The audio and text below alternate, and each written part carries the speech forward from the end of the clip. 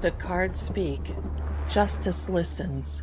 Welcome to the unseen. Truth doesn't hide forever, not from the eyes that see. Spirits stir, clues awaken. Let the seeing begin. Behind every crime, a shadow speaks.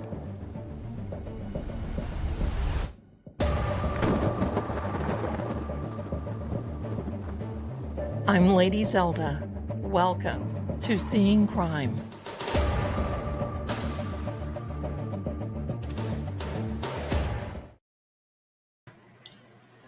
Hello and good morning, my darlings. Welcome to day number 4. Let me put the banner up because this is something else, isn't it? Are we going to get a verdict today? I think today's the day, my darlings. Today, I believe, is the day. Today is verdict day. Welcome to the House of Zelda, each and every one of you. Bless you for coming in. Welcome, True Oracle, Fate and Fortune. Welcome to Kick. Let me see if we are streaming over there. Yes, we are. Let me close my volume on that. How are you?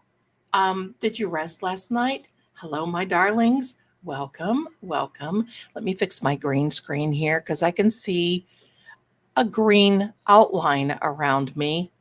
I don't like that. All right. So, good morning. Things are a little weird. Things are a little weird. Good morning. I think we're going to get a verdict today. I believe this is the day. Hola, ¿cómo está? I don't know what, is this like just a U.S. thing? I don't know what a U.S. thing is, my darling, but we'll answer you if you want to ask what that is. So, you mean Kick? Kick is a platform that is worldwide. Good morning to the mods. AD is here bright and early. Bless her. She's been our not so much boots on the ground. She's been fingers on the keys, giving us a little bit of intel from the X, the Twitter, the everywhere else. Bless her. Thanks to Captain Harris. She is here today. I'll tell you what, big hugs to you guys because I think today's the day. Today's the day. Big hugs to the Reed families. Yes. Okay. Thank you so much. No, it's actually a worldwide platform, just like YouTube, but it's up and coming. I read a little bit more about Kick.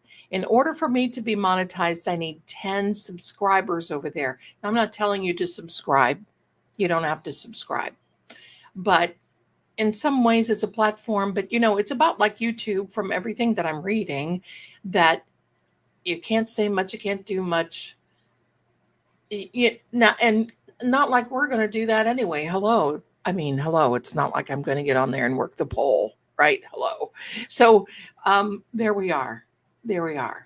Not that I couldn't, but there you go. Grand rising to each and every one of you. Hello, good morning, and many, many blessings to you. I just came into the studio. This is my main hall. Look at my view.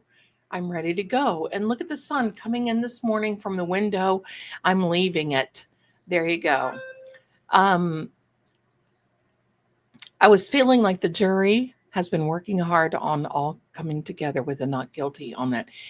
Listen, I think after yesterday,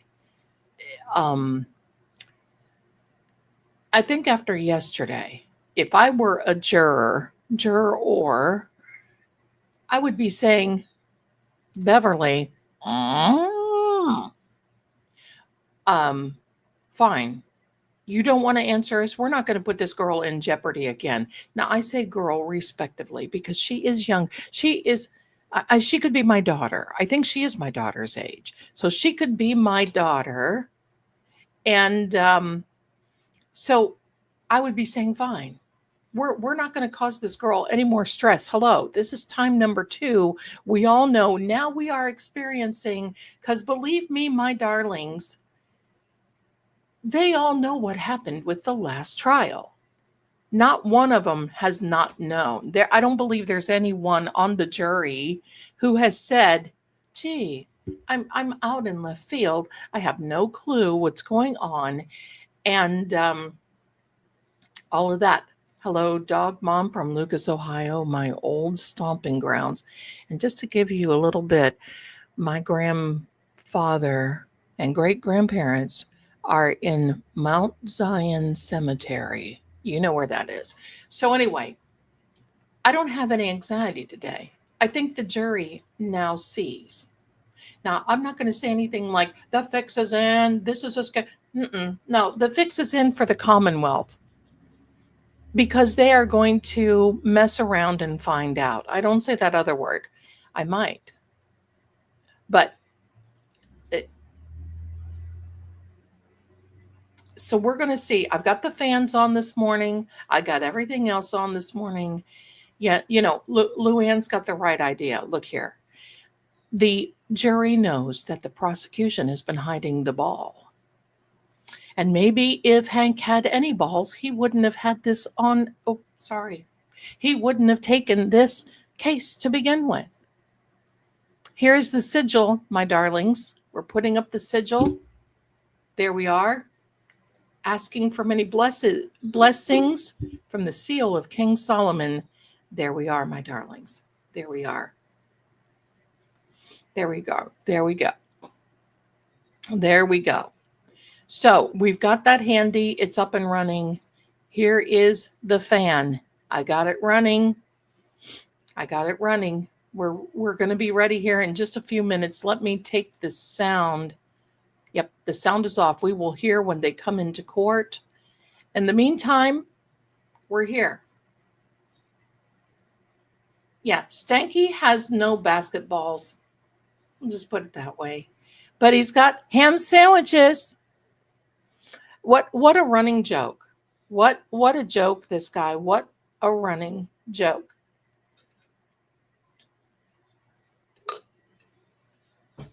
Pardon me. I believe they're going to try to get the OUI verdict worked out. That's my idea. I've always said that the 18th is going to be significant. But I think I also said the 23rd would be as well. So that's Monday. Let's hope that it doesn't roll over onto Monday. Dear Jumpin' Jollies, but we'll be here. We're here, right? We've waited all this time, 3 years.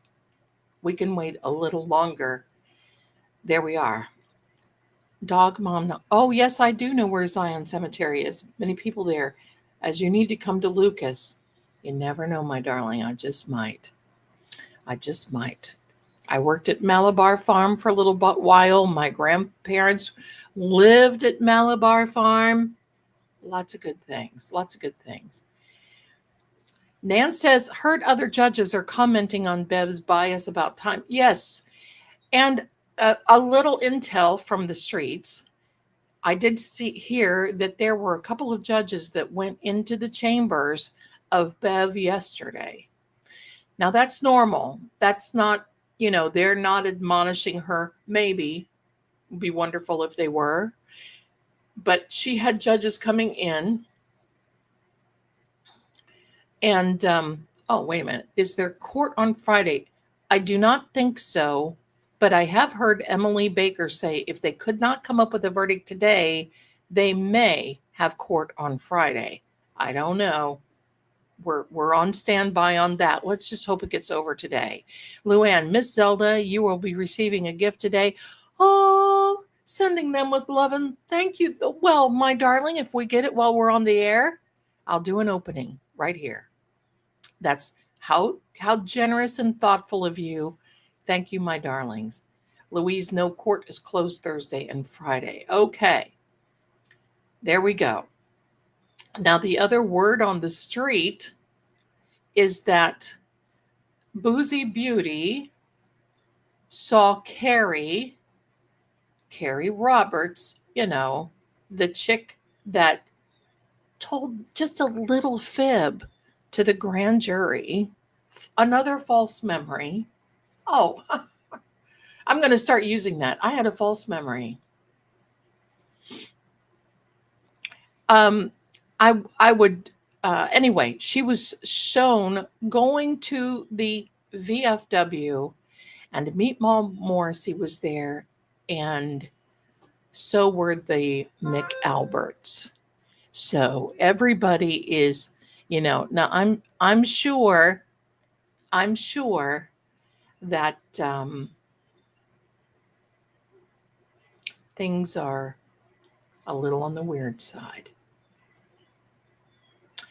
So I'm sure that Meatball is also encouraging them to, it's okay. We'll nail her. Don't you worry about it. But listen, I think they have all backed off. If you saw Hanky yesterday, he wasn't up and fighting over this. He knows the writing is on the wall. Yeah, Carrie went to the VFW too. Because, she's in the fold now. She's in the fold.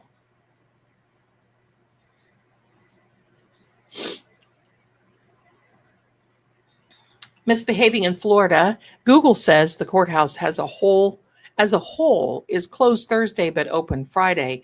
But Bev could do anything in her courtroom if she wants a 4-day weekend. It's White Claw for all my friends.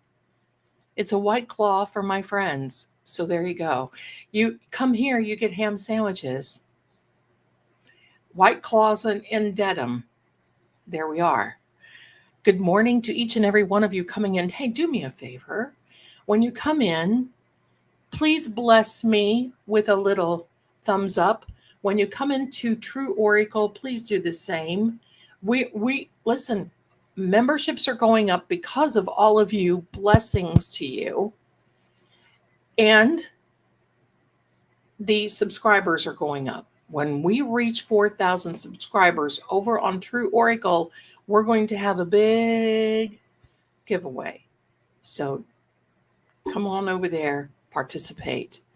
And then here, when we reach 10,000, we're not that far away, 300 and some away, not that far. I mean, I remember when we first started, and I was like, oh my gosh, I have 2,500 subscribers, and boom, boom, boom. Here we are. So there, my darlings. Things are going very well. So, let's see. Tammy's got some word on the street. Just found out that Higgy Baby put his Cape house up for sale. These are the people that know the fix is in, because they see that the writing is on the wall. I keep seeing shadows. So, but the sun's coming up, so it's all right. It's all right. Good morning, Chris. Good morning. Good morning. Patty's New Outlook. We know who that is. Everybody subscribe. It's free. Let's all help Zelda increase these numbers. Thank you so much. Thank you. Thank you. Please like and subscribe. You guys are great. Thank you. Thank you. He's getting out of Dodge. Well, gonna try. Either that or, sometimes people liquidate assets because, if they have a problem, he's going to have to pay for legal expenses. And we know how expensive this is. There's Amanda, my darling. Good morning, loves. I'm here listening. Not guilty 3 times. I watch another true crime channel, Good, where they both believe that Karen Reed hit him by accident, but still want her acquitted because of Beb's BS. Wow. See, there's a lot of that too. Because of her shenanigans, shenanigans. Remember that? I remember I was little. How many remember that show for kids called Shenanigans? That was my favorite show when I was little. Hello. So, yes. Oh, here we are.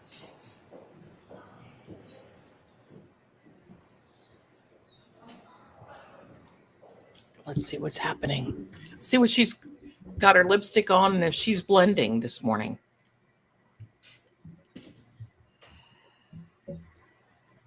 No lipstick. Something's up. Need some under eye cover there, Bevy. Hear ye, hear ye, hear ye. All persons having anything to do before the Honorable Beverly Canoni, the Justice of the Superior Court, now holding in Dedham within and for the County of Norfolk. Draw near, give your presence, and you shall be heard. God save the Commonwealth of Massachusetts. This court is in session. Please be seated. Sit down, demon. All right. Good morning, counsel. Good morning, Ms. Reed. Good morning, jurors. So I have to ask you those same 3 questions before we send you back out to deliberate.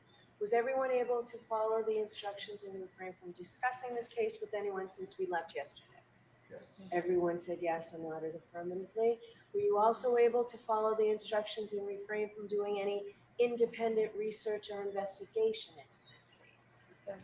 Everyone said yes or nodded affirmatively. Did anyone happen to see, hear, or read anything about this case since we left yesterday? Everyone said no or shook their hands. Well, with that, Mr. Foreman, thank you all. We're going to send you back out to deliberate. All rise, please. Here, follow me. Here we go, my darlings. Here we go. We're getting ready. Let's see who's all in the court. Let's see how beautiful Karen is today. Look at Eliza Little. Look. They all look tired. She looks beautiful in her little blue today. Here we are. Jury's exiting the courtroom. Please be seated. All right, counsel, I think it worked out well having everybody planning on being here at 4 o'clock and being no more than 10 minutes away. So we'll see you here a little bit before 4 this afternoon. Thank you. All rise. Look at Hank. He's got a black suit on today because he knows it's his funeral for the Commonwealth. Not in theory. I have a visitor already today. So amazing. We're going to leave that up just for a minute. No, I'm not going to leave it up. No, I'm not going to leave it up. I think the jury is going to come. We may get it before noon. I mean, after all, they may just say, look, we don't want any crappy lunch. What are they feeding them anyway? Has anybody heard who is catering this? And has anybody heard what the heck? I mean, I've heard that courthouse lunches are crappy. So, I mean, hello. I would be saying, let's give this girl, this lady, not guilty, all across the board. Let's get out of here and let's go to Chili's. Let's go to International House of Pancakes and get out of this. Boom, done. Reminder, she said, just be back here at 4 and no more than 10 minutes away. Good. Thank you so much. Carissa, so many awesome people in here. I'm way down in Florida, but wish I could hug each of you. Thank you for bringing us together. Well, you're so welcome. Carissa, look at that beautiful picture. Happy, big, smiling faces. I think we need to keep smiling faces today because, Karen looked tired. They're not sleeping. And I know they're not worried about a verdict. They're worried about the jury form. But I'm going to tell you something. I have a lot of faith in this jury, and especially the foreman that Nurse Kim says she thinks is hot. Okay. If he's hot, well, then he must be thinking in the right direction. We have to give him that. So there we go, my darlings. There. I doubt you're seeing this, my darling Karen, but we're sending you the vibe. You're feeling it. You're feeling it. So at this point, I have a lot of faith in the jury. I have a lot of faith in the jury. The jury knows this game. They know the game. That's why, think about this. Let's be semi-detective here. This is why they sent those notes through. If we do this, is this going to harm her in another way? Is this poor lady is this poor lady going to suffer if we say not guilty on the 2 bad charges and we give an OUI based on the form? How do we fill out this form so we don't cause her any harm? They know. They know. If I were them, I would get a red pen and I would say, she's not guilty. And I would put it all over the daggone jury form and I would sign it and I would say, here, go back to the pasture. That's exactly what I would do. Because, what was she going to do? Oh, she would be excusing me. I can tell you what, if I were in that jury room, she would be excusing. I'm serious. She would be excusing me. Oh, the light is changing. So therefore, I must change maybe my green screen. After we got off here last night, holy Jehoshaphat. Let me fix this green screen. Holy Jehoshaphat. Whoop, oh, hello and good morning. Isn't that nice? You see, I can haunt my own castle. That's how it really is. You'd never leave. You just fade away. So glad the pink lipstick is coming out, though. Anyway, enough silliness. Here we are.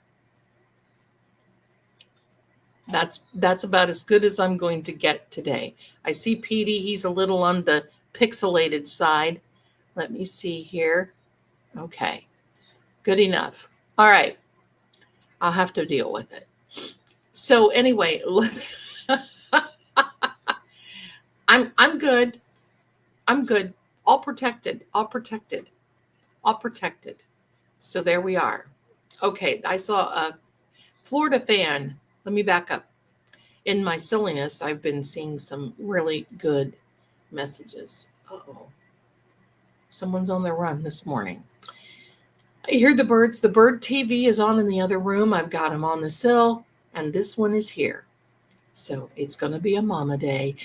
Larry Foreman, that's the DUI guy, was excited, saying the jury was tipped off several times that it's the second trial and that the feds were involved. Yes, during the trial, they have that information. And plus, people in that area are not living under a rock. These are semi-quasi local people. This is a little suburb of Boston. So they definitely know what's shaken. They definitely know. So they're not going to mess this up and cause her another. Can you imagine? That would be my thing. Okay, you not only have the pressure of giving a not guilty verdict, but you would have the pressure of saying, oh my God, I voted not guilty. Like the first jury, I voted not guilty. Was I the cause of another trial for this poor person who's struggling to get through this? That's where I would have to look at myself in the mirror. And I would have to look at myself in the mirror last night, and I would have said, okay, what's worth it? An OUI, she may get 6 months. Or what's the worst punishment? Getting another hung jury and a mistrial, because they're going to come after her again. You know it. I do not. No. I don't know if Turtle Boy is in the courtroom today. We'll find out. Hello there from Czech Republic, Petra, my darling, Kresanova. That's such a beautiful name. Welcome to everyone all around the world. I'm very blessed and very humbled that you're here with me today. And welcome to those who are on True Oracle and are on Kick. So there we go. Jury, don't let Bev get away with this. I agree. I don't think so. If the foreman, another matter of deduction.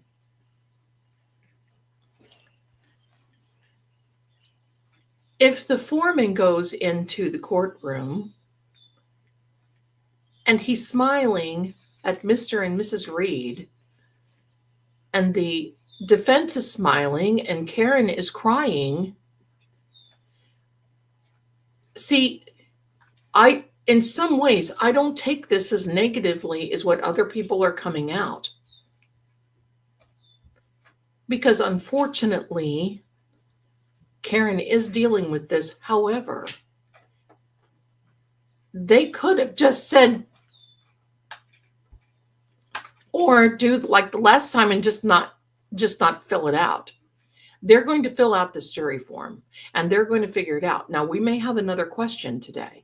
If we have another question today about this form, Bev needs to step up to and she looks tired. She was carrying the old baggage. Believe me, hey, I am too. I just got good cover up. But it's like next time we see Bev for lunch, she's going to be a little bit more spruce. You got that lip stain on. I want to tell her, look, Bev, you use this stuff because it stays on, girl. You can put it on before you go to bed. You'll get up and you may semi look presentable when you come in from the field. All right, so I say, let's say positive 2. When she left the courthouse, they were smiling. You could be haunting. I could be haunting HB. Oh, don't tempt me. Don't tell me. Don't tempt me.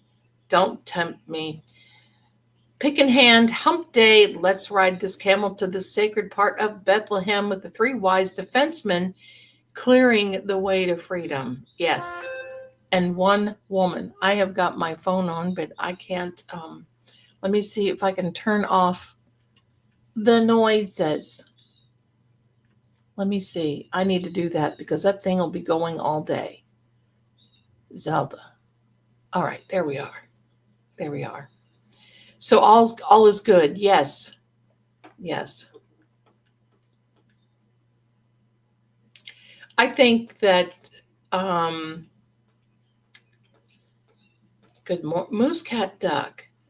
I love that. Look at the Oilers. I love it. Yes. Thank you and good morning. Good morning. Good morning. Do the jurors know there has been a mistrial? I wonder. I'm positive they have. And I'm positive that is why, I'm positive that is why they sent those questions through yesterday. Because they want to make sure, yes, we're going to pull a card this morning when we get to 9:30. We're going to pull some cards. I want to let them I've been looking this morning and no one has changed their mind to the negative. So I want to get them back in. They had time to sleep on this last night. The foreman is doing a great job. And I want to give them time to get, maybe another cuppa, maybe a little tea. Maybe, I don't know if they have crumpets or little cookies and snacks, but here, jury, we will baby you. There we go. There's a lot more officers outside this morning because they expect a verdict today.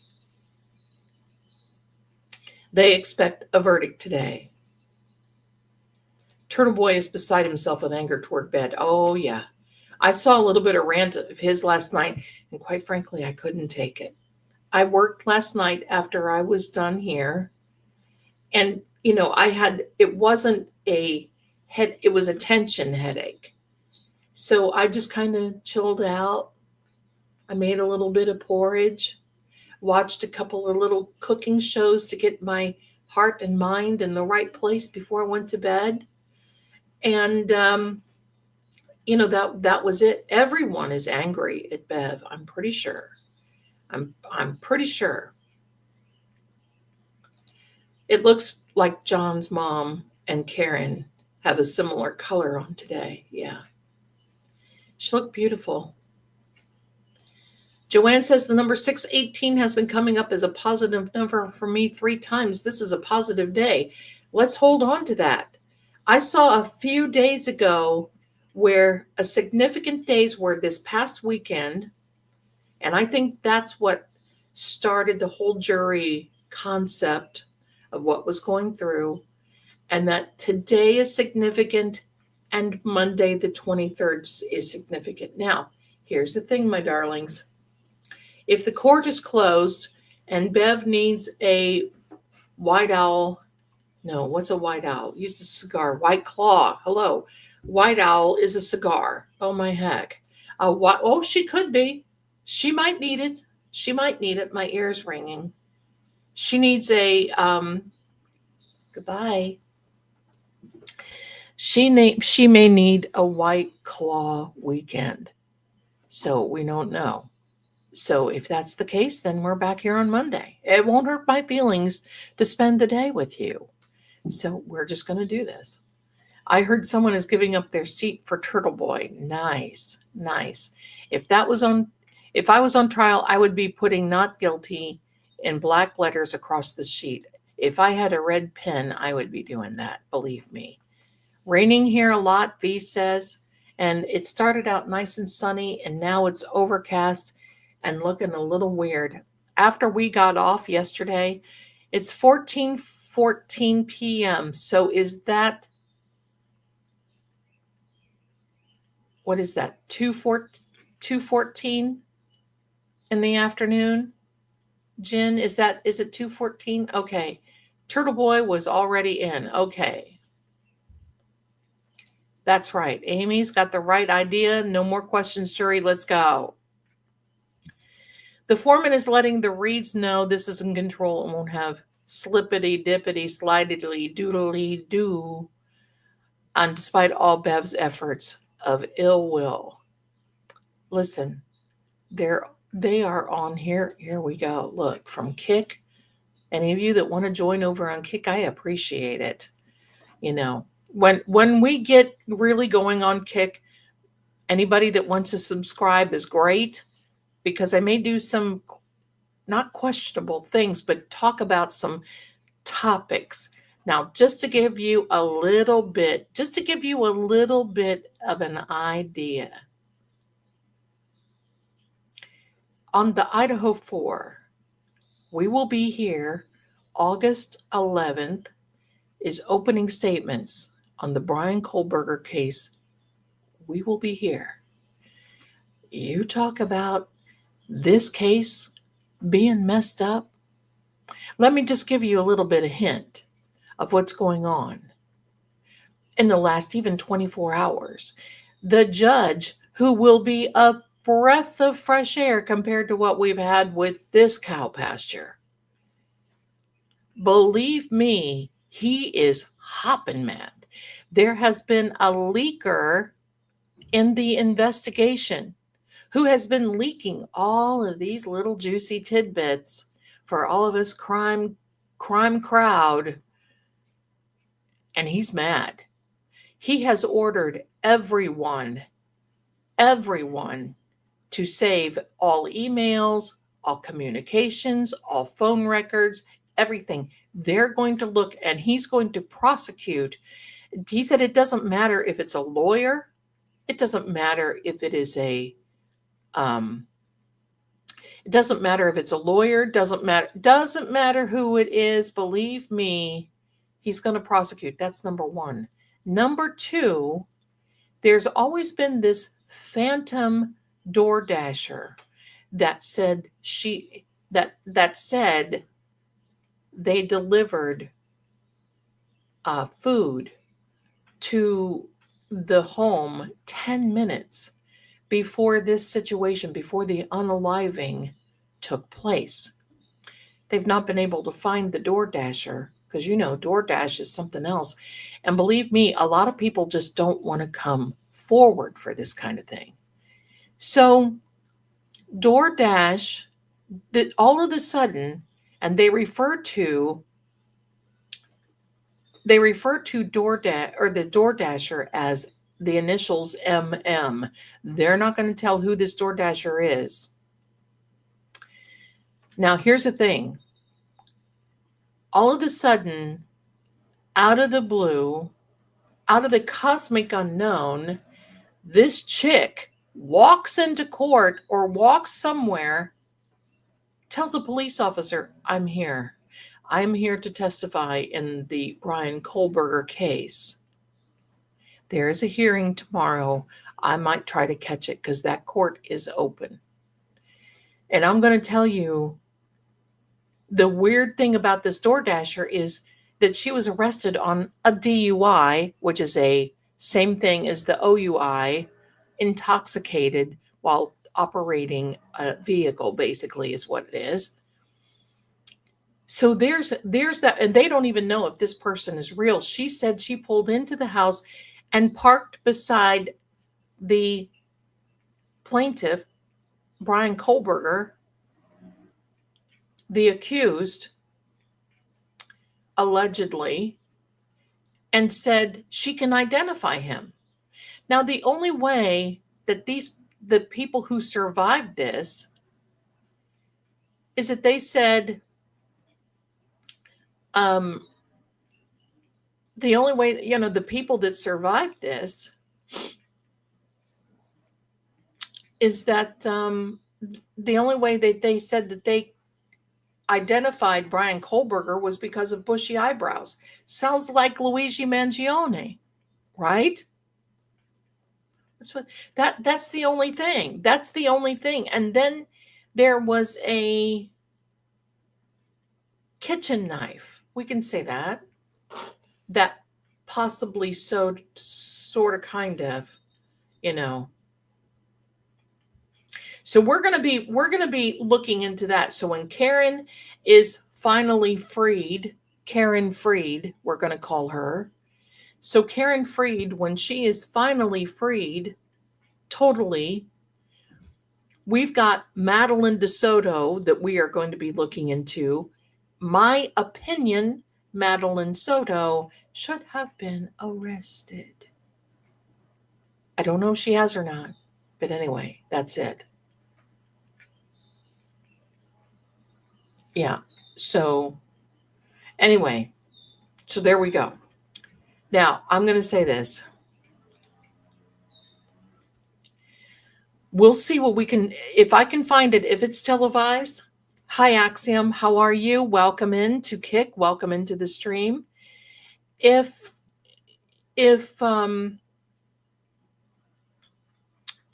we're going to get Karen over first.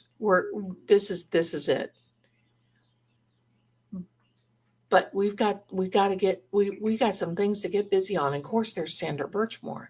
And I think that whole thing with Sandra Birchmore is going to start heating up after Karen is freed. Karen Freed. So this is the day the Lord has made. We will rejoice and be glad in it.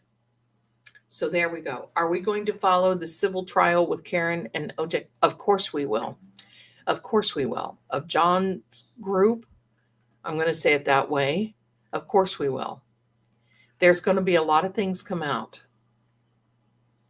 And I don't see Karen backing down. Some people have said, have you seen the Decker guy that unalived 3 girls in Washington? They are still looking for him. Let me get my notebook.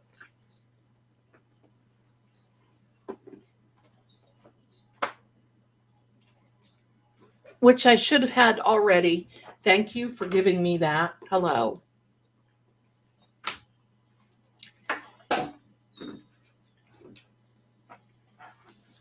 But this Idaho 4 case, and believe me, my darlings, woofy. Woofy, woofy. Like I said yesterday, there's a bunny trail on that I can't even. Okay. So Decker, Washington, 3 girls. Okay.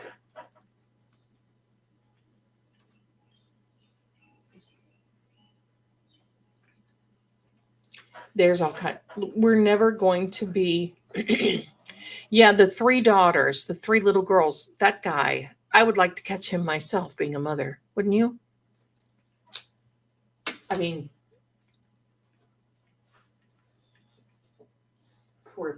Poor darlings. Poor darlings. So anyway, let's see. Now, one thing I want to share with you today. Let me start my notebook here because I do take notes. One thing I want to say about the Commonwealth. I'd like to catch that guy. If I catch him, I'll share him with you guys. How's that? 296. Okay, let me go.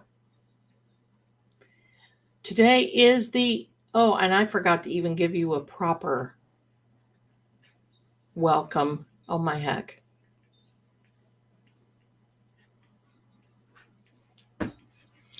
Welcome. Hold on. We've got to do this right.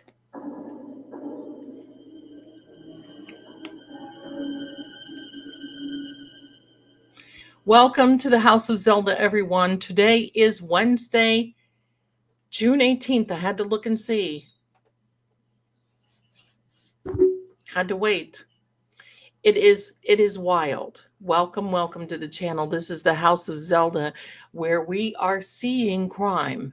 And sometimes we see it through the cards, sometimes we see it through the oracle, but definitely we see it all around. And we deep dive and we do questions and answers. So good morning to each and every one of you.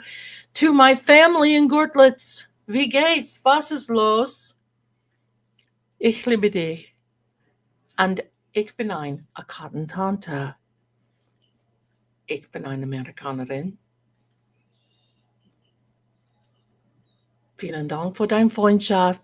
Danke. Bitte. Auf Wiedersehen. Okay, there we are. So now we are here. And now I'm going to tell you this. The CW is in a panic. It is in a panic. And the reason that they are in a panic is because they have to get Karen convicted. Why does Hanky want Karen convicted? Well, I'm wondering. I mean, it's just a thought. I'm wondering, does Hanky get a bonus if she gets convicted? And the other reason she needs to get convicted is because there is this little constitutional law that's called an 1883. Basically, this says you can sue local law enforcement and agencies, which would be the DA's office, not on the Fed, but on the state side. You can sue these entities. And I'm not a lawyer, but you can, oh, wait, hello. How many do I have? Hello, and thank you. Thank you. Let me see. I have 10 followers. I don't have any subscribers over there.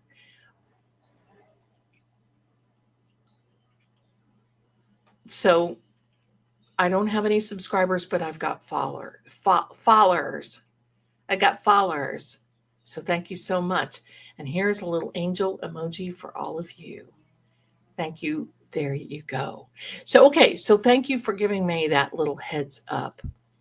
Now, that's okay. That's okay. Listen, I'm getting used to Kick too. But okay. So I'm coming back here. So we are talking about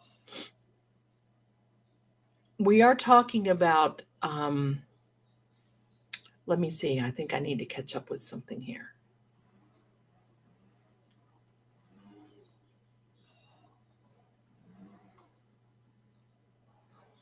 Or maybe not. All right, here we are.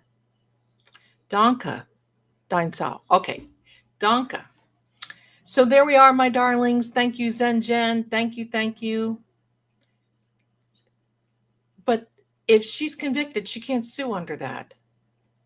Now, if she is convicted on a lesser charge of the OUI, there still is a possibility. But she can't do the suing, as far as I know, until if there is a sentence, she has to complete the sentence. It may be a little harder if she gets the OUI, but she's still going to do it. Will she still appeal? An appellate on the OUI could probably cost anywhere from $20,000 to $50,000. Possibly. Will she do it? Heck yeah. She spent, what's 50,000 compared to 1 million? So she would be ready for any type of appeal. I'm sure she would. But believe me, you're going to see this time of rest for her to get what I say, her mind right, which means this poor lady has not had a moment to mourn. She's not had a moment to digest everything. She's living in a parallel world. There we are. So that's what is facing. But I'm going to tell you something. They're very nervous because at this point, see, the feds are already tippy-toeing around that area anyhow because of Sandra Birchmore. And believe me, they're watching Meatball. Don't tell me that they're not. They're watching. And the fact that they have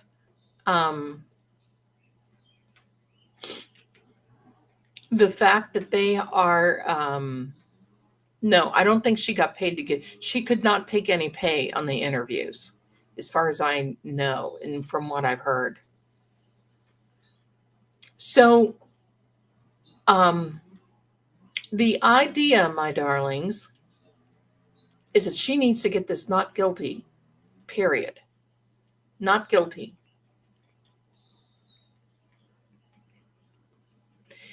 So, here's what I want to concentrate on.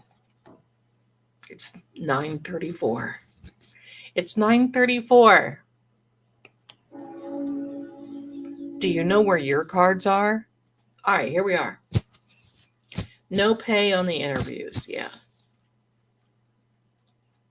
Ribeye. Vinny says for the jury, there are 5 guilty choices associated with the card, but only 1 choice for not guilty. And he says it doesn't seem right, but it is mass law. It is, which seems way out there. Here we go.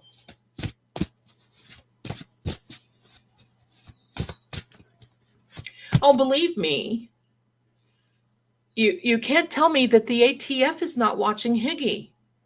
They don't like this sort of thing when one of their own is being accused of something. Hello.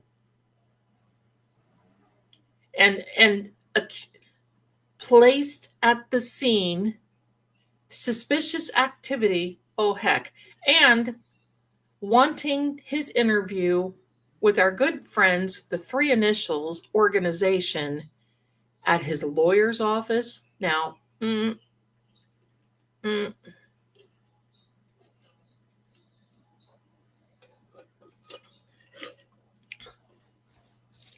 we are.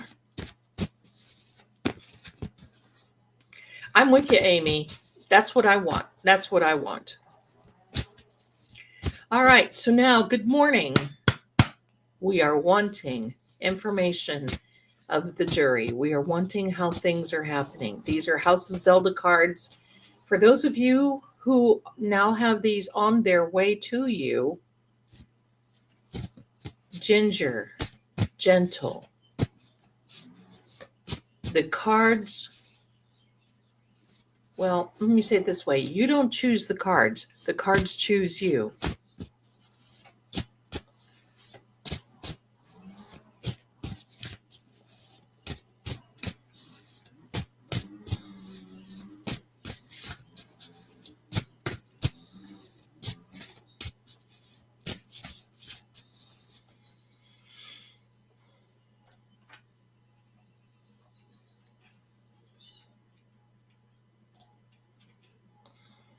Someone just asked me that on a text. There you go. No tips are required. But I'm very grateful when you all do. Because it helps me with DoorDash. And someone sent me a DoorDash credit. I have no clue. I'm behind the times. All right, here we are. Shuffling. Y'all can hear me shuffle.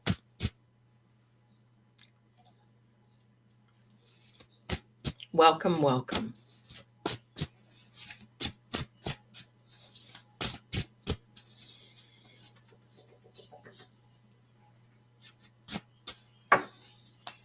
You'll see it before me. Off the top. Haunted by the past. Oh, this is such a welcoming card. And this is not for the jury, but the jury is looking at these people thinking, how could this happen? It could be one of us. Haunted by the past.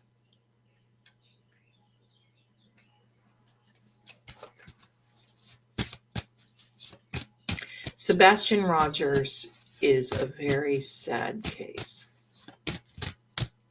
And I've been to that area of Hendersonville, and it is kind of desolate and very hilly.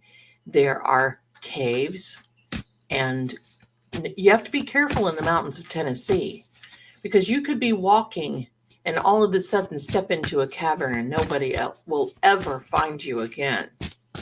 So that's pretty bad.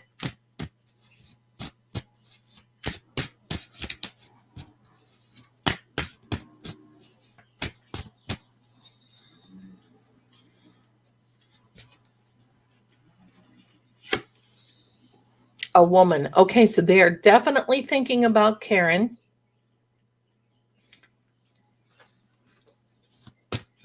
I mean, that's a given. You don't have to be a psychic for that.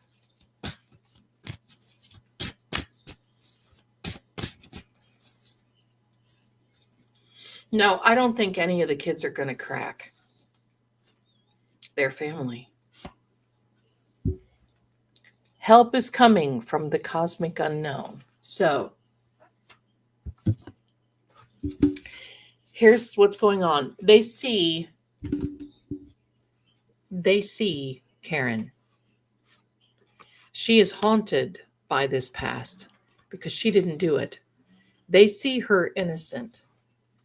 But help, they're getting help from the cosmic unknown. That means there is a divine power over this case, over the jury.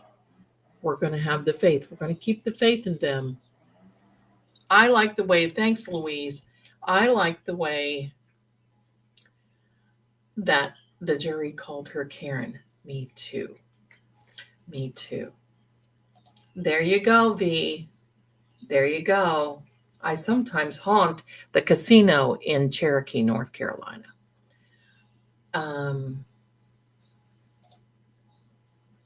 Karen has truly been punished enough. She doesn't deserve a guilty verdict for OUI. Well, she doesn't. But again, I'm just going to tell you, it was basically splitting hairs, and I don't like to read on what ifs. I'm not a speculation reader. What would have happened? I just thought, well, first of all, I have read on what would have happened if Karen went into the house.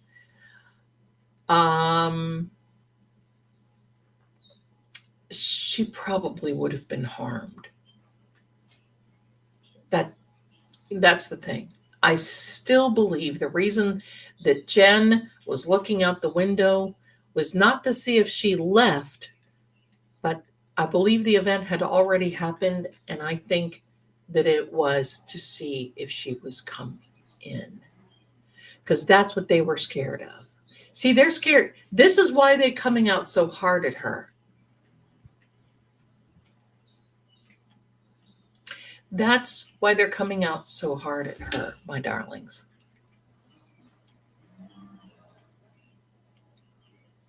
And the reason being, thank you for the Cash App, Amanda. Bless you, my darling. There you go. Thank you. But the reason, Jawbone Jen, the reason that they're coming out so hard is because they have something to hide. And Karen is a threat.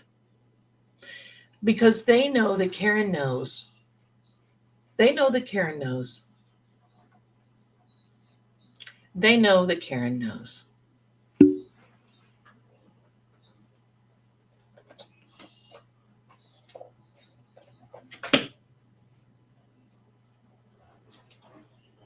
Sorry, I've disappeared. I've disappeared. I'm back again. I wanted my Cartomancy. I have a tarot out here, but I want the Cartomancy. That's why they were afraid that she would be coming in, because they know Karen. She would have ran right out of the house and blowed the whistle. But if she did blow the whistle, would they have covered it up? Look at Sandra. Oh. Don't know if you heard that, but the cards have gone everywhere. And let me read to you what has turned over. There's one turned up, and there's one that is turned over. This one turned up. This joker is the main joker. There's two jokers. Some decks have four jokers, but this is the main joker.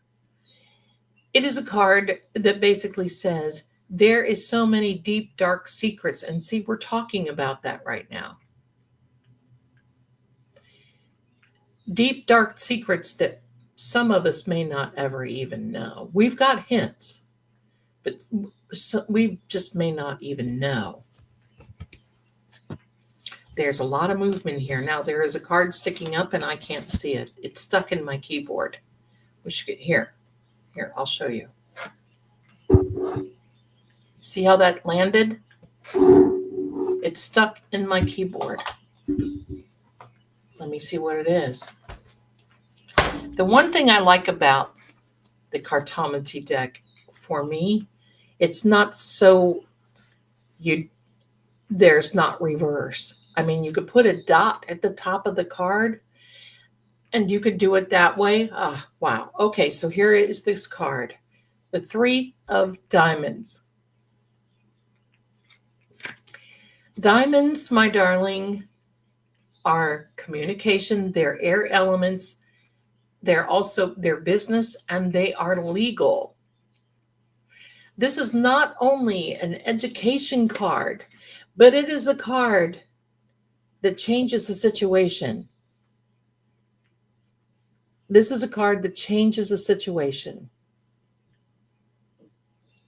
This card did want the attention. You see, this is what I am, a cartomancer. That's when you hear me give my greeting to the Germans and all those who live there within.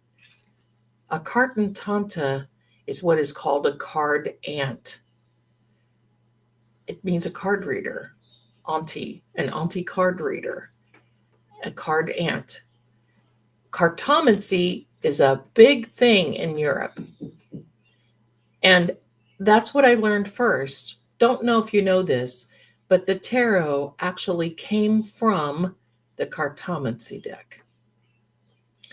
So it's very, very interesting, the Cartomancy deck. 52 cards, 52 weeks in a year, 4 suits, 4 elements, 4 weeks in a month. There's all kinds of different little correlations. Started out as a game. Somebody said, oh, see, in Germany, this is considered to be, I've got a shadow here. It doesn't look good. In Germany, this is considered to be what they call the game of life. They used to play this as the game of life.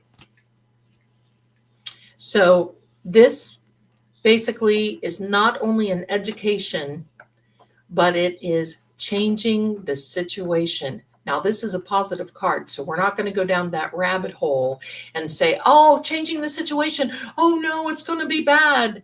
No, as you know, I am a positive thinker. So we're going to take some more out here. Okay, good morning, Purple Ninja. Good morning, good morning. TJ Bits, thank you so much. If you want to learn the Cartomancy in the psychic shop, I'll put that banner up here.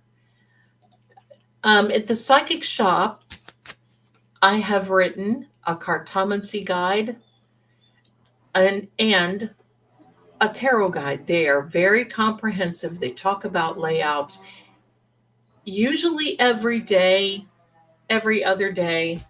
Let me show you this. Where is it? Oh, it's behind me, and I don't want to pull down my green screen. I have a notebook of where I figure out different card layouts for if there's a yes or no, or if there's, and I want to put, thank you so much, AD. Thank you. Thank you. I want to put some, that link is in the chat, AD. Just put in the chat on True Oracle. But I want to put together just a basic book of layouts is what I want, is what I'm putting together now. Like, what is a yes or no answer? You can lay out 3 cards. My thing is this. I have worked on psychic lines for a very long time. And you have to learn how to get when somebody calls you, time is money for them. They're paying by the minute. So you can't sit here and say, okay, because I don't read on the psychic line like I do on the videos that you see. It has to be quick because I don't want to make these people upset. So the idea is that you do something quick. I lay out 3 to 5 cards, and 3 to 5 cards will tell me the situation. Boom, just like that. Cartomancy, I will admit I am a better Cartomancy reader, but I am still a good, in my opinion, tarot reader, but I learn something new every day. Let's turn over the bottom of the card deck of the. This, my darlings, is the 9 of Hearts. The 9 of Hearts, it actually should be this way because I turned it wrong. It should be this way. I'm going to tell you why in a minute. This is the best card in the Cartomancy deck. It's the yes card. The jury will be finding her not guilty. If she has to take an OUI, okay, just so she doesn't have to go mess around with this other stuff. We're focusing on Karen Freed. Karen Freed. The 9 of Hearts is the yes card. The dream come true, the wish fulfilled, the goal attained. There we go. Very, very good. Now, I'm going to lay out 3 cards. Karen Freed today. I'm going to spell Karen Freed. I did see Microdots spell it like that too. Do Karen Reed, put the F in front of the Reed. Karen Freed. All right. So I'm going to lay out 3 cards. I should have connected my phone, but I'm not going to today. Hold on a minute, my darlings. Hold on. And thank you to whomever sent me an anonymous Venmo. Much appreciated. Thank you so much. All right, here we are.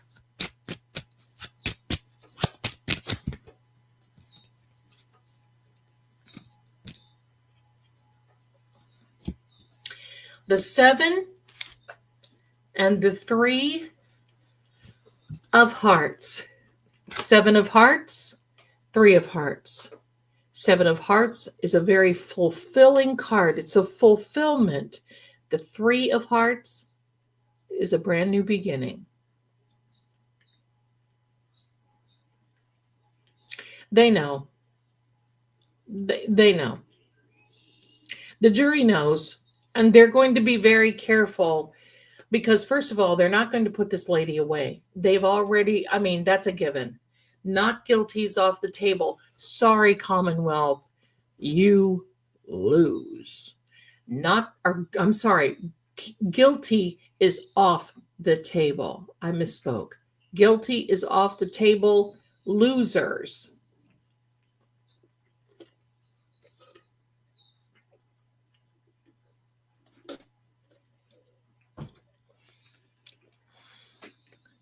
That's why you see them. That's why you see Bev looking pretty peaked, carrying the Samsonite under her arms. Lunch, we'll see a little bit of makeup and some lipstick happening. She needs to put a little toner on that hair. I'm sorry. It's the petty. It's the petty. Pardon me. The petty psychic. Sorry.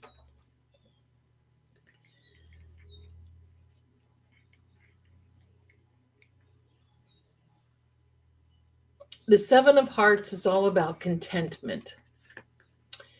The three, I'm just looking at these cards, getting the vibe, because this Three of Hearts is all about happy family situation, a new beginning, the birth of a new beginning.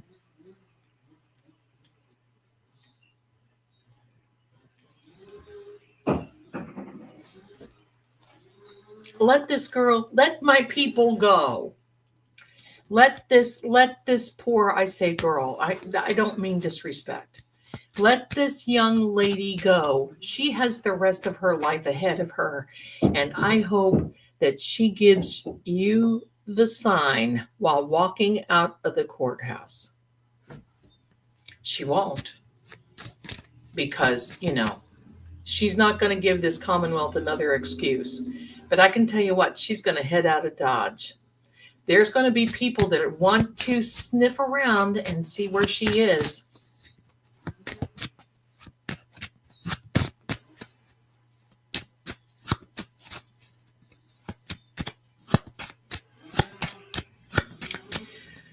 I believe the authorities already know, Tina. Will the authorities know who did this to John? I believe they already know. And from what I'm understanding, this proffer thing with Higgy may have been a thing, but it isn't anymore. So any proffer, any deal, anything is off the table. I wish they would come back before lunch. I mean, like I said, look, we could DoorDash them lunch. They would be happy. Because think about it. Hello, you walk in, what's on the menu today? What do they have there? A little bagel shop that Hank goes down to every day and gets his little lunch, carries his little brown paper bag.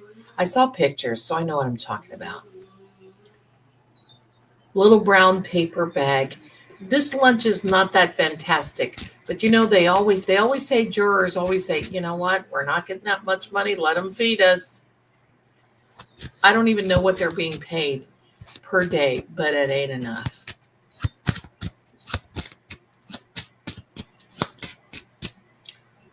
Was mich schreckt, was mich deckt, was mir zur Seite steht, was mir nicht entgeht.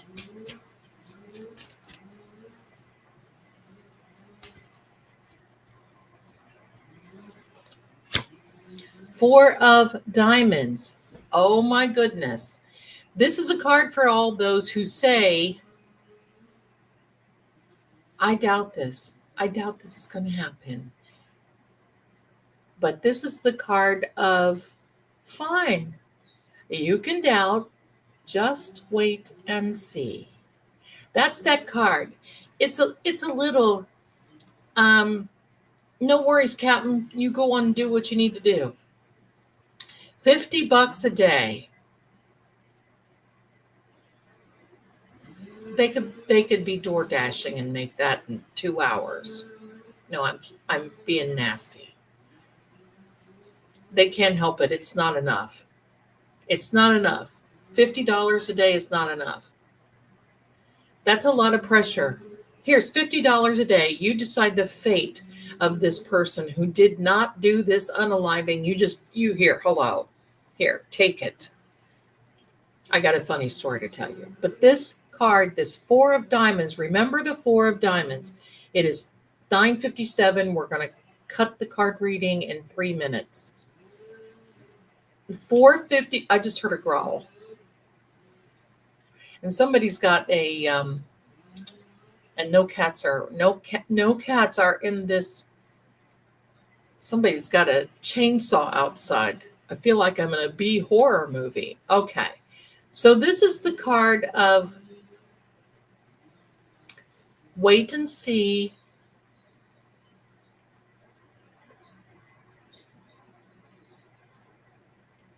Don't act in anger. Don't act in haste. Don't act in don't jump. Look, these cards are pretty well used. I got a funny story about. We'll pick up the cards again. I got a couple of funny stories. Look, 10 of hearts on the bottom of the deck. We got 2 minutes. 10 hearts. Happy home. Brand new beginning. This is the same as the 10 of cups in the tarot. A celebration of home. Sending love to you, Karen. Oh, hello. If I can get my fingers to move this morning. I took my nails off. I had to give it a break for a minute. You know, I'm doing the old baton twirler thing, the majorette thing. This is, my dear friends, you keep your fingers nimble by doing the finger exercises. That's what you do. I never made the majorette squad. I was a cheerleader. I was in flag corps and I taught flag corps at the local high schools. But I always wanted to be a majorette. Now I'm thinking, oh, well, I didn't miss anything. My life is still great. So there we are. So do this.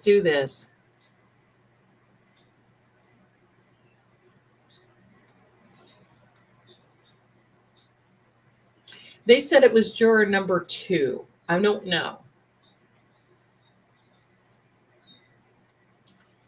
Yeah, that's why they're asking the questions, Crystal. That's why they're asking the questions, because they don't want, I mean, what these law tubers are doing, they're giving the explanation as to the mass law and how you have to be so careful with these verdict slips. That's why, I mean, the jury knows that. They wouldn't ask questions if they didn't know that. So there we are. Yeah. So there you are. So, okay. Andrea, you go, girl. I bet I could teach you to twirl fire. Hey, listen. I'm down. I'm down because you know what? I have always done those. Now, my hands are looking older these days, and I do have a little thing there that I had to take care of. But I'm going to tell you what, my darlings. You do that, and your hands and your fingers are going to feel fantastic. Keep moving. Joints are made to move. Did you know that? Same thing with your toes. I mean, obviously you can't do that with your toes. But did you all do batons? Oh my God, I did flags. I'll tell you what, people loved me when I taught flag corps at the high schools, because you know what the big songs were? Free your mind and the rest will follow. Flags flying. Yeah, baby. If we're going to put on a show, put on a show. That's what it's all about. Entertain. You don't want to just do hello, hello, free your mind and the rest. Oh, no, honey. Free your mind and the rest will follow. Some of the parents didn't like it, but look, I never let the girls dress scantily. That's not what it's about. Flag. Woo! There you go. Now, back to the future. I got a funny story to tell you. The Italian side. Now, the German side is my dad. The Italian side is my grandmother. And then my grandfather was the Irishman and a little bit of Italian. I got stories. We would go, and the area that I am from in Ohio is rich with the Sopranos. And there was a man whose name was Tony Soprano, who was the clerk of court in my area, who was absolutely the best person in the whole bloody world. Seriously. The judges would come to him for advice. He was that good. He knew everybody. He would walk the halls of the courthouse. I mean, and he was older too. He was one of these old studs. You know what I mean? It was a command of air that he had. Everybody just loved him. Well, some of them were related to my family. And on my grandmother's side, there was a cousin from a few years back from that who used to run around with Al Capone.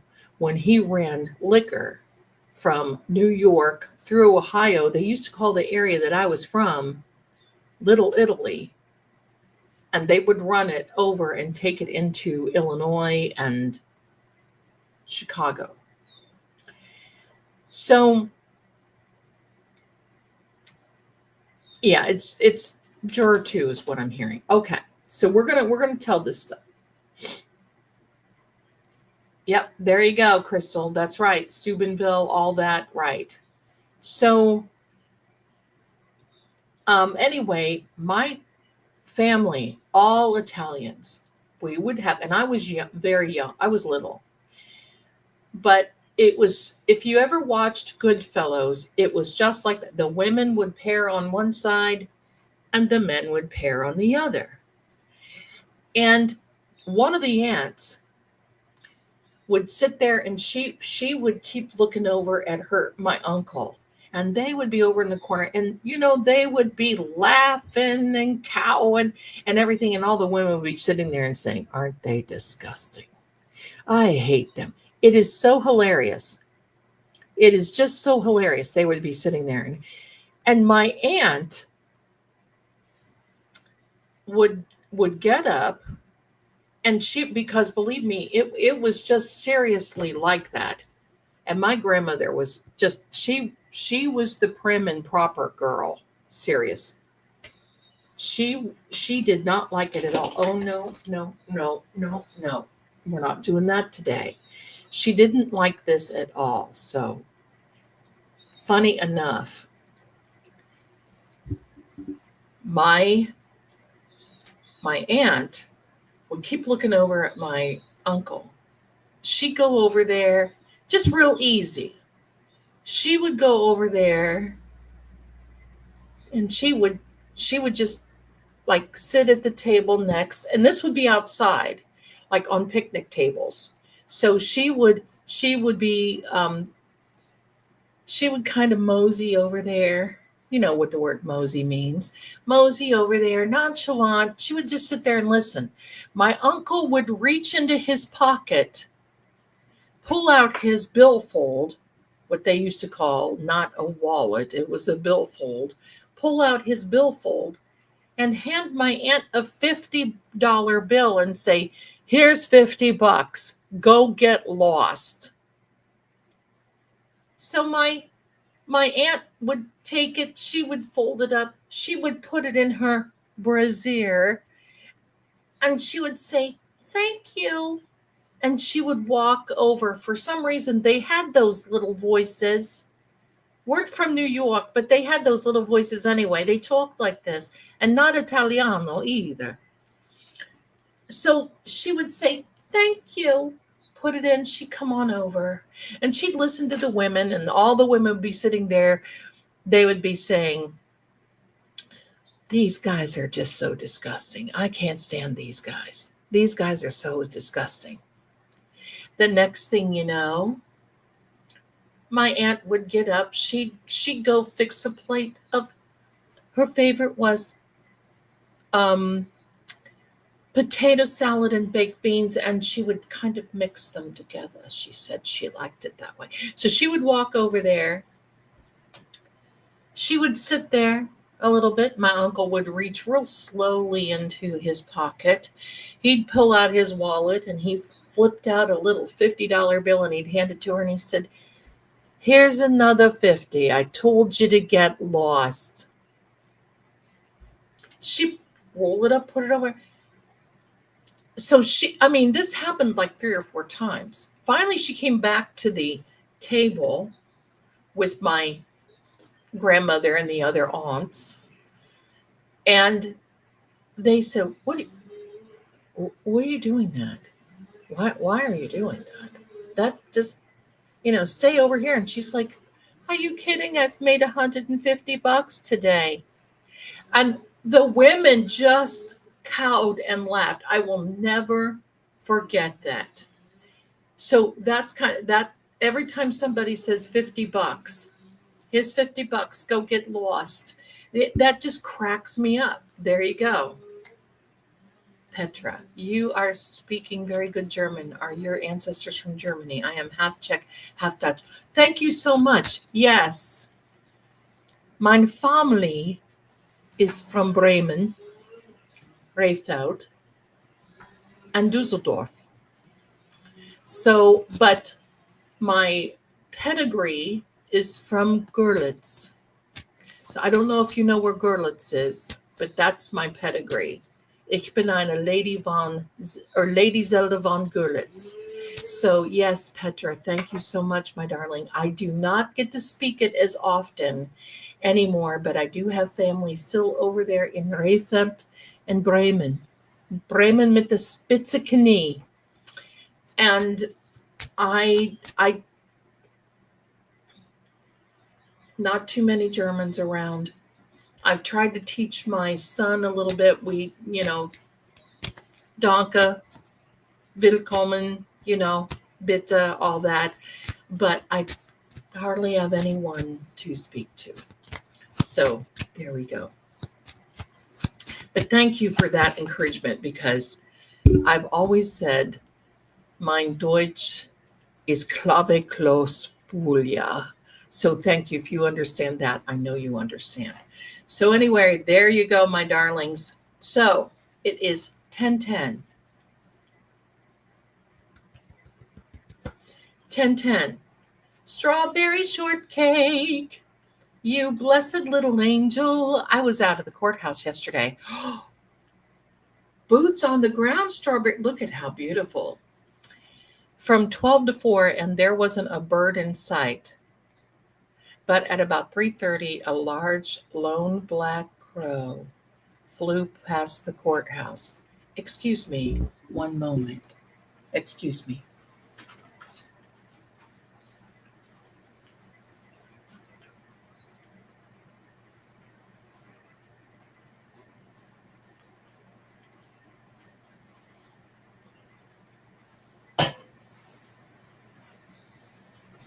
Thank you. Did he look anything like this? Look, Sam bit his toe off. I can't find his toe. This poor leg has been operated on so many times, and he has another toe that has been, so he's been in the rehab. But we're sending energy through a sigil to the courthouse. And I guess it made it. So there you go, everyone.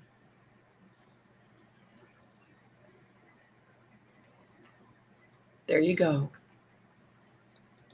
So the energy made it to the court. And you can depend on our little friends to deliver frequency and vibration. That's what happens. So don't underestimate the power of sending good vibration. Don't be freaked out by the crows and by the ravens, because my darlings, crows and ravens are very intelligent. They not only can speak, but they will leave you gifts.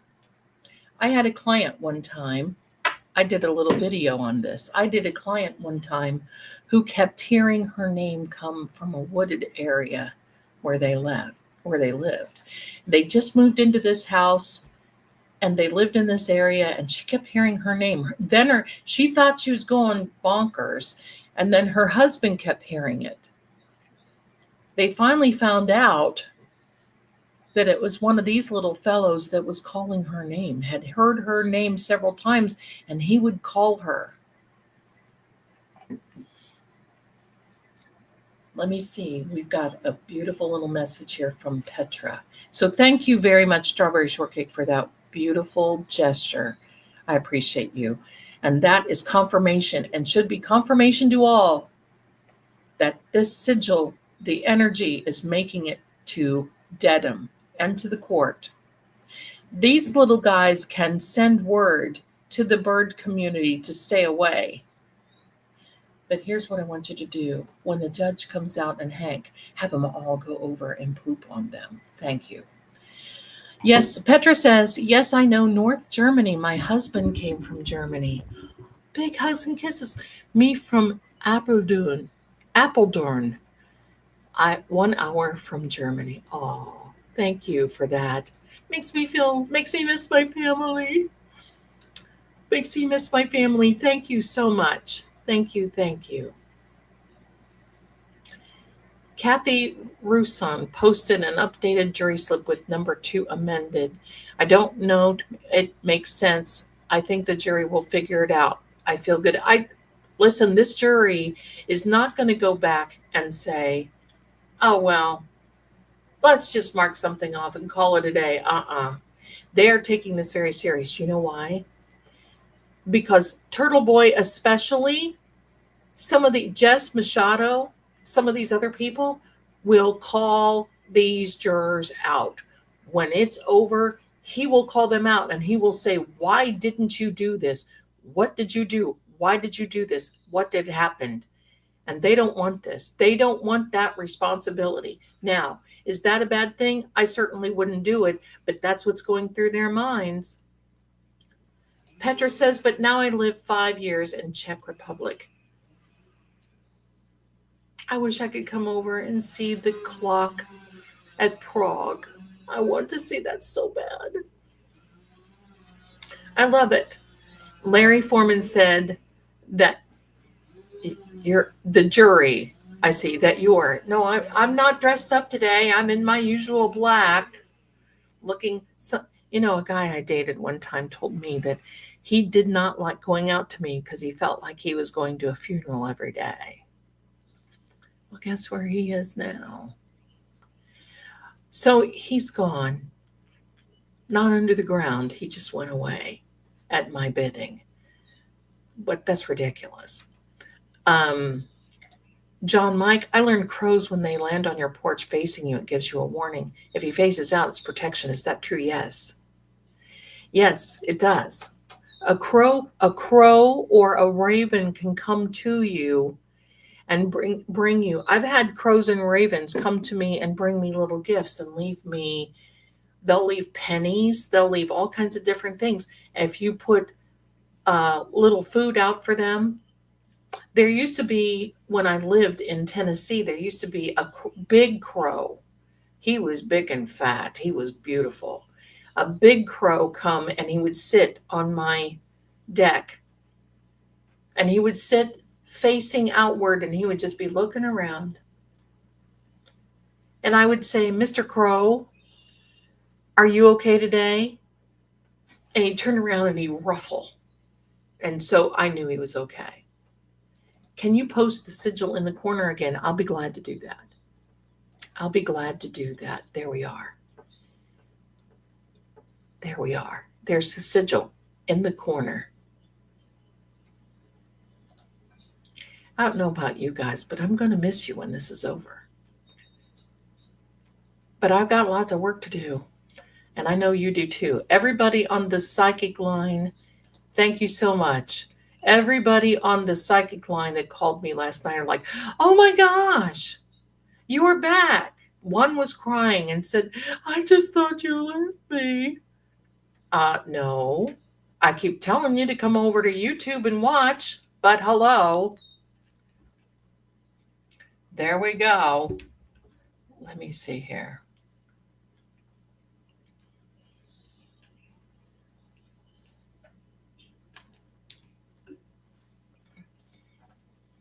Hold on. I'm texting the captain.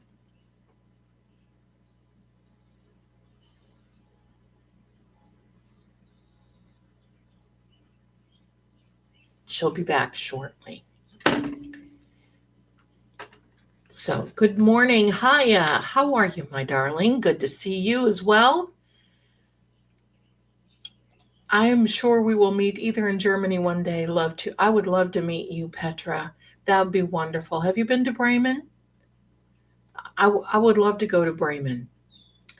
I am wearing my last pink shirt today. Well, I wore my Free Karen Reed shirt yesterday, and I was cold. So I have the black sweatshirt on again. And because it's in almost 80 degrees, but it's humid and there's a lot of pollen. So I've got the air on. And it's low, hello, we're hanging meat here. So there we are. Thank you so much. And I think what I'll do is I will put these sigils, make them available on t-shirts for all of you. You'll know what they are, and they're kind of like a seal of protection. How do I feel about owls? I think owls are absolutely wonderful spirit animals. They can actually warn you of an impending unaliving, like someone passing away. But I think they're wonderful. I'm Italian and German, live in northern Kentucky. Nice. Nice. Oh, Zelda, we're going to show up anywhere. Thank you so much, my darling. Hi is giving hope and strength today. By the way, my grandmother could take fire out of a burn.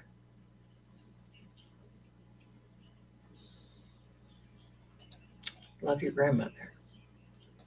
I'm going to get another reading with you soon. Okay, Louise, my darling. Sammy is in her window, in her spot.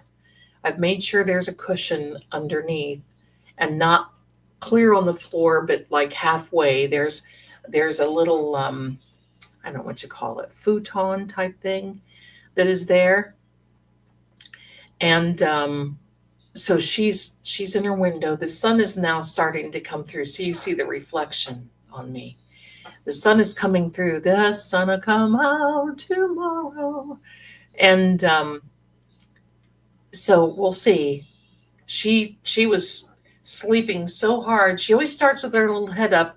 And I notice that all of a sudden the little head drops. And she sleeps flat on the sill, and then she'll snore. The head is almost down. She'll start snoring, and then boom, she goes off. And then she'll look over and give me a stinky eye like, did you do that to me? She's a girl, I'm telling you. Petty girl. Petty.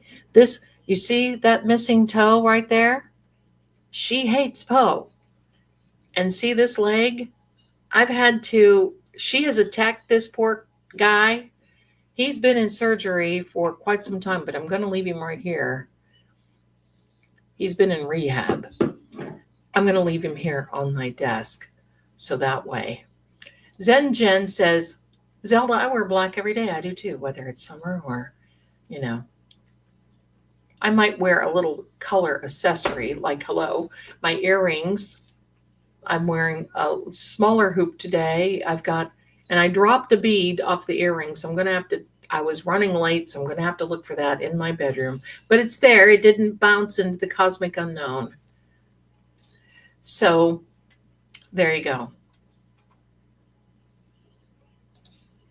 Ellen, some moron on saying the defense is paying for protesters outside. Ironically, if anyone get paid. Yeah, right? I don't think they're protesters. I mean, I think that they're supporters. See, people are so ugly. Sometimes the human race can be a disgrace.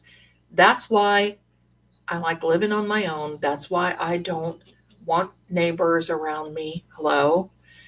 You know, it's going to take a minute for somebody to climb up the hill to my castle, and by the time that happens, I'll know that they're there and I don't have to go to the door. So there you are. Hooty hoot, hooty hoot. Thank you, V. I'll still be around. I'll be around.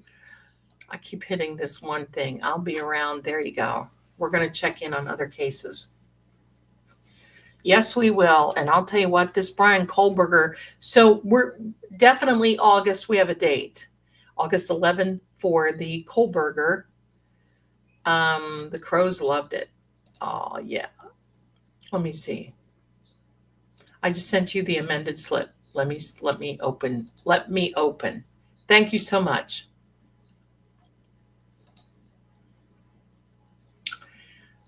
Let me. I'm downloading this now, so we'll take a look at it. Thanks a lot, AD, my darling. She's on it. I'm telling you, she's on it. All right, so let me see here, and we'll read this amended slip. And I've got the fan going. There we go. Red cardinals. They are very territorial, and sometimes they can be very mean. They are petty. And I don't know if you've ever seen a blue jay and a cardinal get into it, but that is something I don't want to get in the middle of. Both of them. I have owls and hawks in the back of my apartment. The only time I worry is about, thank you, Haya. Thank you, thank you. I've got another one that is very pretty. I'll put that up in a minute. But Annie, thank you so much. Please, I love having you around. Thank you, thank you.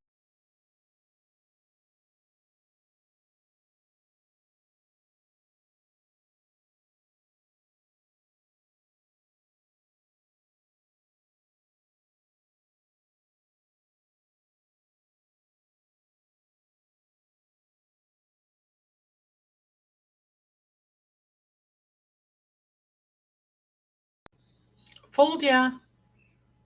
I don't know why that happens. It just went. Blue, blue, blue moon. There we go. Hi there, Bat Cape and Crone. Oh, look how beautiful you are. How would I get a reading with you? I've had a few terrible losses in the past year, and I would love to know why. And if I ever have a future that is worth this pain. Absolutely, you have a future. Absolutely. You may get a reading with me. Here, I'm going to do this. You can get a reading with me at a, and what I will do is you can get a video reading with me. And right there is the address. Also, that is in the link is in the description. That way you can have it forever and ever and ever. So trueoracle.com/video reading. Then, when I'll do a card reading on camera, and then all you have to do is keep the reading and go over it and over it.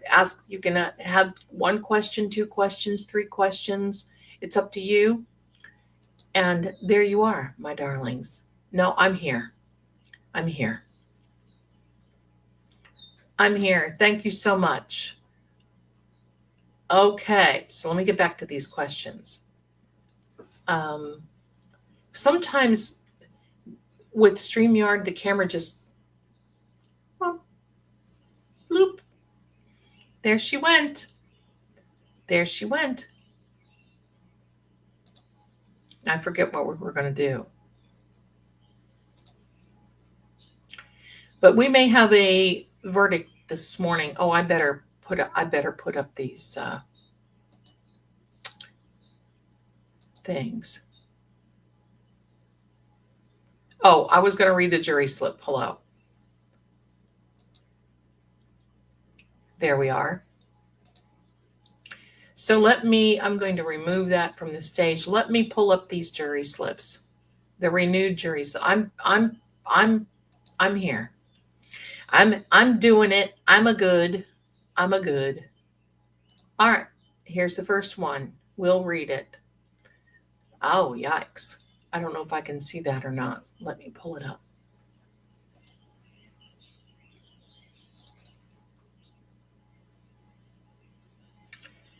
Okay. So this says, of course, the Commonwealth of Massachusetts, offense 2, blah, blah, blah, circuit 2, we know all that. Okay. Manslaughter while operating a motor vehicle under the influence of liquor. See, they're not going to go with that, so we don't have to worry. Anyway, what this says is the first line says, in the above entitled case, we, the jury, say the defendant is, number one, says not guilty of the offense charged or any lesser included charge, or offense, pardon me. Then in brackets, it says, if you find the defendant not guilty of the offense charged or any lesser included offense, stop, and sign the verdict slip. Then the number two is guilty of the offense charged, manslaughter while operating a motor vehicle under the influence of liquor. Check one or both of the following. And then the sub-subject is manslaughter while operating a motor vehicle under the influence of liquor, and or manslaughter while operating a motor vehicle with a blood alcohol level of 0.08% or greater. See that? Now, in brackets, if you find the defendant guilty of manslaughter while operating a motor vehicle under the influence of liquor, stop and sign the verdict slip. If you find her not guilty of manslaughter while operating a motor vehicle under the influence of liquor, then continue below. So it says, if you find her not guilty of manslaughter while operating a motor vehicle under the influence of liquor, then continue below. See, that's the confusing part.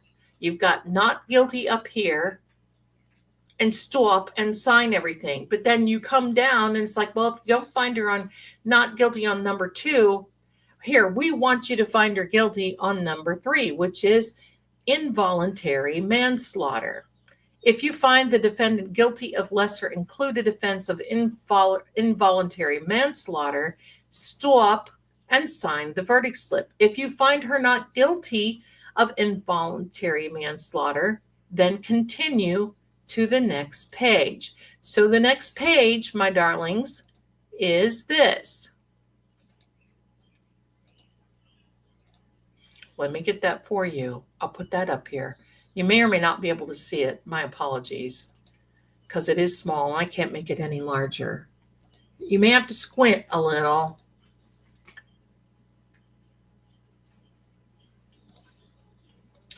So number 4 then becomes guilty of a lesser included offense.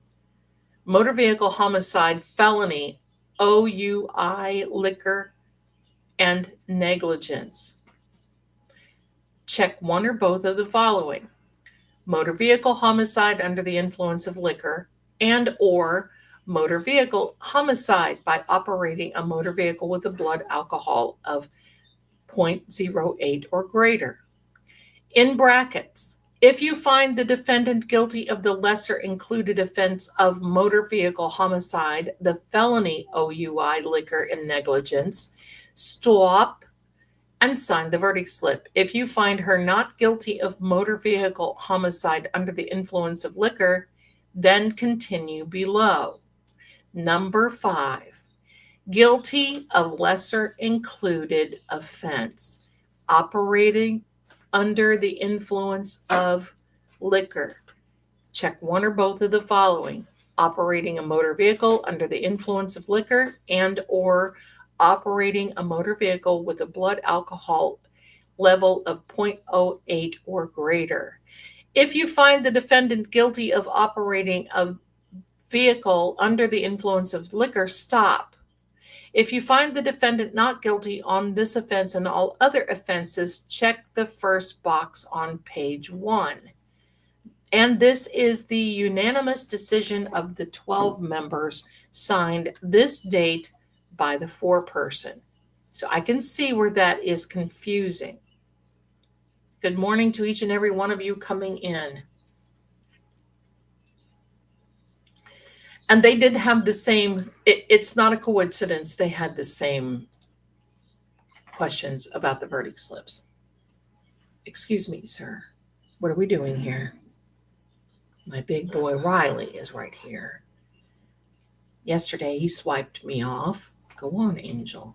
It is still confusing, but I believe if you read it through thoroughly, because it says if she's not guilty, keep going. Don't fill out anything. So if they want to get her on charge number 5, they leave the rest unchecked and then do charge number 5 is how I get it. But if she's not guilty of anything, check the first box, sign it, and call it a day. So I think that's what they're going over. But what they want to do is just make sure that, they're safe. But at this point, I would just acquit her of everything. Because you see what a nasty cow that what's-her-face is. Both have problems. And that's it. Annie says the same thing. Well, they just need to check number 5 if they felt she's guilty of OUI. That's right. That's it.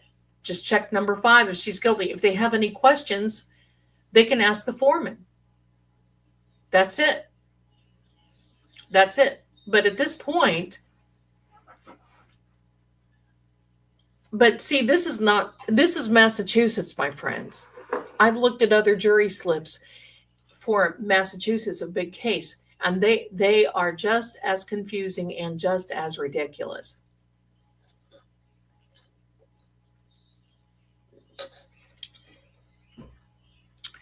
Robin says the same thing as I feel, and all of us do too. I think they obviously know what happened in the first trial, and they don't want this happening again. Agreed. Don't know if you can see this big man sitting on my lap. His head. I'm going to hold him up. He won't let me hold him long. Look at this guy.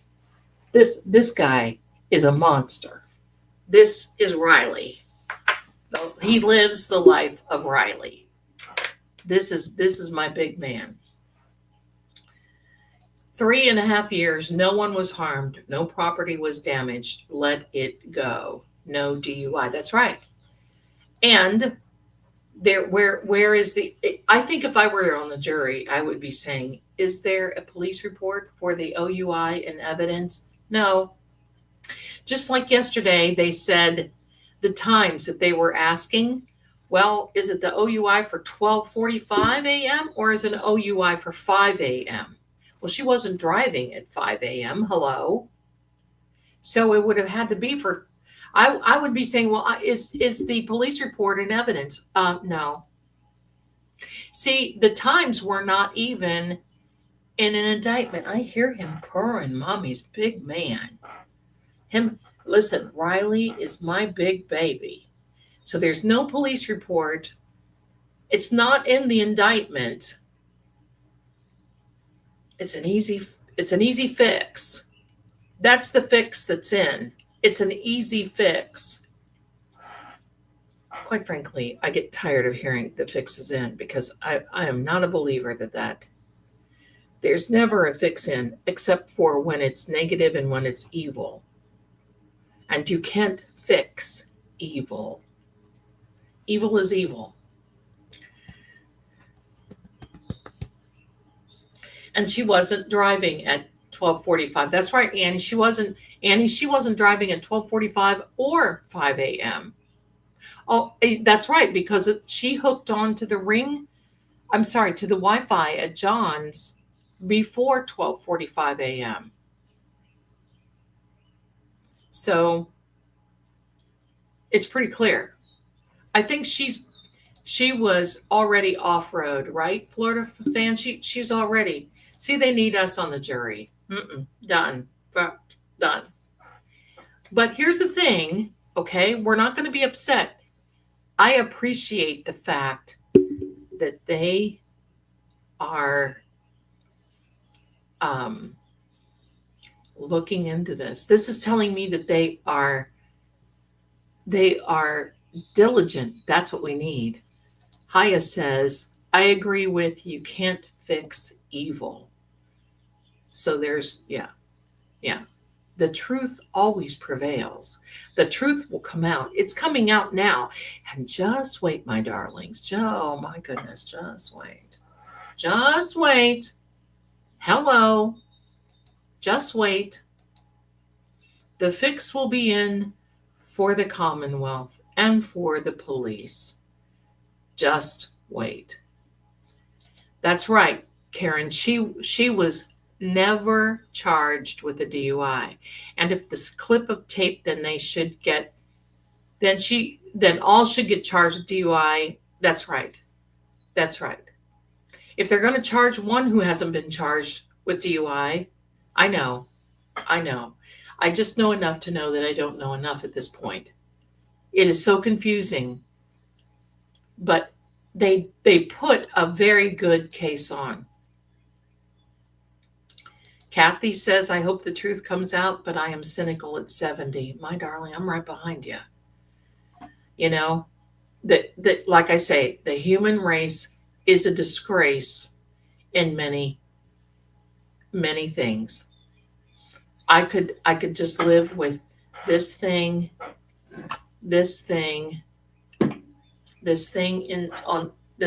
on my lap right now that you see. He can't get up on the table because he's too big. Just so you know. Let's show him again, Riley. Let's show him again, Riley. This guy never misses a meal. Look at this. Just like his mama. Look at this. There we are. Plus her Lexus proved she was driving safely. That is why I would vote. You're right, hippie chick. You're right. And they still do know where their last drink was. Right. I know what you're saying. I know. I know. At this point, I would just do not guilty for all three. Call it a day. Because I think, I don't like to say the fix is in. The fix is in. I think it's more bias, corruption. Let's call it as it is. Bias and corruption. And watch some people start retiring, just like Helena Rafferty. And Meatball Morrissey knows that his time is now limited. There's an election coming up in 26. Do you think that it's going to last that long? They can actually vote him out. I mean, he's not going to go for another term. It's over for many of these people and their towny, their small town terror that they put on people. I know Riley. I know him, mommy's man. He don't like it. See, that's it, Robin. I couldn't be a lawyer in Mass. I'd get disbarred for screaming at corrupt people. That's why I won't go up there. I've been invited up there. I won't go up there. Because you'd have to have a GoFundMe. They would just, here, Zelda, you want to talk about key? Here, we'll put you in behind bars and we'll toss the key, pal. You ain't getting out for a long time. Morrissey is out, absolutely. Yes, he is. Yes, he is. Gramere Riley is the biggest baby. Him, big baby. He's the biggest of all. And his mama is Sammy. I don't know how that happened. He was so little when he was a baby. He lost his sister they played together all the time. And she got sick, and one morning I went in and she'd gone. And he was sitting there by her, and at that time they were Hansel and Gretel. But now I took him and I said, "Oh no, Putty, you're going to be living the life of Riley." And guess what? That Riley stuck. So the life of Riley, this is him. He's looking at my son. So then Sammy was not a good mother. I could have turned her into the authorities at any moment. I had to really be, on her about being nice. She was not a mothering type. And so I noticed that he was not weak, and he would go over to the water bowl and he was drinking a lot. And finally I looked in his little mouth and it was all white. And I knew that he was not drinking. And holy mackerel, I started feeding him raw hamburger for a little while, the good stuff. And I don't know what was in that hamburger, but hello. So now he sits by me, and the funny thing is, one night I was playing one of my own videos, and sometimes I watch my own videos just to get, to think, oh, I should do that. Oh gosh, I don't, maybe I should do this. Maybe I shouldn't do that. That kind of thing. And he heard me, and he would look at my phone and he would look up at me like, wait a minute. You're talking, but you're not talking. And he would look and he would look back at me. It was funny. These guys are smarter than can be. But let me get out the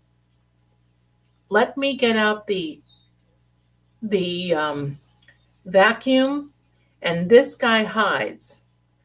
Paranormal PD Pink Nose will stand on my desk and want me to take I have a desk vacuum that's not harsh. And he'll want me to vacuum him. So I'll vacuum PD. And he stands there and smiles. So they're also different personalities. So there we are. TJ just finished dishes while listening. Ready for Not Guilty. Thank you so much. Listen, I'm ready too. There you go, Annie. There you go. We'll be at lunch in another little bit yet. We'll be at lunch very soon. I love the curve of his ears. Thank you. He's got a little knot on his ear that the vet said, Dad, don't worry about it. It's one of those things. Just don't worry about it. And I'm not going to put him under any, just, it doesn't bother him. He's okay. He's a big man. Look at this. And a big baby. He's my baby. John Mike says, we had a small black cat for 18 years. Would be sitting in the middle of the bed in the morning when I woke up, just looking at me. I miss her. Oh, I know. You miss that kind of company that they bring. You miss the company. My cat loves to be rolled with a lint roller, right, honey? Oh my gosh, bless you. AD says we are at 17 hours now. Thank you so much. Maybe let me see what's on Court TV. Let me see. They're on a break. Maybe we can look at them and see. Boy, their chat is going a million miles an hour. Let me take this one off, and I'll put the Court TV on. Maybe they've got something that we can enjoy ourselves with here.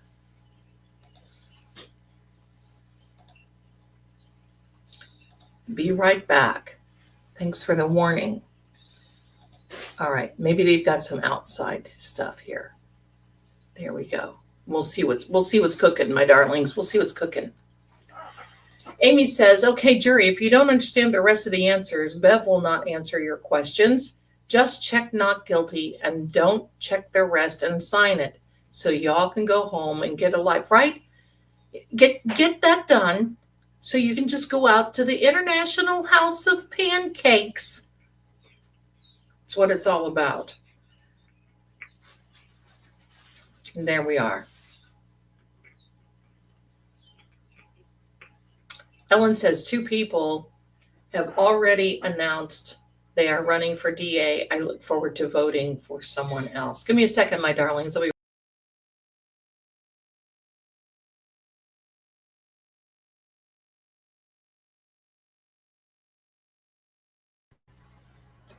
had to do a little greeting. Oh, here we are. Welcome back to Court TV Live. I'm Julie Grant. We're on a verdict watch in the case against defendant Karen Reed. We're looking live at the courtroom and the lovely white fan on the ceiling, meaning no movement. The jury's still in the deliberation room. They're out for officially 17 hours, 6 minutes, and counting over a period of 4 days' time. Will today be the day that this case comes to a close? Let's bring back in the former head of the homicide unit in Norfolk County, Massachusetts, Rick Grundy, and the head of the anchors here at Court TV, Vinnie Politan, on the ground there outside of the courthouse. So before we conclude the hour, and of course our coverage continues all day long, I want to get some predictions here as to what we think is going to happen. And if you're at home and want to share with us your prediction on social media, please do that. We've got the hashtag Court TV Read Verdict. I can't stand Julie, but I want to see Vinnie. I can't hack her. What do we think will happen today? Vinnie, to you first, please. I think after lunch at some point, mid to late afternoon, we'll hear from the jury. What we hear from the jury, I don't know. I'm not in there. But I think we will hear from them. I think there is a level of commitment. They know that this is a retrial. They know because of the testimony during the course of the trial. Usually you don't want them to know, but this jury knows. And I think they will let their voice be heard where they are, whether it's a deadlock or they've reached a verdict on 1 or more counts. I believe they will communicate that to the court Vinnie, my darlings, by late this afternoon. It could be at any point today, but I think today's the day. If I had to, guess at a time, I'm just going historically the way it's gone for many, many years at Court TV. It's after lunch. But if it's before lunch, it's usually that 11 o'clock hour. I'm with you. I think after the lunch break is when we may hear something. Rick Grundy, we want your prediction. What do you think will happen, if anything, today? Well, my predictions on this second trial have been bad from the start. When I predicted that Attorney Jackson would shave his Satan's beard before the trial started, but it's a tough one. I agree with most of what Vinnie said. Love you, Vinnie. If we get to noon without a verdict, I think we can safely say it wasn't a matter of let's sleep on it, and that means they're still struggling. You have some Friday effect potentially here because tomorrow's another day off. But I think, again, I hearken what Vinnie said, that we will hear from them either with a verdict or with a we are getting to the point or believe we are deadlocked before the end of the day. So you both agree we're going to hear Julie, something. if I could just jump in. Sure. I want to just a quick story. So the first trial I covered at this courthouse was Rick's trial. He was the prosecutor. Amazing job. Early days of DNA. Oh. Yes. Early days of DNA. Wow. That jury, we knew exactly when the verdict was going to be delivered by that jury, because all week long they deliberated and they were dressed like normal people. Friday they show up and they're dressed to the T's and they pose for a picture on the back steps of the courthouse before they go in. And we looked at each other and said, yeah, I think today's the day. Today's verdict day. Oh, well. And it was a guilty verdict, of course. Rick tried a great case, I'm sure. Boy, I wish I could have seen Rick in action. Rick, do you remember the case that he's talking about? I remember it very well. Oh, yes. Absolutely. Yeah. Oh my gosh. Well, I love that story. Available on demand. Available on demand on courttv.com. Massachusetts versus Okay, enough Dirk is enough. Greinader for free. That There was you not, go. Something to binge watch. Rick Grundy. That is so cool. Did you two meet back then? I'm curious. Did you have any interaction? no. I can't. I'm sorry. I can't take any more. No. Satan's beard. Pal, I see that runway of head you got on the top of you there. Petey, no. He's being ugly because my son wouldn't take him in the room. So he came over, was scratching on my desk. So at least we are 17 hours in.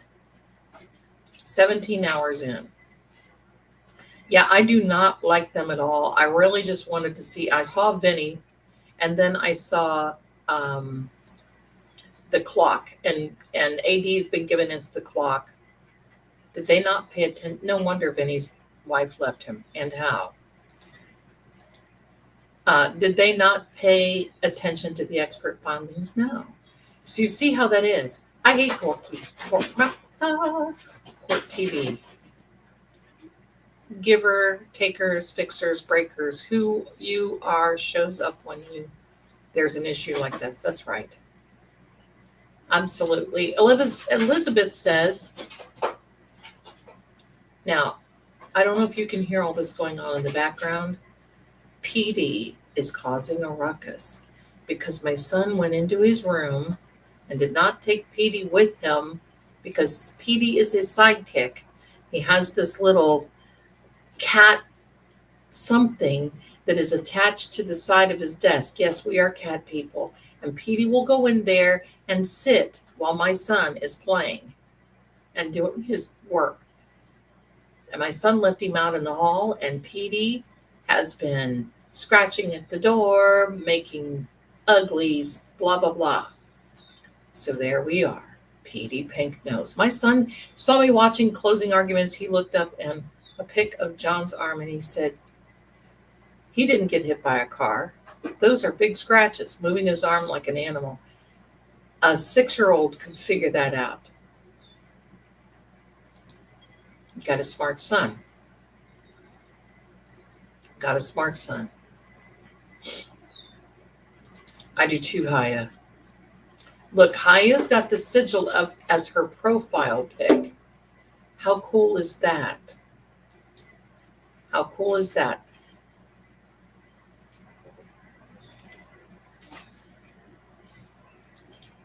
Jen says, my kitties give me the runaround and I still love them.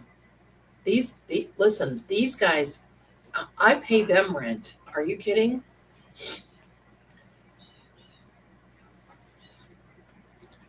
They are so biased. Yes. They are. I'm going to show you another sigil that we had back in the day when I was talking about Jen, Jawbone Jen, and Jawbone Jen and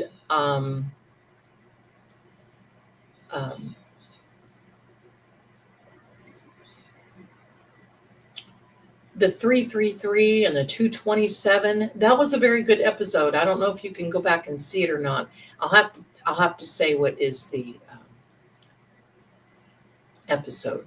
I'll give it to you. But let me find that sigil for you because it's quite beautiful. This is it. So I'm thinking I will put both sigils on some clothing, t-shirts, something like that. And for all of you, if you enjoy those, you're certainly welcome.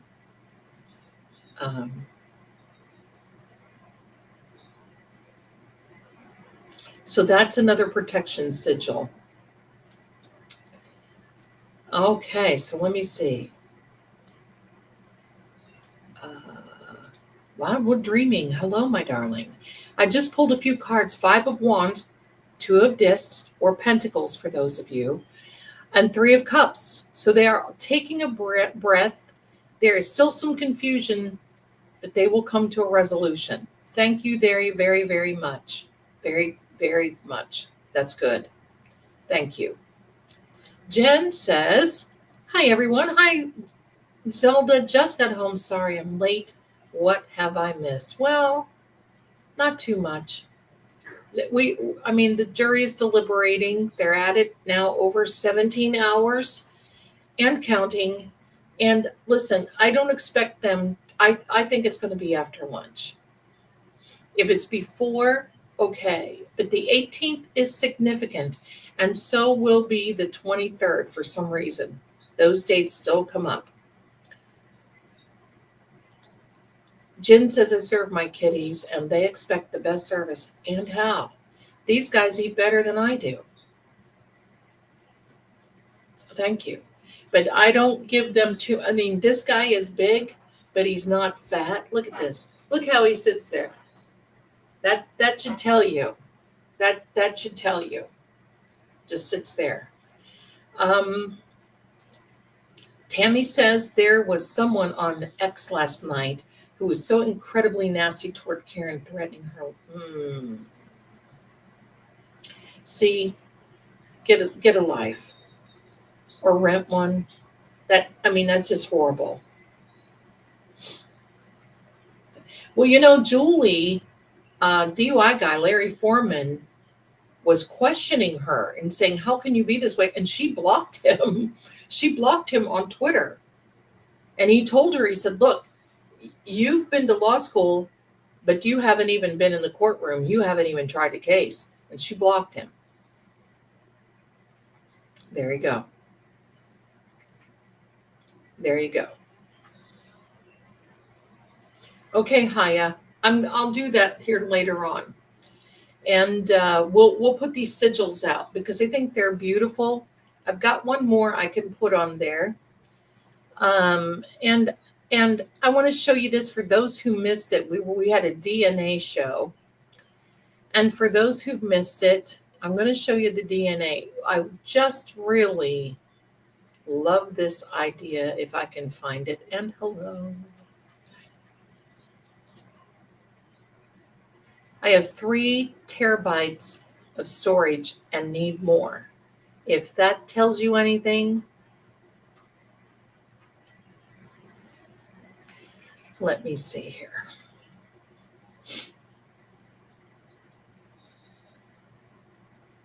Oh, there is the sigil. Where is the DNA?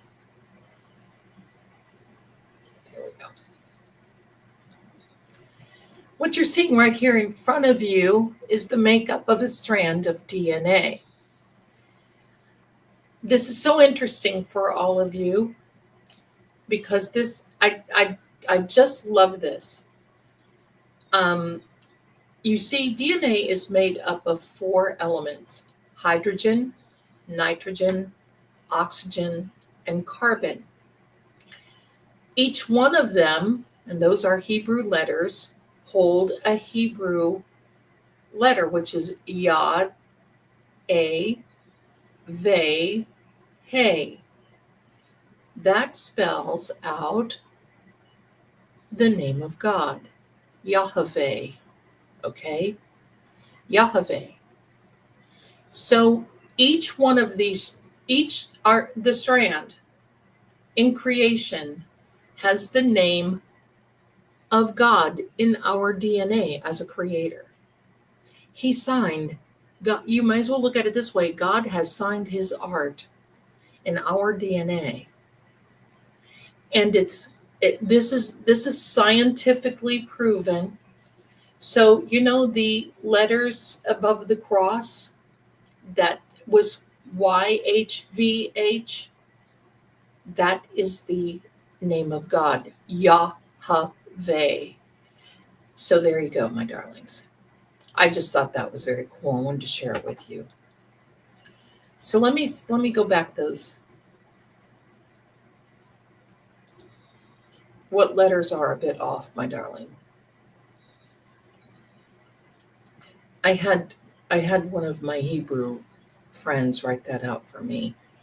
So maybe I'm maybe if they are okay. Um, Hello, Paul Freed. Hi. Hello. Oh, we lost Ann Burrow, Food Network star. Right? I love Ann Burrow. I love her. I used to watch her all the time. I just thought she was a trailblazer. That beautiful, wonderful hair. I don't know what happened. She was only 55. Only 55. I don't know what happened. I saw that, but thanks for bringing that to our attention. I was very, very sad to hear that. Very sad.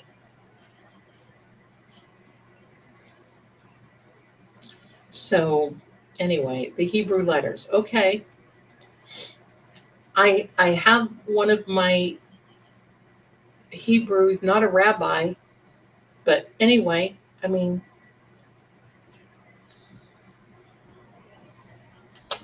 cause of death was not released. Rest in peace. Rest in peace, Anne. Threes are very powerful from the start of my life. Born the third month, 3 in socials, 3 in sports. I participated in right. Threes are for me too. And I got to tell you, I was born in March, during March 15th, Ides of March. I was born during a Mercury retrograde in between a lunar and a solar eclipse. Hello.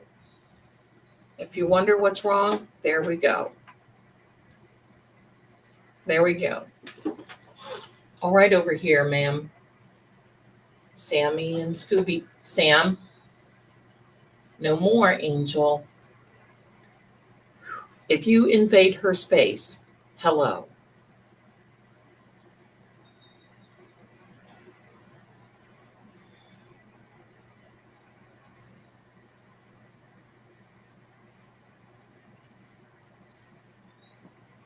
I was born a full moon, have 2 3s in my birthday.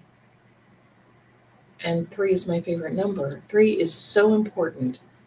Tesla liked 3. Listen, would you all like to go down the Tesla rabbit hole one time? Do the 369 theory. I started out laws of attraction manifesting with 369. It's something, yes, she was just recently married. 369 is something that has been taught. I mean, it is a thing. There's no disputing it. So there we go. I have my bracelet here today. This is my key bracelet. If you like these, they are in the psychic shop. And I put a key on. You have your choice of colors. You have your choice of key, brass, gold, or silver.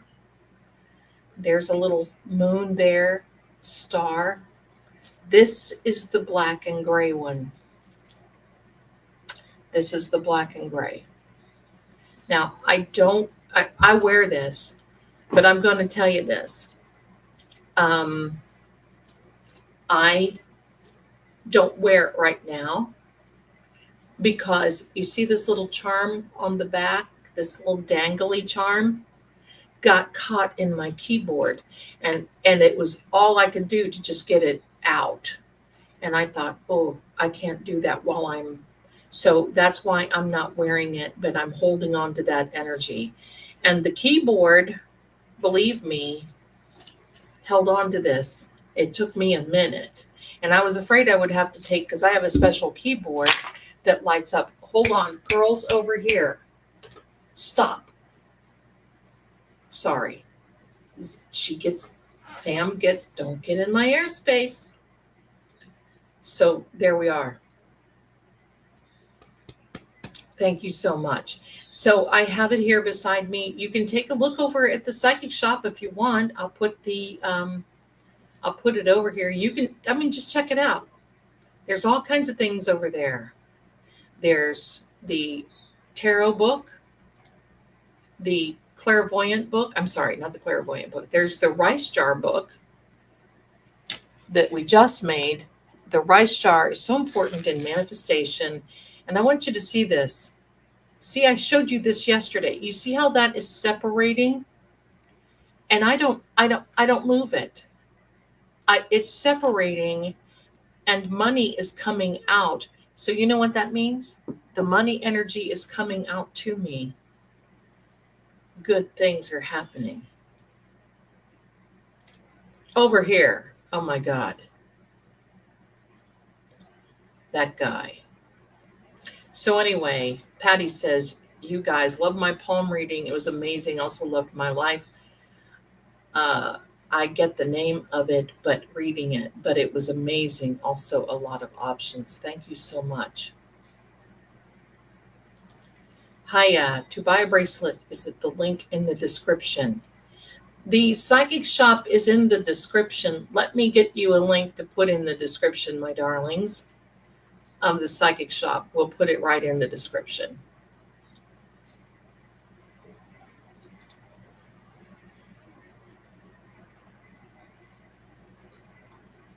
And here you go.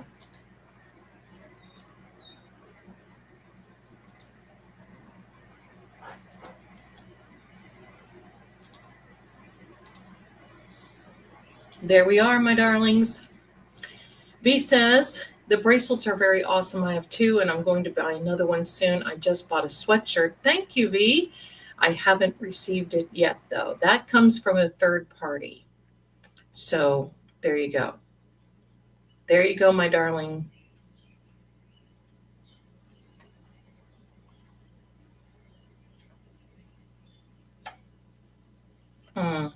See, I'm not into that. I don't dig that. I'm sorry. Just me if anything around my throat. I said, absolutely not. No, see, I don't, don't, I mean,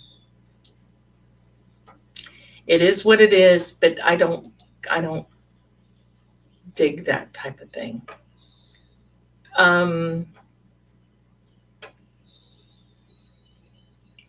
No, we need to be careful what we put in the chat too, please. Thank you so much, everyone, my darling. I love the t-shirts, but if you're going to put one of the sigils on it, I think I'll get one of those. Yes, I'm going to put one of the sigils on it. I will put one of the sigils on it for sure. I'm going to put both on them. I'll do that later. Okay, got it. Got it. Thank you.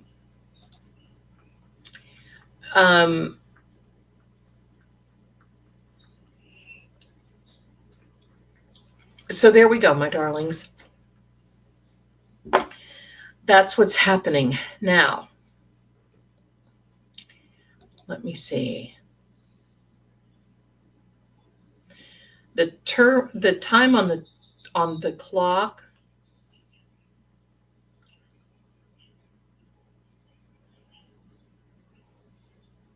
Give me a second, I'm checking it. The time on the clock it's over 17 hours. It's now 11:11, everyone. 11:11 a.m. Eastern. It's the same time as where the court is. So 11:11. Say that prayer. Zelda Mama couldn't communicate at the end. 4 hours before she passed, she reached out and grabbed my arm, yet was blind. I never knew what she was saying. You cleared it up 30 years later. Spot on. Gramere, thank you. Thank you. There we go. Angel number. Absolutely. It is an angel number. There you go, Karen. There you go. I was thinking about 17-hour. Thank you, AD. Thank you. Look at that. And AD put that. Look at the time. If you hover over AD's timestamp, when she put that on there, it is 11:11 a.m. So 17 hours and 30 minutes.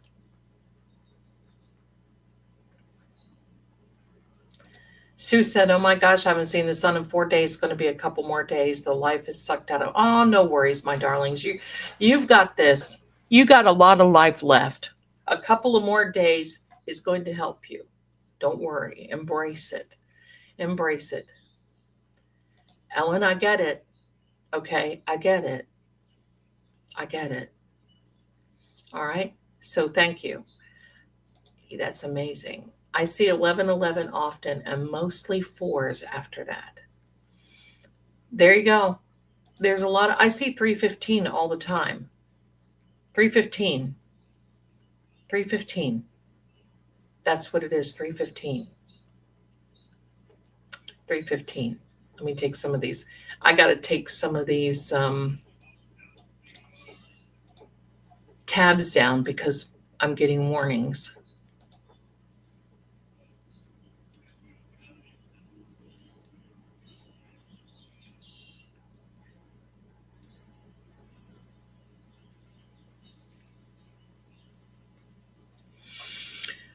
Okay.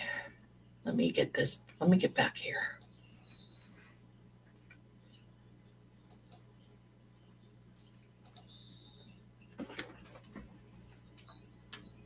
Let's see.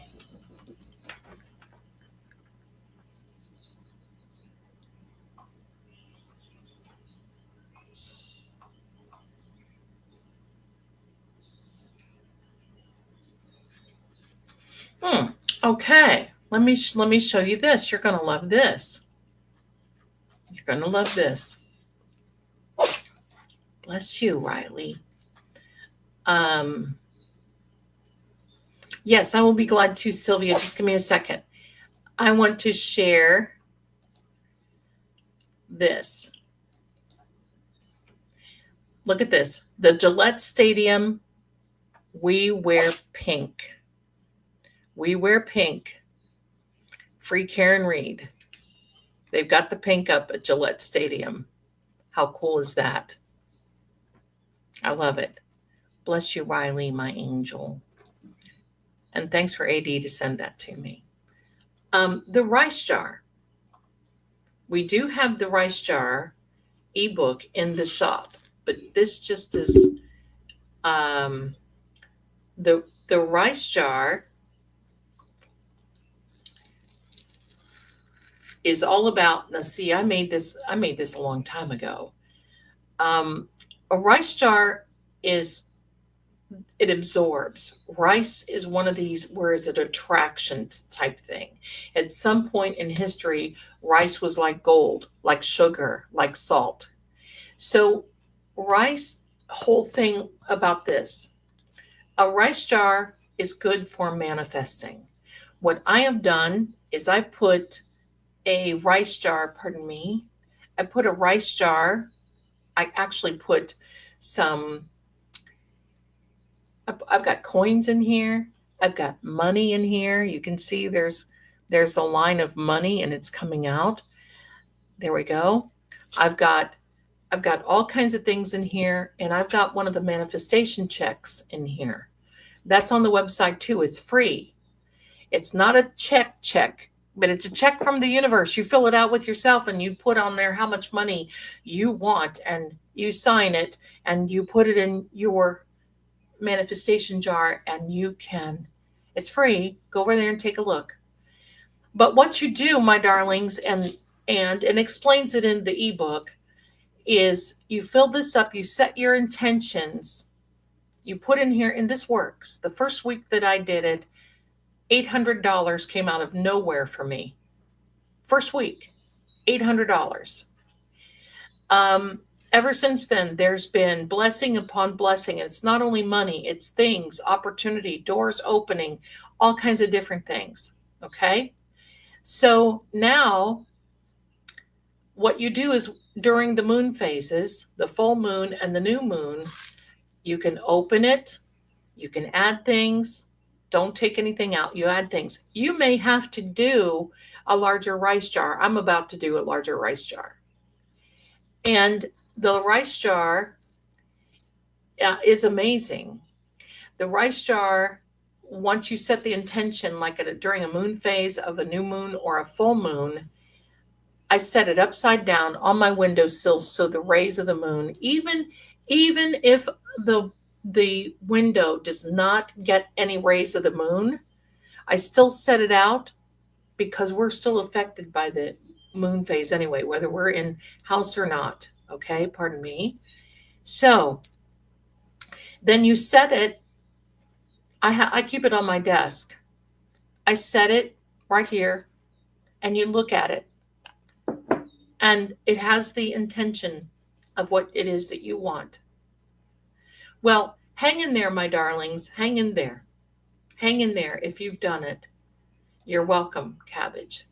So hang in there, because sometimes it takes things a while to manifest. Why? Because the universe has to move some things around to make what happens for you happen. So there you are.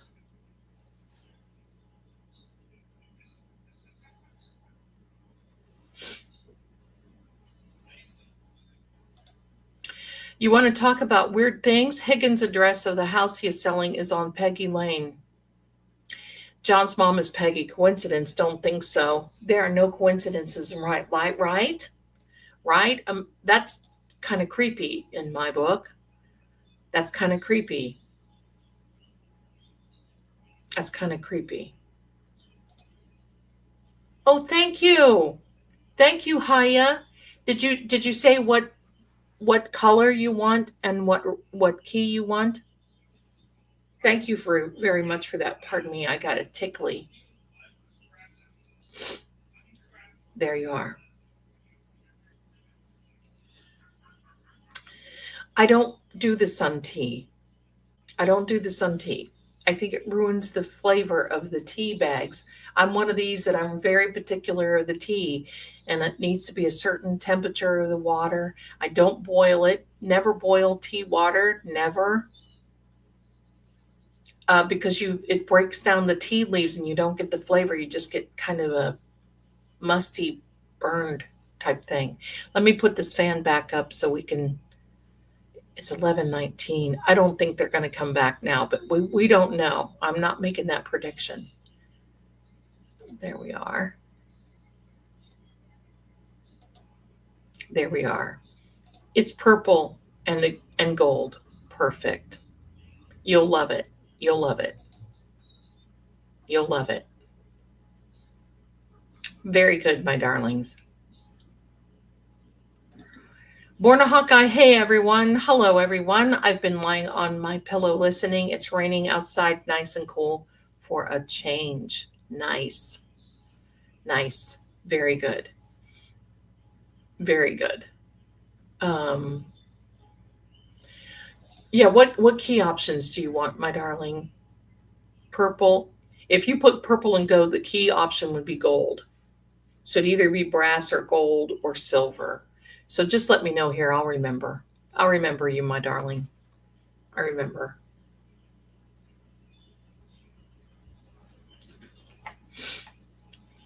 You know, my question is, how are the O'Keefes going to ask when they hear a not guilty verdict?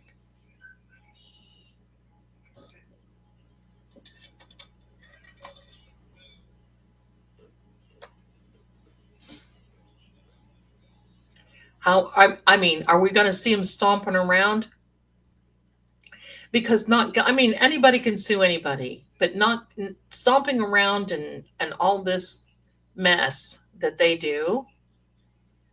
Remember how Paul acted the last time during the retrial, and boy, Karen doesn't put up with it.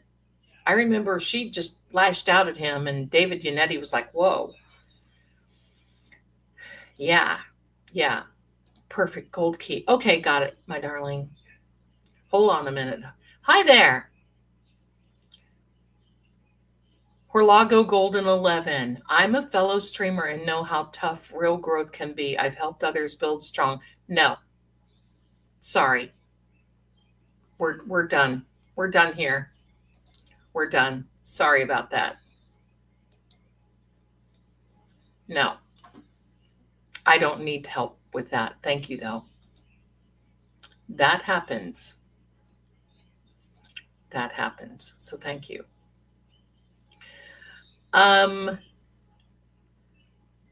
Peggy is going to stomp around. She can't help herself and faces. I still say that Karen will get up and hug Thank you, misbehaving. She can't help herself. Karen will get up and I think still hug Mr. O'Keefe. They will be very outraged. Oh, that you know they are. You know they, and that's fear. That's fear. It's so silly and immature on their part. It certainly is. Stacy says, "Oh well, that's the way I think about it. Oh well, sorry about your luck, pal." There you go. I will send you a photo of the bracelet when I get it on Instagram. Okay. Thank you so much. Thank you. Thank you. I appreciate that.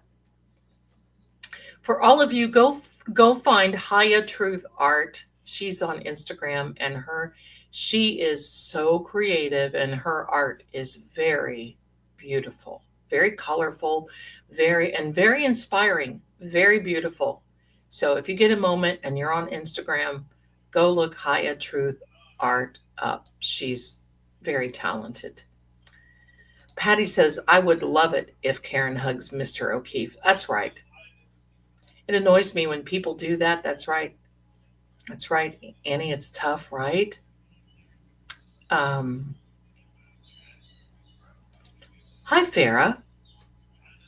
To you too, my darlings. Much love. Oh, I saw them. Annie, did you see? That's why I said Paul was in the background chewing like he was chewing his cud. I don't know what he's chewing. That was funny. Chewing his cud. Equal parts? Fake. That's how they act. Peggy stopped crying the moment the jury left the room the other day, right? I'm very petty when it comes to this, and I have to really, really be cautious of what I say because I don't want people, I don't want to get the petty chat started. But boy, oh boy, I have a few words for you, Peggy, if you are watching. Florida fan, can you discuss the stories about John gaining custody of his niece and nephew and that had fight over his mom? I don't have much information over it. All I know is they were in a battle and John and his mother were not speaking at the time of John's death. Very sad. And but look how she acted on the stand. I will be petty just for just a small moment. Look how she acted on the stand. Did this look like a grieving or did this look like a smart aleck? Cocky, barfly, sardine meat. Sorry. I should not have said that. But a cocky, smart aleck who talks about her husband as, oh, how long have you been? Too long. She has a daughter who lost her life. Now John. And she's talking about her son, Paul, and says, oh, yeah, he's over there. What? Hello? This does not look like the grieving mother to me. I mean, have a little bit of decorum, lady. Then she went outside. Seriously, I had a picture of her. She went outside the courtroom that day and was flipping people off. And Paul was right behind her, flipping him off. What is that? Is that? Don't get me started. No. Arbiter is having a blue can of paint sale with a couple of dummies thrown in and a free SEO thrown in for $19.99 sale today. There you go. I love it. Is Mr. O'Keefe Sr. there today? I thought I saw him. What about any of the Alberts? And I did not see any of the Alberts or McCabe's. I don't know if they're even allowed I don't know if they're allowed in the court. Don't know. I'm not on Instagram, but I might see. I do a lot of art, consider myself an artist now, but I'm a psychologist by trade. You are? V? I did not know that you are a psychologist. Are you Dr. V? That's so great.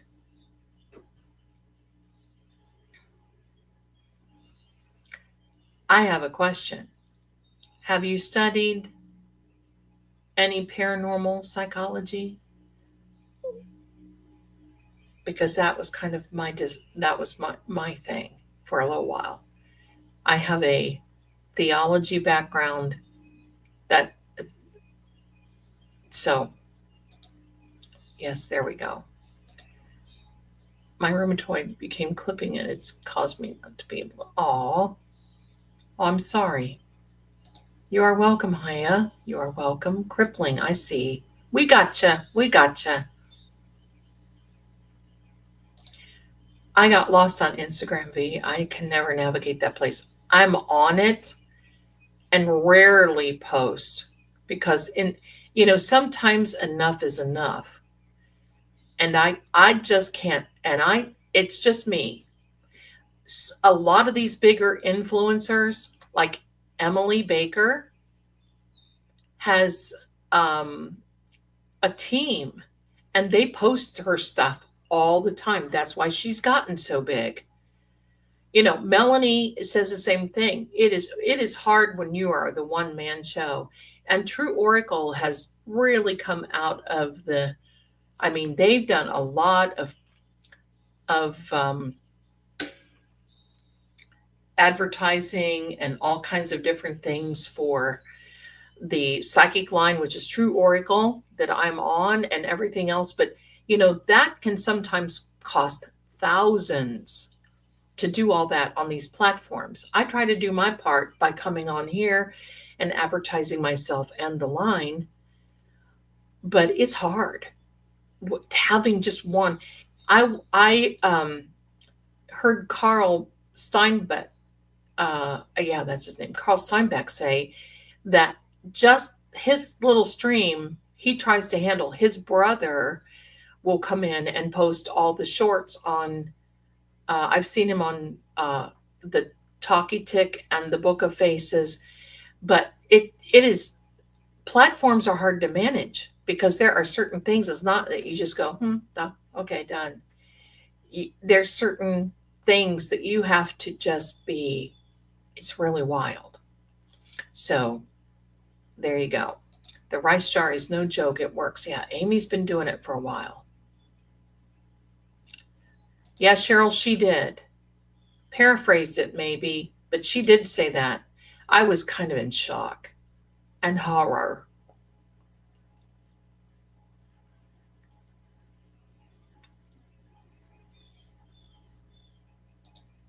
It's okay. I said that before, Lisa. No grieving. Right.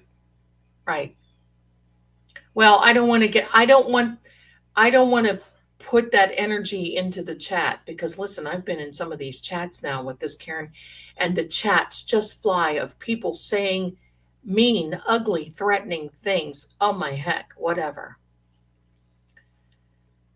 Apparently the missus was out of the street finger at people, so I would expect nothing less than that from her, right? Resting, that bothered me. If I could have one more moment with my husband, for shame, Peggy. That's right. I was a widow. I lost my husband when my son was 4. Absolutely. Lady Zelda, love the castle in the back. Love you. Paul Freed, thank you so much, my darling. Love it, Cassie. Well, you're always welcome to visit. You're always welcome to visit. It's kind of a hard drive to get there, but I'm one of these that I have to be by myself. You should see. I'm going to show you the night version. Ready? Here's the night version. I will show you. I kind of like I kind of dig the night version. And now that this is the night stormy version. And now that we are almost in the afternoon, there we go. There. I'll take it. So we'll leave that up a little bit. There we go. So thank you so much for that. Oh my God, Zelda, I just typed that and hit the send. It's okay. Listen, I got to tell you what I did with Mike and Young Jerks, right? I sent a donation, and he was doing a Karen Reed thing. And he said, please be careful. Don't spell jerks, Jerks. I get that all the time, and I don't like it. And there I am typing, na na na na na na na na na na na na na, and autocorrect. And I'm like, Mike, I really love your show, and that you are my favorite, of the jerk, blah blah blah. And here it came out, jerks, Jerks. And he just looked at the camera and he said, really? And I thought, oh. So that was not good. And I apologize profusely. So hopefully he accepted that. Beth B. Peg is the original Jen. Yeah. Peggy will make a scene. Beth, I think. Annie says, what? Wow, right? I believe they have a weird family dynamic. They all do. I have a theory. When this is over, I'm going to tell you the theory as to why some of the words were used in the voicemails coming from Karen to John that early morning of January 29th. Wow, yeah. I don't know about that, Rhonda. Look at this beauty. Digging those earrings. I don't know, my darling. But I think they're living in separate places. They certainly don't sit. Look, I've been in court cases where families have been divorced or separated, but they're there for a common cause. And I've seen parents that have been divorced for years come together and sit arm in arm in court. And that's the art, that's the energy I want to see, not this sitting there. And I hate to say it, I don't know how old she is, but she looks older with this attitude. Right? Classy. Yeah. Yep, that shows Peggy's level of class. She's dramatic, shows her class. I would love it if Mr. O'Keefe went and sat behind Karen. I would love that too, but oh, the daggers. The daggers. My thoughts exactly. Yikes. Yes. Zelda, I'm job searching for lists while listening. One of the job sites was named Oracle something.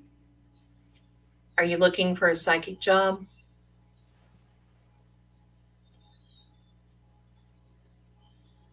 A phone job?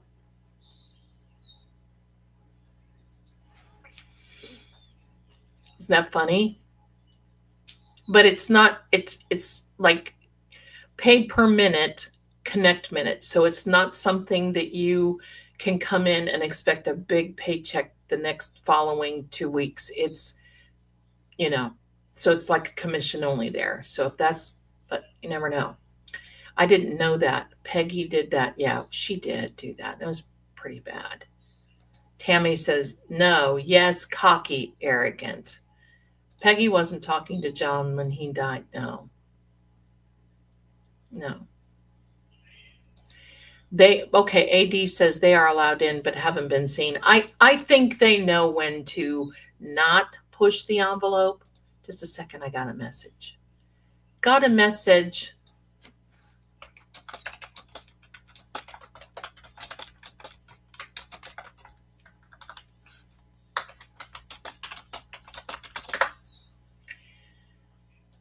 And I did not plug my iPad in today.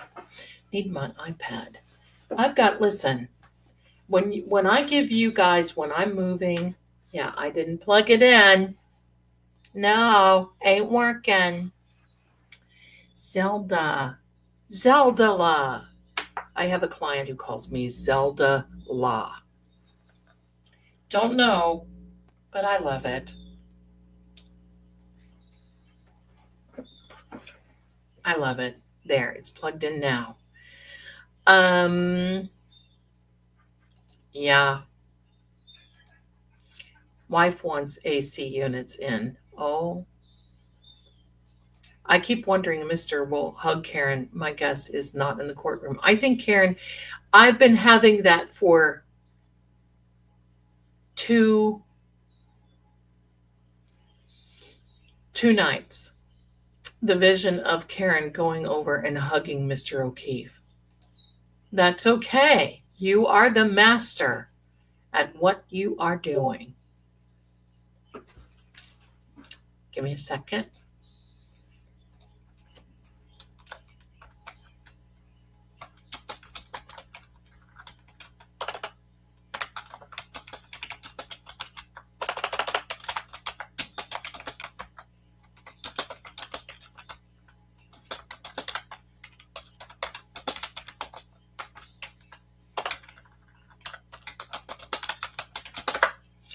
Okay.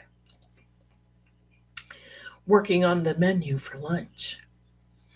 Husband too long. Oh dear. Tears dried up quick. Son over there, right? I would put my decorum to the side just for a minute to say,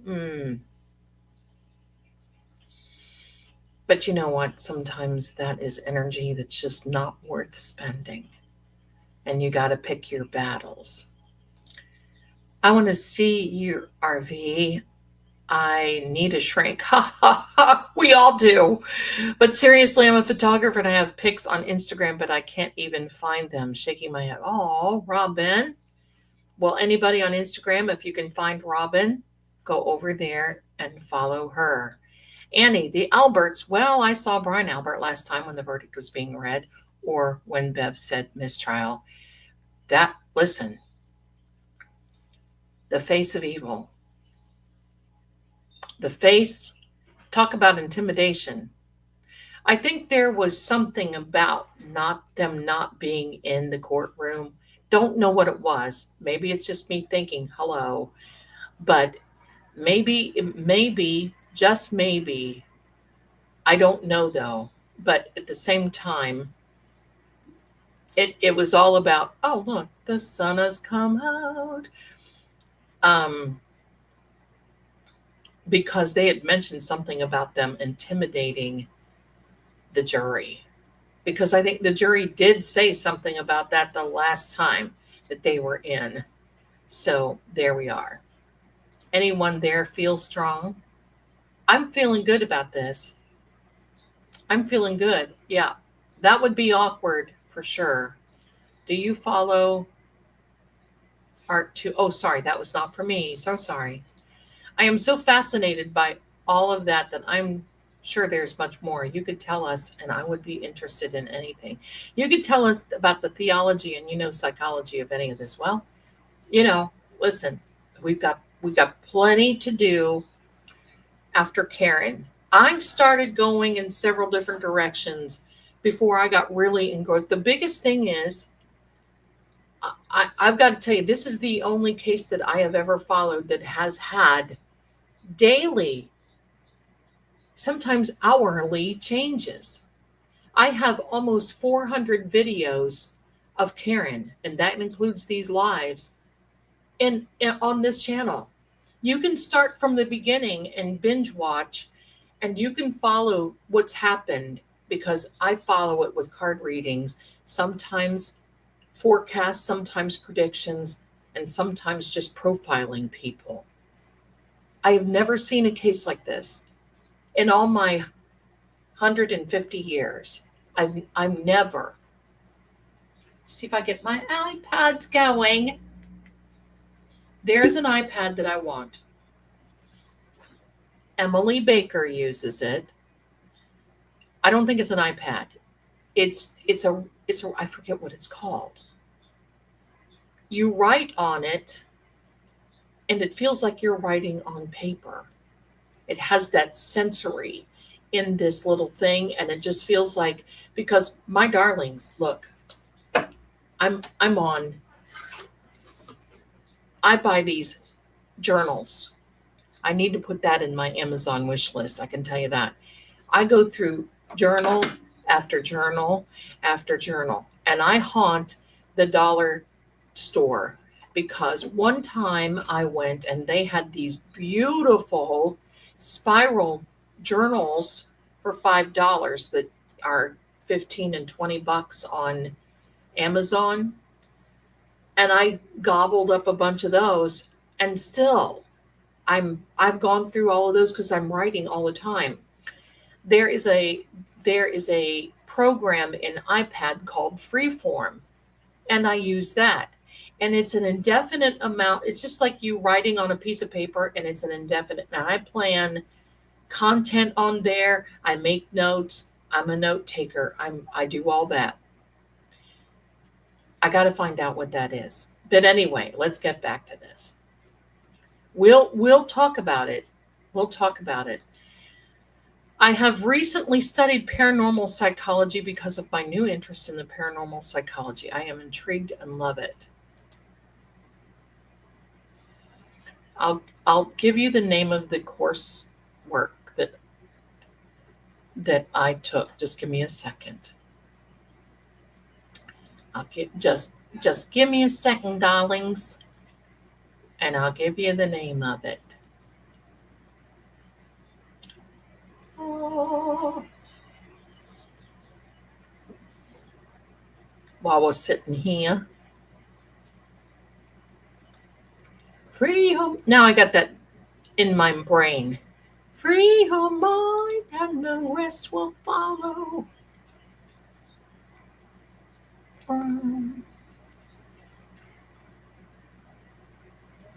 And I still read the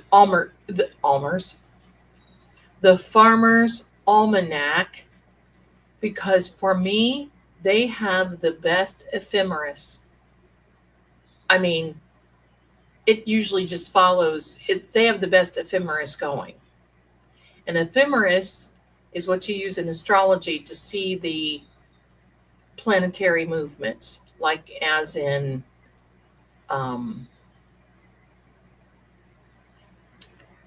like where the sun is, what degree of Mercury is that day, what this is.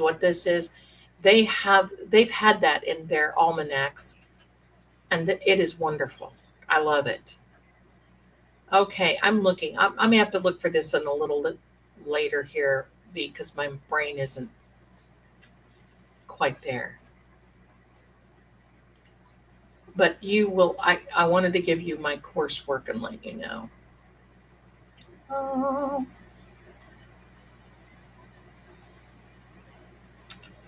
The sun'll come out tomorrow. Bet your bottom dollar that tomorrow. Then there was a site that was 750 words. And you get on there and practice 750. You type 750 words per day. And that gets you in this. It's not hard. 750 words sound like a lot, but it is not a lot at all. It's just a few paragraphs, and you can really get on there and be like, oh, I've written. I believe in journaling. I used to take notes on my BlackBerry. How many centuries ago was that? And you know what? All those notes that I took are gone. And I realized that, hey, journal, keeping track of things. I put my tasks, I put all kinds of different things in there. Every bit. That's what you do. I'm a weird one because sometimes for fun, I'm going to have to look at this now because now my brain, I've been wanting to get into this, but now seriously, for fun, I will sit and plot out one paragraph. This is the story of this and this and this, and then do outlines. Well, this would be one character, and this character would be this and this. And I'm going to tell you what, it helps to keep your brain going, and it helps all of those wonderful things. Let me see. I might have it under psychic sites. I do. I do. Let me tell you what coursework this is and what I have studied. Um,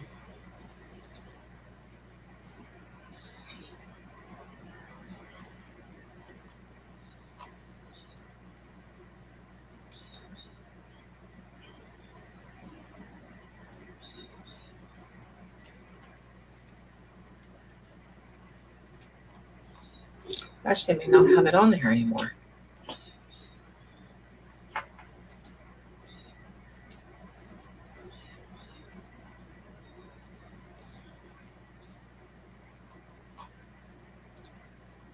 I'm looking. I'm paying attention, I swear.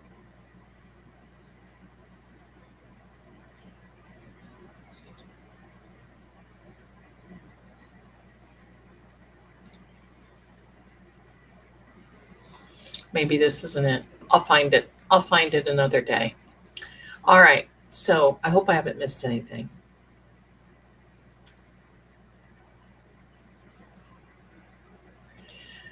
EDB Riley blasted ahead with Johnny Depp and Amber Heard. Yes, she really did. I know that's what you meant. Between my ex-husband and raising two non-bio kids for the past 11 years with severe mental health issues and all the research to get help, I feel like I should have a psych degree. You know what? Bless you. That's hard. Bless you for that. Misbehaving in Florida, I love that. We can talk, Zelda. Yes, teams like Emily D. Baker are great. Love for what she does, but she's a whole lot of help that others do not get, and people need to be aware of that. Yeah. Yeah. I like them all. Hello. I like them all.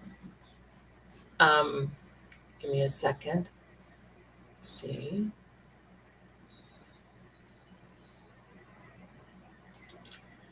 I stick some of that stuff. Woof. It can go down the but. You think I want to go down the bunny trail? Abnormal, not paranormal. There you go. Hey, what my thing is always I've always been my kid to my kids. Why be normal when you could be paranormal? Because we've always lived in a haunted house, or there's always been something, or there's always been that knock at the door. That I mean, even now I have clients that call me 2 or 3 o'clock in the morning. Are you up? I don't know. Am I? You know, what's wrong? It's an emergency. Those are the ones that I love. Sometimes when I use the mic, it picks up whatever being said on the side the audio takes. There you go. There you go. I get it. I get it.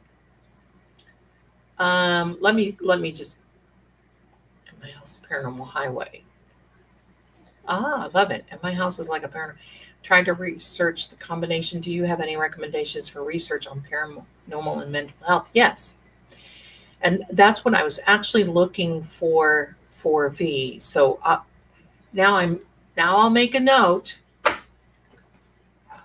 and do that, because people don't realize how mental health and the paranormal are like kind of sucked in together.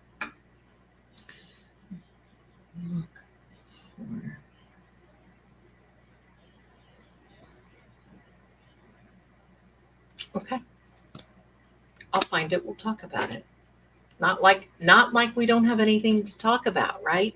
But we will talk about it. I think it's very important. I think it is. Peggy is deep denial and hatred and denial. Yeah. Mm-hmm. I love Runkle. Ian Runkle. I love him. I love him for his hair.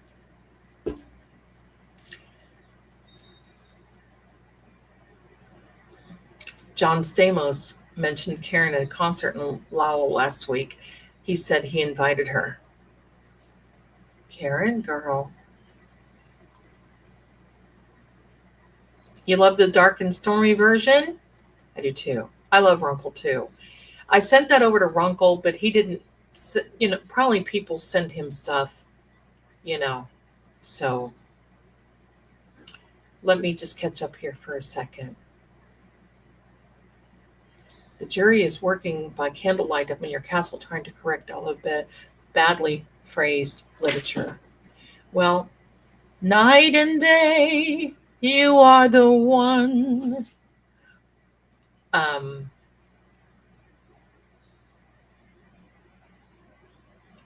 I watched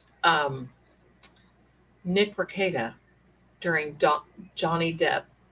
I think he was the original law tuber. Nick Rekieta, that's how I saw, that's how I was introduced to Emily Baker was on there at one point, Ian Runkle, Kurt from Uncivil Law, many of them. Think I know what you mean. Mixed keys. Been thinking about that matter. Yeah.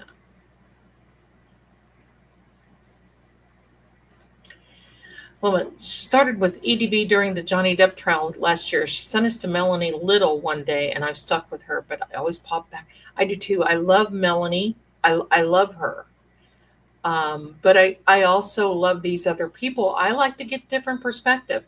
Andrea Burkhardt, I love her because she's during the DNA testing, during all that, it became very techy.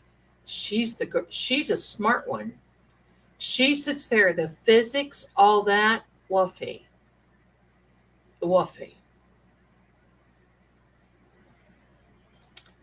Born a Hawkeye, thank you. Wow, so sorry. When Danny Bottaducci auditioned for the Partridge Family, the producer said the mother had lost her husband. Danny asked, did she look in the park? He's something now. I saw him on something the other day, sir. I saw him the other day. He's coming up there like the rest of us.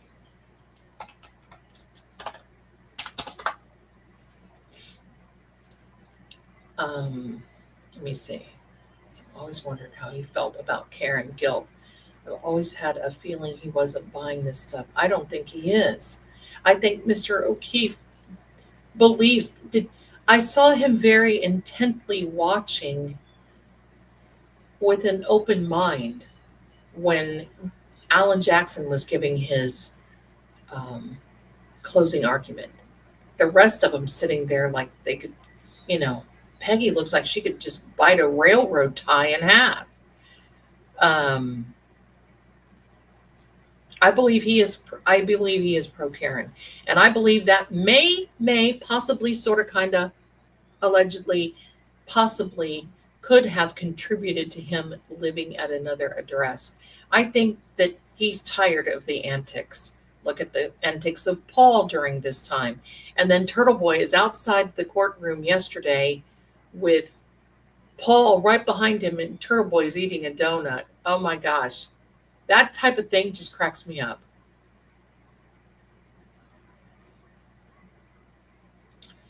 Let me see.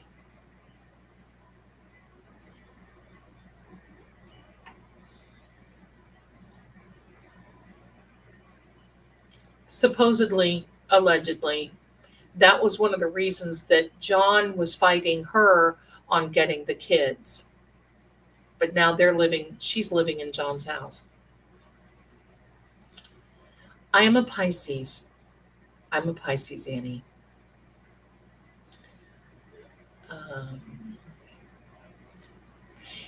I'm going to tell you something. And you heard it here. You do not have to be a psychic to read the tarot or the cards. You don't have to. It takes a talent of you knowing the cards and putting the story together. I know many talented tarot readers that are not a psychic. It's a tool. It's a tool that I use. So if you came to me in person and you were asking me these questions, and I got out the cards, the tools are this. So when I'm shuffling, now I don't let anybody else shuffle my cards or even cut, but um,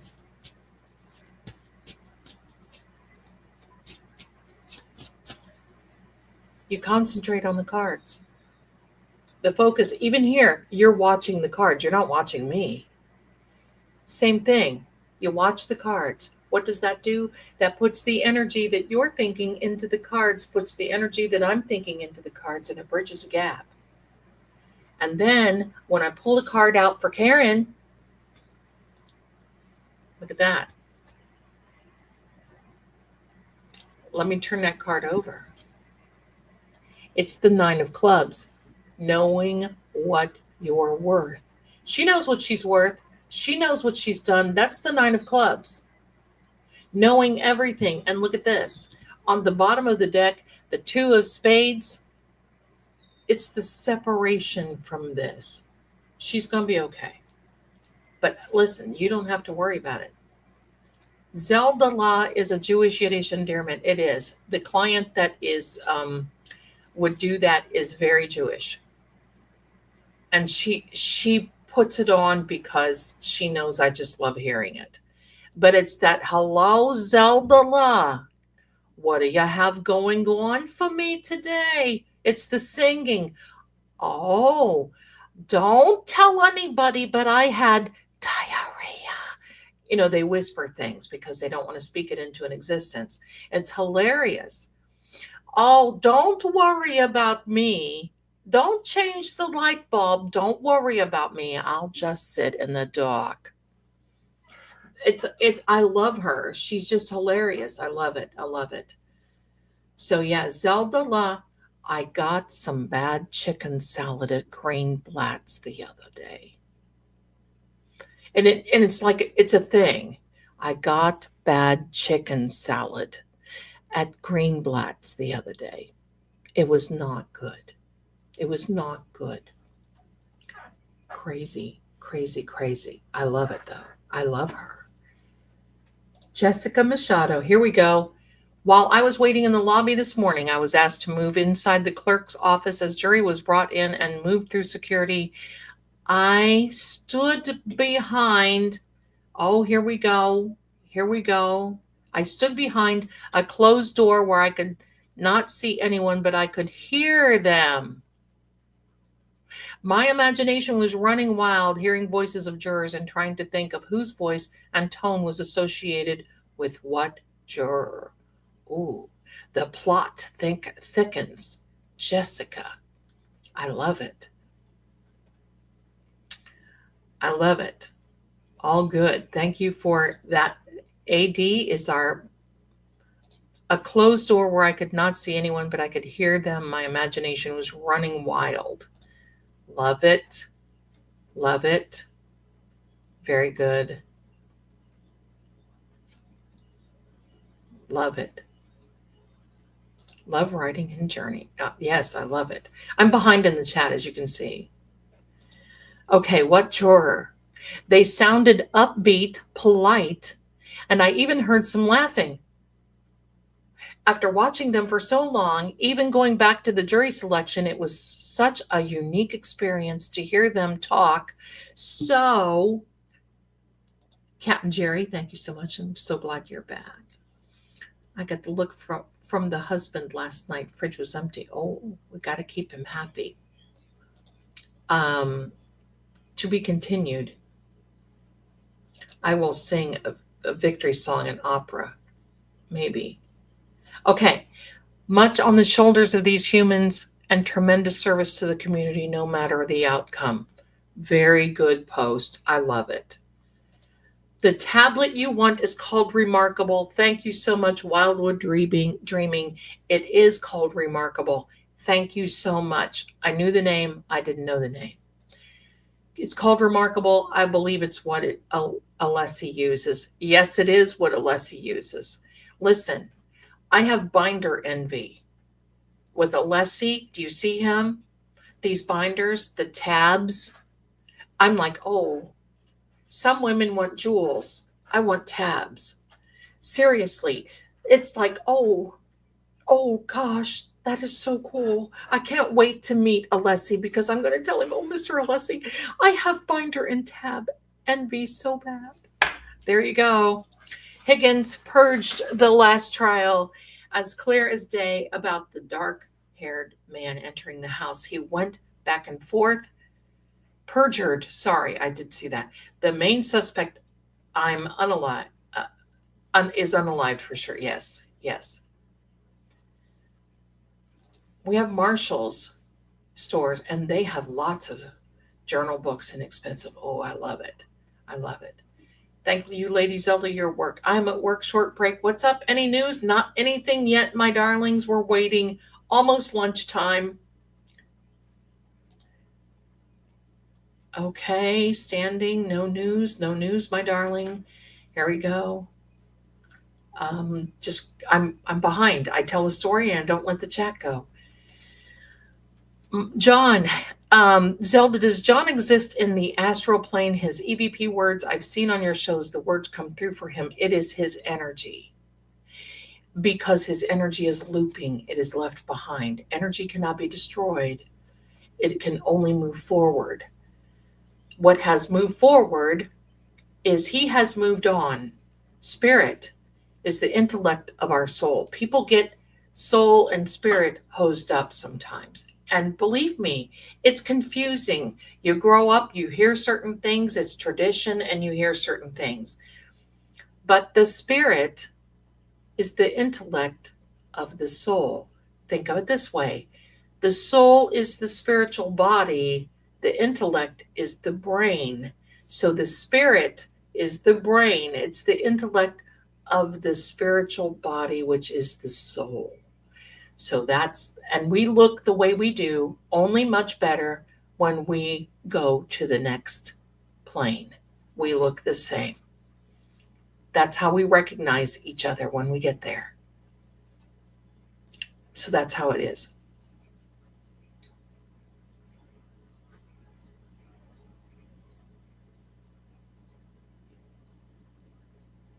Let me see. I journal daily, a total note taker, taking notes now. Oh, Annie, thank you. I love it. See, you get started on that and it's like, hello, let's go. It's a good to journal, good for the soul. It is good for the soul. Now I have the name of EDB tablet scratching in my brain. I can hear it talking about it, but the name eludes me. Yeah, it's the Remarkable. That's how I remember that now. Remember the little rascals when they go around and they go, Remarkable. And then I lost it because I think too much. Hi, Zelda. Hi, Mama Bear. Have any of the readings picked up on Mr. O'Keefe Sr. feeling on this way trial since he didn't believe the bull? Yeah, he's pro Karen. But unfortunately, he's in the face of enemies. They expect, sometimes when you're in an enemy camp, you are expected to think like the enemies do. That's why it's really important to maintain your own, you know what I mean. Sometimes you have to be an actress or an actor. Borna, I need to do this again, but I had 2 journals, one for gratitude, the other was manifesting with gratitude. Oh, 3rd productivity worksheet. Mine are all, I can't do here I have this and just this. Here's my journal. Oh, and here's what I'm thinking today. And I am manifesting to this. I want this. I want this. I saw this, and I'm going to build upon this. Make a note. This is what I'm doing. So that I can't do the multiple journal thing. Tomorrow is a federal holiday. Yeah, post offices, banks are closed too. So yes. So there we go. Cindy, thank you for spending your time with us. It does help pass the time and helps me with my anxiety. Just a voice talking me through. Thank you again. My darlings, thank you for being here. If it weren't for you, I wouldn't be here. And I want to thank you so much because, as you know, I'm a talker. So I might as well be talking to you. I love that. Normal, abnormal, and paranormal, right? Why be normal when you can be paranormal? And as the kiddies go, it's paranormal. There we are. Once you have experienced, you never forget it. Believe me, I know that. Yes, yes. No, you don't. You can clean things out. You don't have to do that. Um, yes, please do a note because and the paranormal do exist and coexist. That's right, they do. Mental health and paranormal coexist, as in when you see these court cases, and I've seen two where somebody gets up there and says, look, there was a voice that was talking to me. I felt it nudging me. It was threatening me, and it told me to told me to commit this heinous crime. And if I did it, I would be okay, and I wouldn't have to worry, and I would all this other stuff. I believe that happens. And it can enter. That's why, can I tell you this? Excessive alcohol consumption and excessive abuse of medications, let me put it that way, can cause that. It can cause the opening and the ability of stuff coming through. It's not only that you're just careless when that stuff happens. It means that's why, what's that song, 10 foot tall and bulletproof? That's why that is. Annie, that came into the home, and grounding protection worked because it got a little out of hand. It does. I've got them here. I doubt they leave, but they're not leaving with me. The house I live in here is spirit presence of a previous owner. She makes her presence known. Ooh, hiya. Okay, let me catch up here. Hi, Hypno. Hi, welcome in. Hypno is from Kip. Thank you. Thank you. And welcome to you, my darling. Welcome. I'm so glad that you are here. I appreciate you. I appreciate you. All right. I need to, no, sister. No. What's with everybody? Lunch is there. You all have everything. It's not nap time. No, we're not doing it. It's kind of like, okay, we're born. We're bored, mommy. We're bored. We're bored. Thank you, Hypno. Thank you.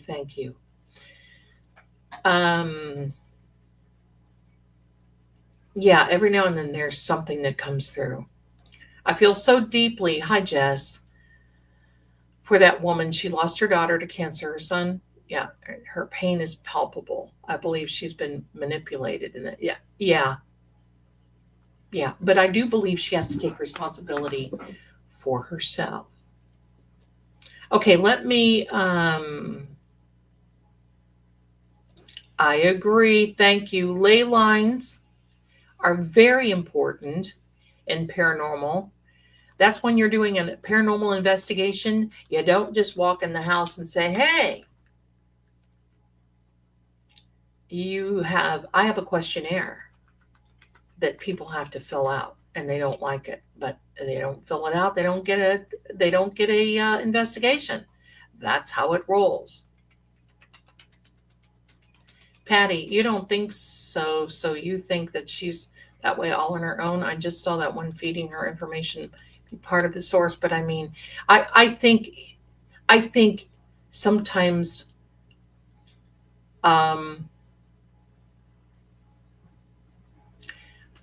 I think sometimes that Peggy, and you can be a person that invites the negative. I think that's Wildwood Dreaming. I only found you recently through this trial. I don't watch psychic content on YouTube as a rule, as most are full of it. I know. Lady Zelda, you are the only one I want to watch. Thank you. Well, thank you. That is an honor. Because you know what? I'm real. I tell people, I'm not full of the woo woo. You're not going to see the woo. If you want woo woo, you have to go on, because I just deal with it as it's, for me, it's a part of life. My poor kids, my son especially, my daughter left before he did, and he was stuck, you know. But he grew up in a time before cell phones, before internet, before all of this, and it was radio shows. Radios. I would be traveling to radio shows, traveling to psychic fairs. Wow. But I wouldn't have traded it for the world. It was a lot of fun. Patty, Zelda, when I found you, I knew you were the real deal. Some of the psychics are you can tell. I just talk and don't do anything. Well, I'm not right all the time, and it's free will. But wow, I appreciate it.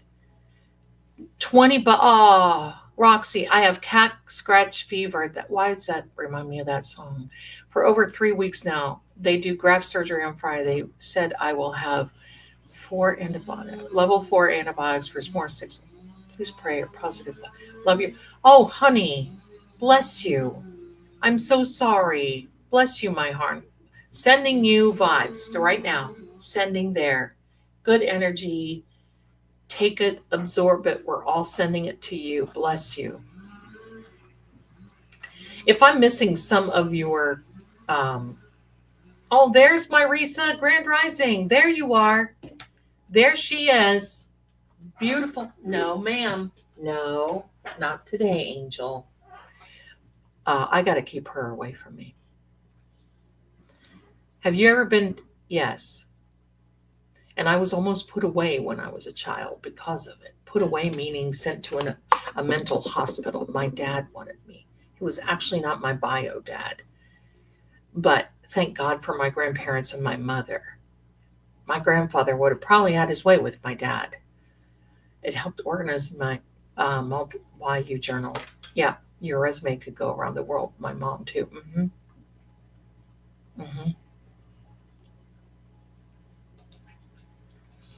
Yeah. The tablet, remarkable, right? Okay, I have to catch up. I'm seeing all this rumor. They say O'Keefe's heading back to the courthouse. It's getting to be lunchtime, my darlings. So that's probably why. But you know what? I'm going to add that to the stage because we don't want to miss a thing. Thank you so much, Mike. Thank you, my darling. I'm not nervous. I want it over. Stacy says I'm a planner junkie. There you go. Well, you know what really got me involved? Look at this. Annie is a new member. Bless you. And thank you for being here. Such wonder. Thank you. Their lunch is normally 6 p.m. here. Okay.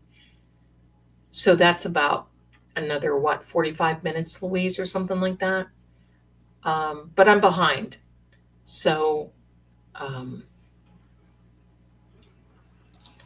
oh, Annie, there you go. Yes, for those of you who were gifted memberships, you have to rejoin.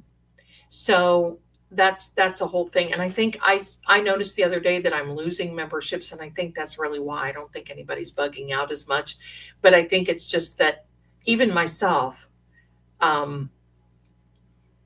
I forget about gifted memberships, and it's like, oh, I get a notification. It's like, oh my gosh. So because I'm a member on several other channels, so there we are. Let me see. I wonder what defense team do in this period, since they probably have to be close. I hear that David Yannetti has an office, satellite office, that is about 10 minutes away. And I think they all mingle there, and they talk and they strategize and, whatever. Kimberly, I have a good question for you. For months, I was referring to my cards about legal issue, nothing bad. And I thought for sure, 99% for sure, it would go my way, and it did not. Myself on it. I question myself on it. I'm going to tell you, my darlings, I can't read for myself. If you're reading for yourself, it could be picking up on another part of things. I can't read. I've tried. sometimes when I read for myself, I end up in Siberia pregnant and not really, but I mean, it's way out there. Or it's something that I wish that actually subconsciously comes through the cards. So I have another reader that will confirm usually what I'm thinking, but I learned a long time ago. I can't do it. So it could be that. But if you've been used to reading for yourself, I would read on the energy of the other side and see what the other's not for yourself, but I would look at it and say, okay, what's the energy of that situation? What can I see with that? What is coming through? That may help you. Thank you for Mama Bear for answering my call. I love this channel and great community. You are welcome. You are welcome. Let me see. Okay. Let me see.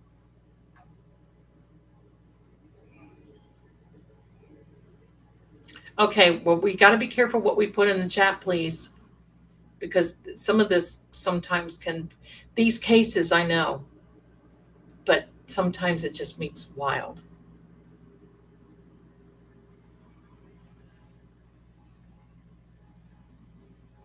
Yeah, you have to be careful because sometimes, we do have that inner voice, but that can be considered to be schizophrenia on one side. There's such a fine line. And you know what else is on a fine line? Miss V may know this. Schizophrenia and menopause. Hysteria is actually connected to hysterectomy. Did you know that? When doctors started saying, oh, she's too hysterical, we're going to perform this medical thing. And it turned out to be a hysterectomy because it was based on hysteria. Oh. Zelda, I keep forgetting to ask you, are you aware of Dolores Cannon? I know. I am. I am. She's sometimes a little out there for me, Tammy, on the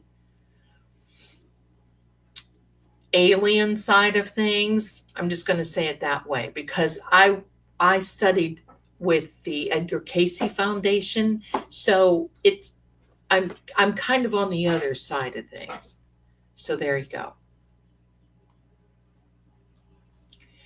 See, when I read cards, my definitions are personal. I could never get a clear reading until I threw the book away. Now I have regular clients and thrive. There you go. There you go, Wildwood. I have my own meanings of my cards that are derived from, and I have a cartomancer who called me and she's like, "But are you reading the cards? Yeah. What do you have? Ten of spades." But that's not what my 10 of spades says. Well, there's a French way, there's an Anglo-Saxon way, I'm kind of in that European Anglo-Saxon type thing. But hello, you never know. There's no news yet. Thank you, my darling, and I hope you are having a wonderful time.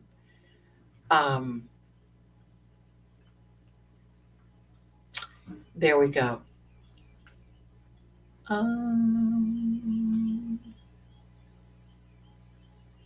No, that's right. When a paranormal team came to my house, the first time because of my daughter, the first thing the ghost box displayed was her name. You can't face. That's right. Those things. That's right. It's all a binary. It's all binary. Frequency, vibration. Where can I get the information? Heard it in the background. You can go to the psychic shop, my darling. You can go to the psychic shop on trueoracle.com, and the Rice Jar ebook is right there. It's right there in front of you. So there we go. Welcome. And for those of you who are just coming in, please do me a favor, like and subscribe. That would be such a blessing for us. And thank you to True Oracle also for being here. Zelda, even though your mom's grandmom had the same gift, I'm behind. Look at you, Patty. Oh my gosh, look at them little babies.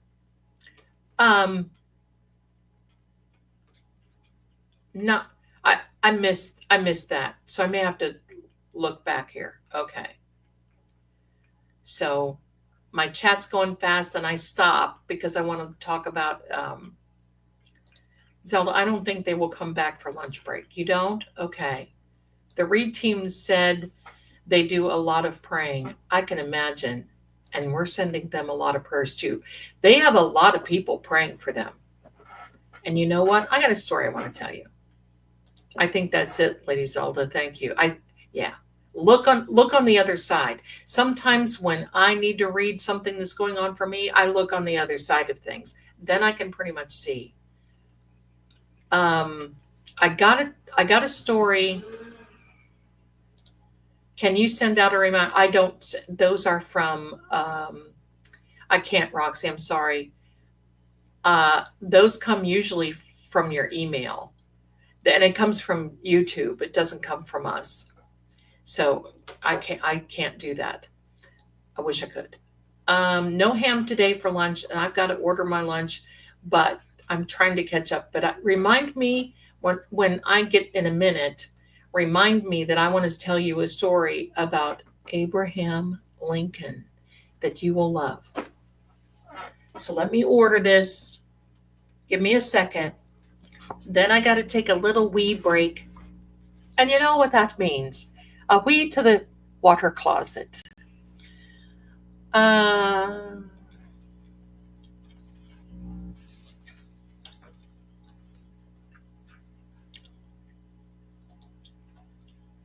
Abe was a vampire hunter.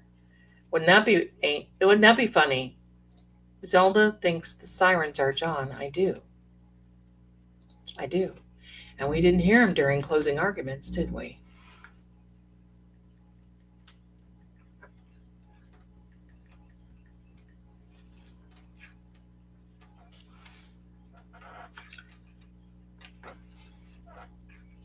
It's about prayer. It's about prayer, and it's Abraham Lincoln.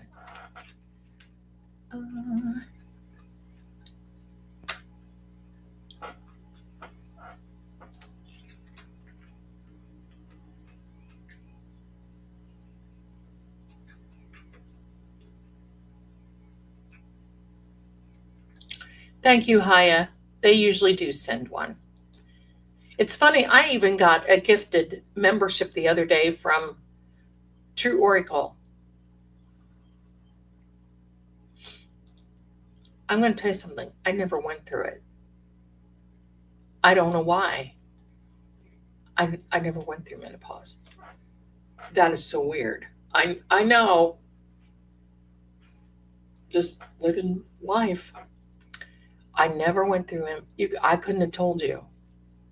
I couldn't have said, oh yeah, I went through it. Mm-mm. No symptoms, no nothing. Just went on. No problems. I don't know what it is. Weird. I thought about that the other day. Somebody was talking about it, and they said, oh, you know what it is. Sorry, I don't. I wish I did. No, I don't. But I wish I knew. Anyway, you know what I mean.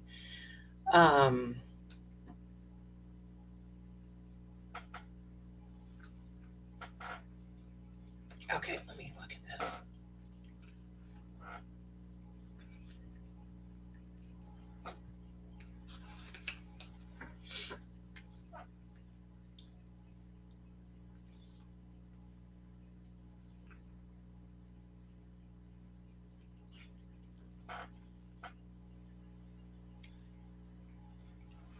I can imagine that they're praying, bless them.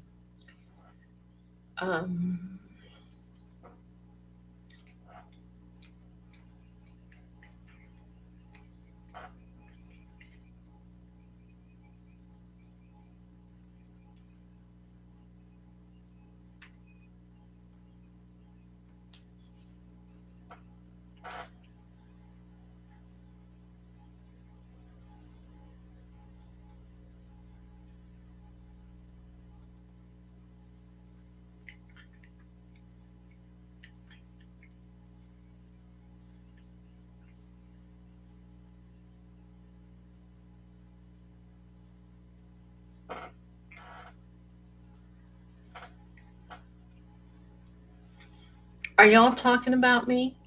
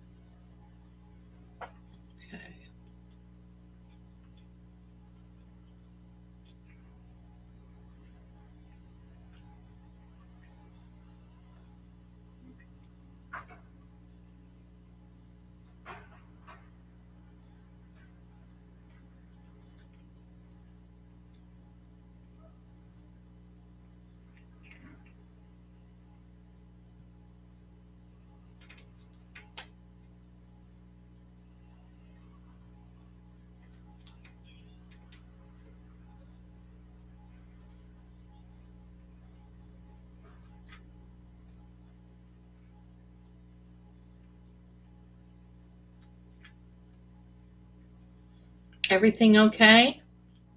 I'm glad you all are talking.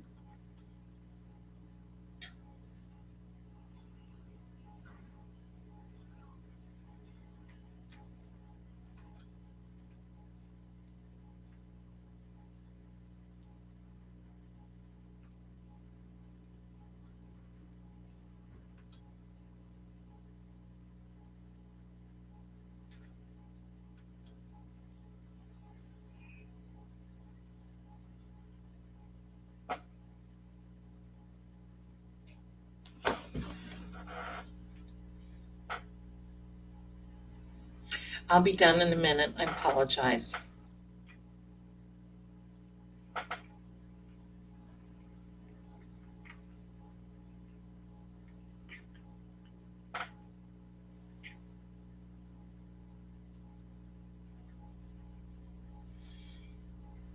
I just got to tell you, I'm so glad you all are here.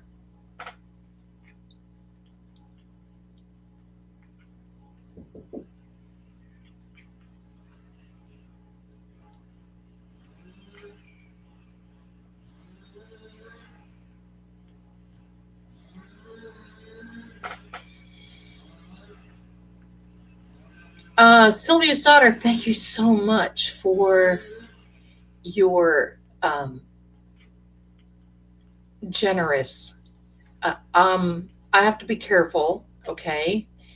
But I think that she is aware of some things that maybe Jen McCabe certainly does. There you go. Best way to the future. I love it.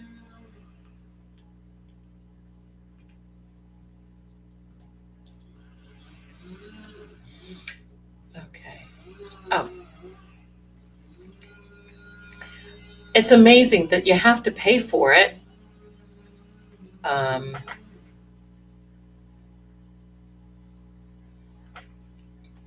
That's so funny.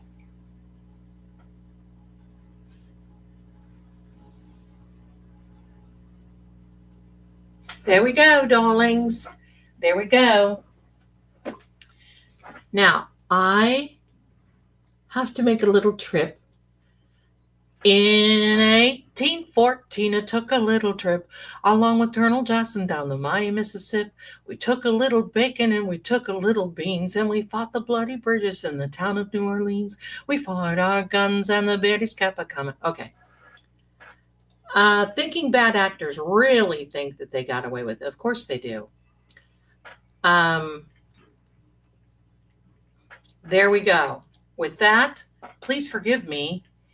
I have to take just a quick break. I'll be right back, and then we're going to talk about something that Abraham Lincoln said, which has always stuck with me. I'll be right back.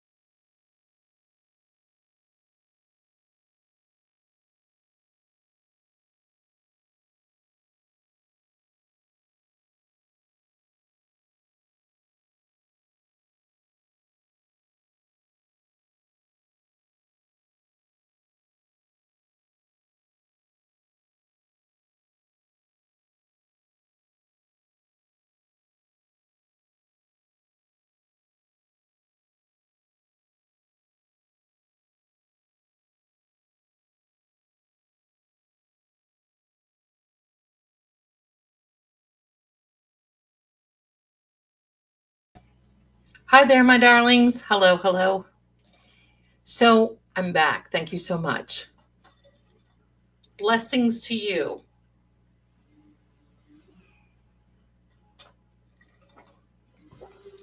Okay. A little story about, oh my gosh, I have all these songs running through my head. A little story about Abraham Lincoln. Abraham Lincoln, during his tenure at the White House, was walking through the White House, and they had generals there from both sides during the Civil War of the North and the South. And he walked through and he heard one group praying for the North and one group praying for the South.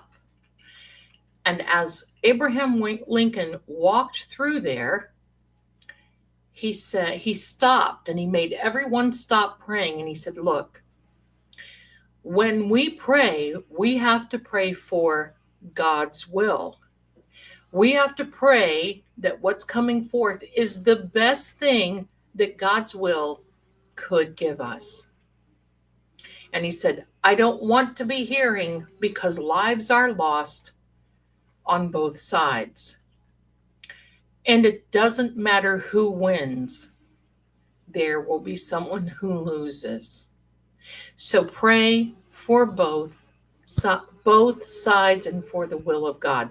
That always stuck for me, because even in this case, I'm praying for God's will. Now, I know that he wants the truth, justice, the American way. He wants truth, justice, everything to come out. And it is, and it will. And it will be taken care of. I know it is 12:35 now.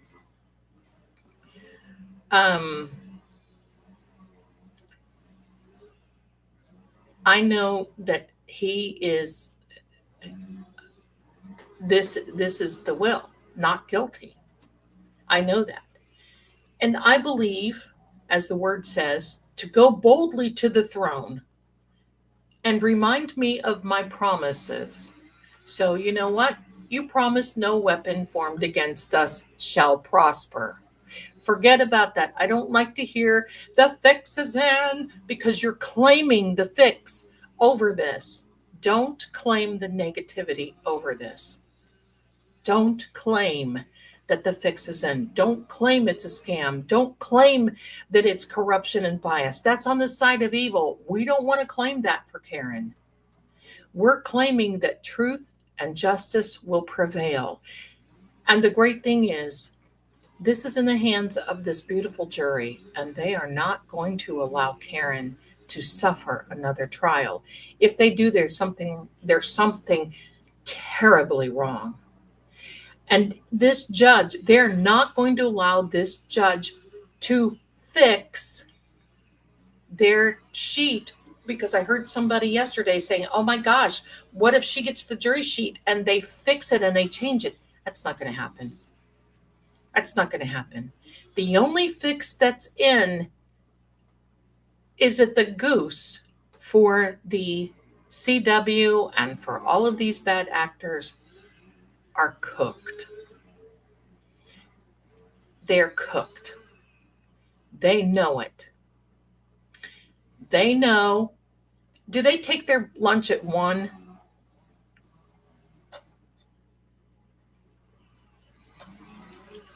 I think they take their lunch at 1, but I don't know.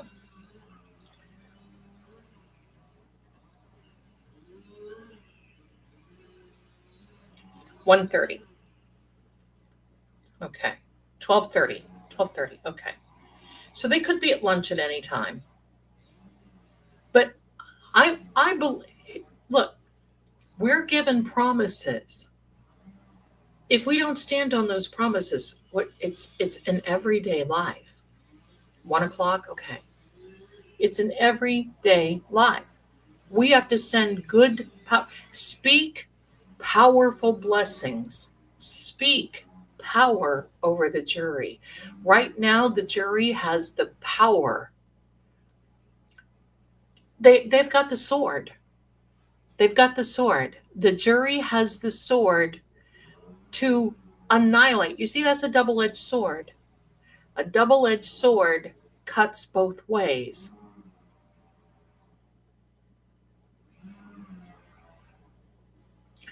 Double-edged sword cuts both ways.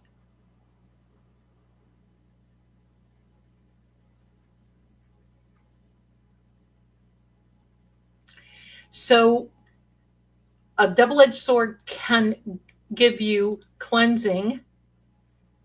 It can cut down and it can heal. How does it heal? Well, you know what? Back in the Civil War, if someone got cut or an injury, what would they do if you weren't near a field hospital? Put your sword on the heat, put the sword on you, boom, it's cauterized. It can cauterize immediately.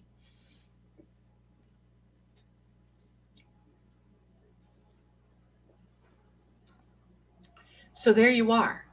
Visualize. Annie, visualization is so powerful. It certainly is. Visualize it as though it already is. I've done that many times and it works. It certainly does. And it is a powerful tool, just like the law of gravity. We don't question the law of gravity. We shouldn't question the law of God's promises. This is evil. And seriously, I've seen many times where things don't go the way we think or the way we want, but they're in the long run. When you look back, I can't tell you how many times that I've been involved with a particular situation or person, and I think, oh God, why didn't that happen? And I look back now and I think, oh God, thank you for not letting that happen, right? How many of us? So here comes at 12:40 p.m.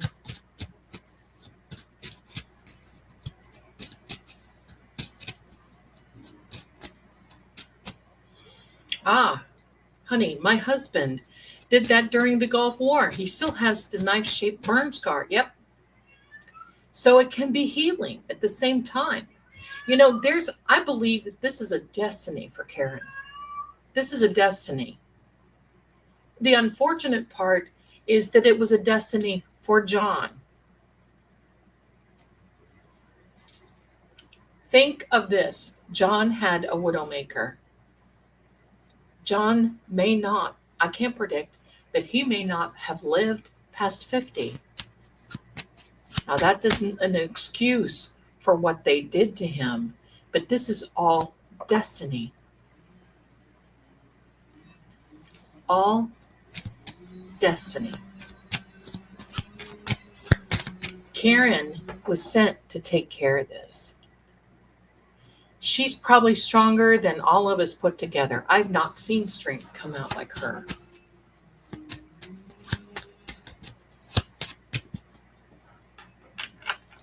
Right? Unanswered prayers. Wanting to be with someone, but then it's better that it doesn't work out because they meet the right. That's right. That's right. Here we go. I think we're going to get an answer today. In the cards told me a few days ago, you may have remembered that reading, that the 18th is significant and that the 23rd, which is Monday, is also significant. Oh, don't know if you saw that card. Flew out. Oh, Amazon is here. Look at this card. We had this just a little bit ago. Do you remember this card? 3 of Diamonds.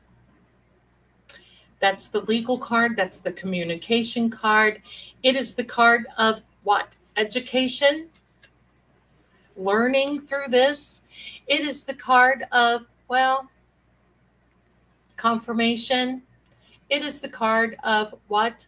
Change of a situation. Somebody just came to my door, my darlings. Be right back.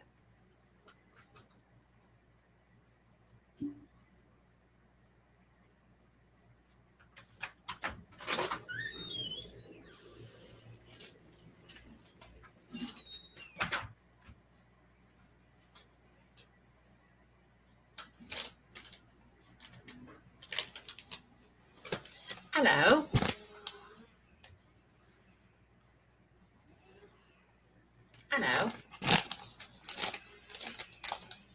I just got a package. I just got a package. I feel like the jerk. Remember Steve Martin and the Jerk? The phone books are here. The phone books are here.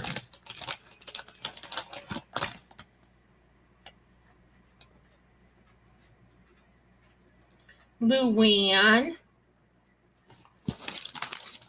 This is from Luann. Opening it now. Oh, I'm sorry. I didn't realize how these microphones pick up, and I'm so loud, and I just get going crazy.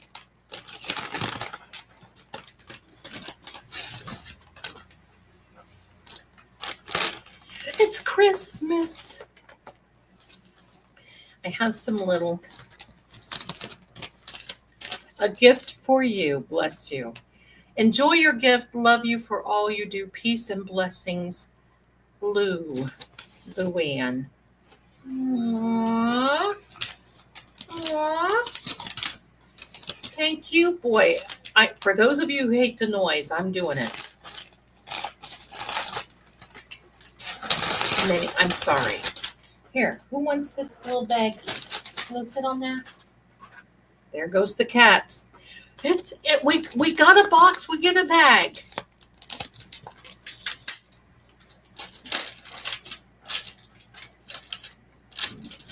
Goodbye. That was Shaggy, Jerry.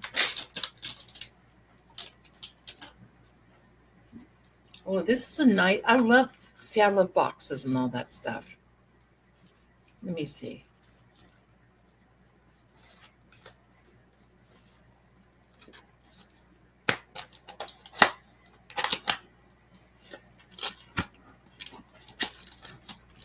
Shaggy Noodle. Oh my goodness. Luann. Earrings for days. Look at the earrings. Look. And believe me, these are so me. I love them. Blessings to you for this kind gift. Oh my heck. I'm just, see, and all these will go with black. Aren't they pretty? Oh, how many pairs? My goodness. And I love these because these are like year-round earrings. You can wear them all the time. Look how pretty and how gorgeous. Very nice. Luann, oops, I'm glaring.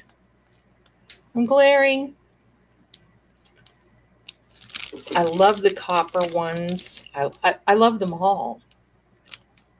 Thank you so much. They are just gorgeous. Thank you so much, darling Luann. What a blessing you are. Clerk said jury has lunch break until 1:30. And Karen Reed's retrial deliberations 11:30 a.m. Okay. Wonderful. Thank you so much. Stacy, right? Luann, you are just such a little angel. Thank you. Hiya, thank you. I always like that boho thing, right? I still carry a handbag that's got fringe. My fall jackets, I have a brown one with fringe. It's kind of a Western. And then I'm kind of a fringe nut. But I like this boho type of, easy does it.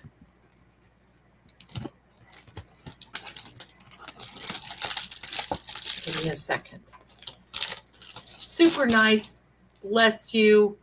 Luann, you gorgeous angel. Now, I will remember you every time that I wear these, and I was said, I need more holes, but that doesn't sound right? Hello? Rhonda, I just placed an order for the t-shirt that says, Google how long to die in cold. I love that shirt. Thank you for that, my darling Rhonda. Thank you. Tonight I'm going to, I need to make another note. More merch with sigils. Tonight I will be making the merch with the sigils. Very nice, my darling. Very, very nice. Thank you so much. Jury moved up their lunch by 20 minutes.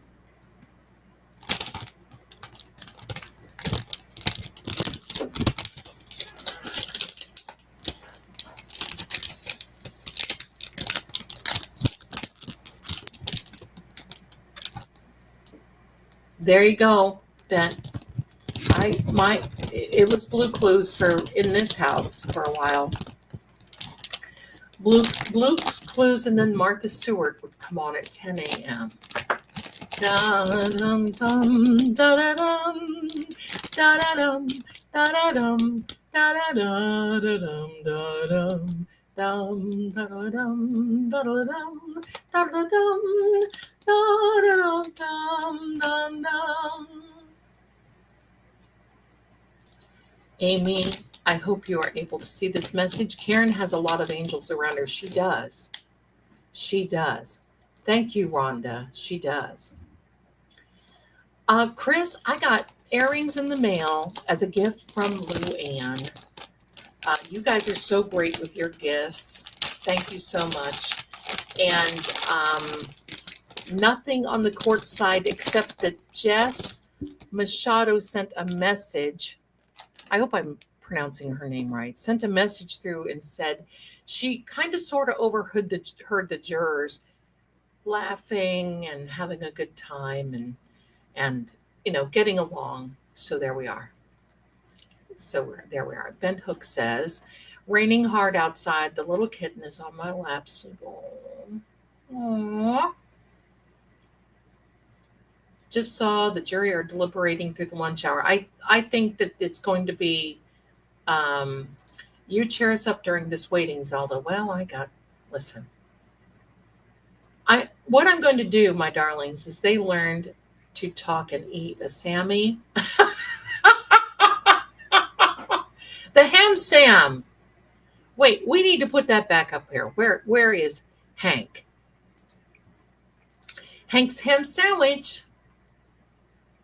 Come on. Surveillance special. It's him from Hank Breenan. Buy one, we film you anyway. ARCA approved. I'm going to put this, but I can't put his face. But I've got a likeness I can put on there. So Henry, you're cooked, buddy. I'm going to put that in the merch store. So there we are. There we are. Very good. And of course, we get that same card out. The 3 of diamonds twice in one day. That's pretty good. That's a confirmation. Change is coming. They are about to change things. They may have changed the verdict slips again. I don't think so. Have lunch. Shona says, hello, Shoni. Shona Lee, I apologize. I didn't mean to say that about your name, but Shoni is so sweet. And it's an endearing thing. Shona Lee, have lunch and then come back with a not guilty, please. Shona Lee is our Aussie friend. Where did the Hank's ham sandwich come from? It's available somewhere. This is mine. I made this. The Hank's ham sandwich is because Hank, during the prosecution, during the ARCA, Dr. Rentschler started asking him, well, I saw you having lunch. You were having lunch with the defense. And Dr. Rentschler says, yes, I was having a ham sandwich. Oh, you were having a ham sandwich and you did this and this. And he said, yes. And then I went and stood in the corner waiting for my ride to the airport. Oh, and it's almost as though I wanted to say, what is this, a Hank gate? You listening in on the lunchroom of the defense? Hello. Love this. So we all still call it Plymouth Plantation. Okay. Love this Hank's Hammy said. Belly laughed so hard when I first saw it, right? Hello.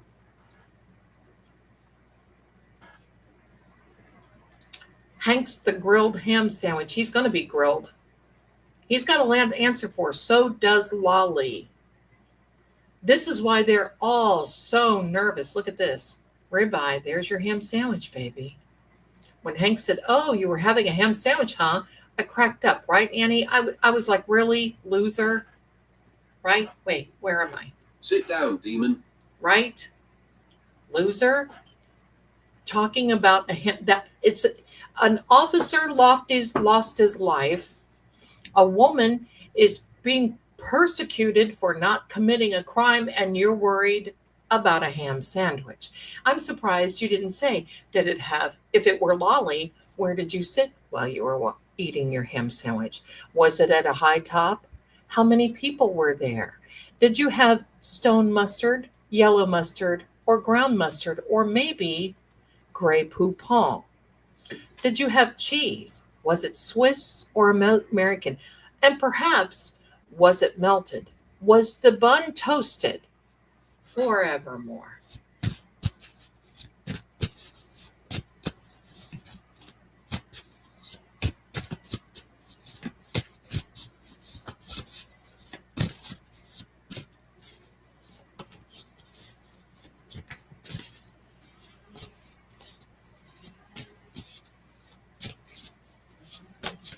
Oh, I love this ribeye. How many times did you chew? I would have said, I don't chew. Do you chew? This, we're close to a verdict because this card just fell out. Let's get one more.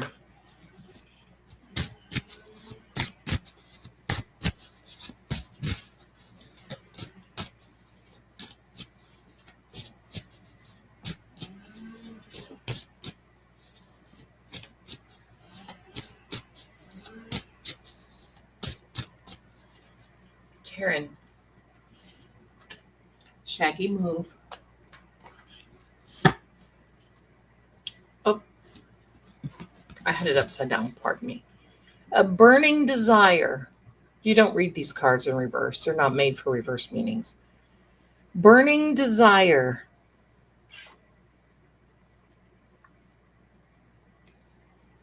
Go. Burning desire. So they want to get this done. The two cards that come out. 3 tell the story.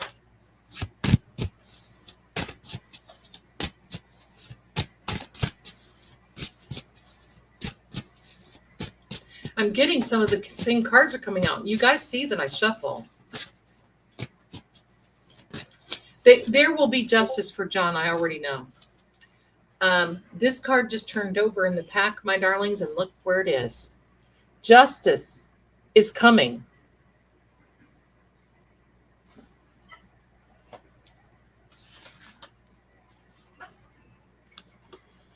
They have a burning desire to get this done.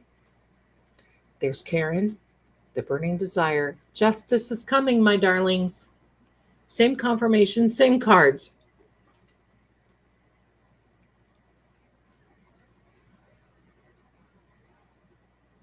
John will have, he will have justice.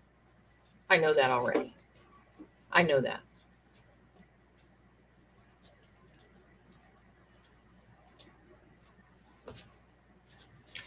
Yeah, Luann, you may be right, my darling. Wouldn't that be funny?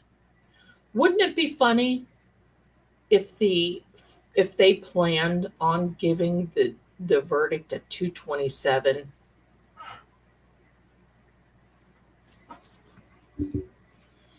That would be no worries, my darlings. That card looked like dragon fire. Yeah. This makes me feel better. I hope so, Wendy. Justice is coming. Wouldn't that be perfect at 2:27? There you go. Got your answers. Let me check on my food.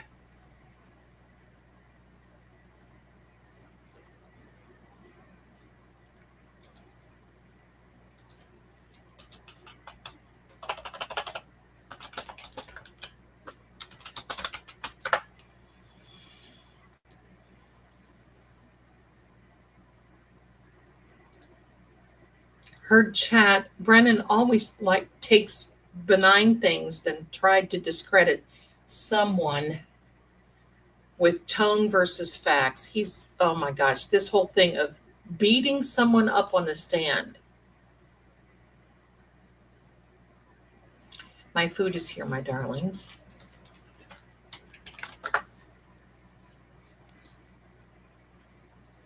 What's for lunch today? Japanese hibachi. I'm having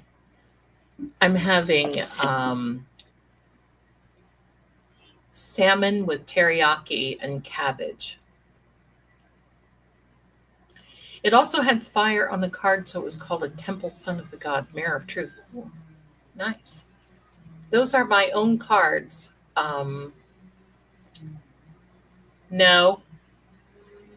No, not interested. That happens over there. Thank you, though. People come in and they feel like they can just take over things.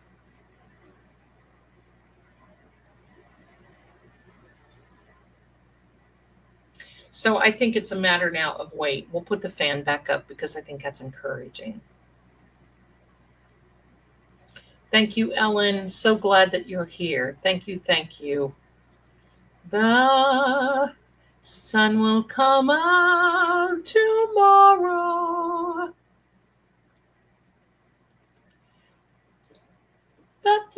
Oh, I want to show you the law firm of where Hank is working currently. I don't know if any of you have seen this, but this is the law firm. I don't know if you've seen this or not, but this is Hank's law firm. Dewey, Cheatham, and Howe. There we are. Brought to you by the law firm of Dewey, Cheatham, and Howe. There you are, my darlings.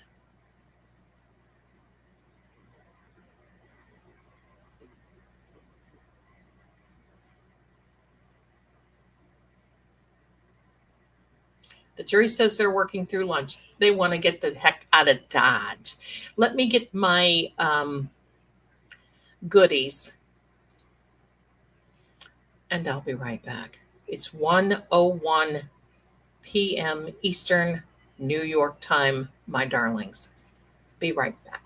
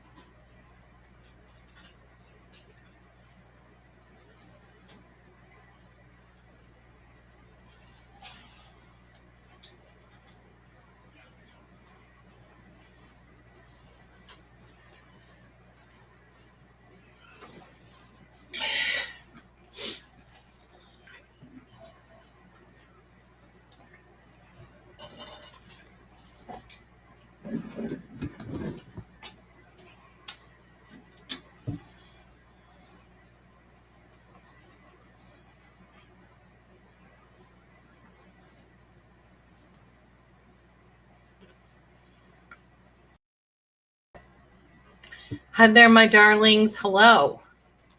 Thank you. I'm just catching up on everything that you all are doing. Let me set this down.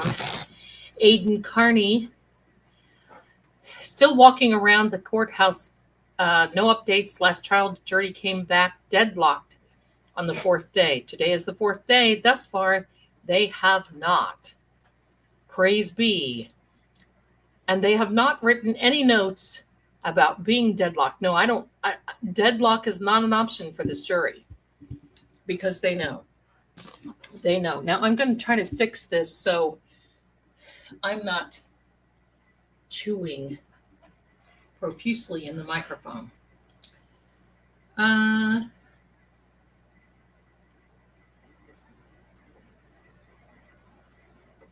Thank you to each and every one. Let's hope that ice cream truck just went through the buffer zone. Oh my gosh. Would that not be hilarious? It's over after lunch. That's right. I believe it. Hang tight.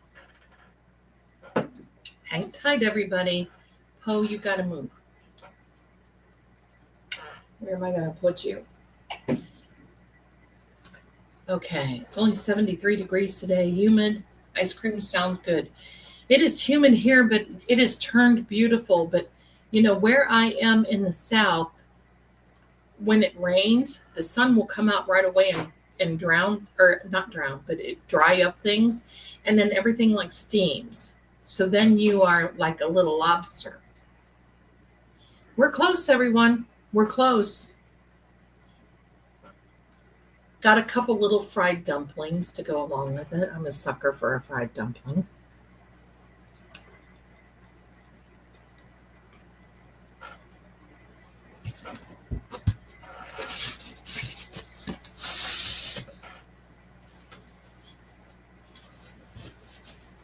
Captain Harris, it's 88 degrees in Florida.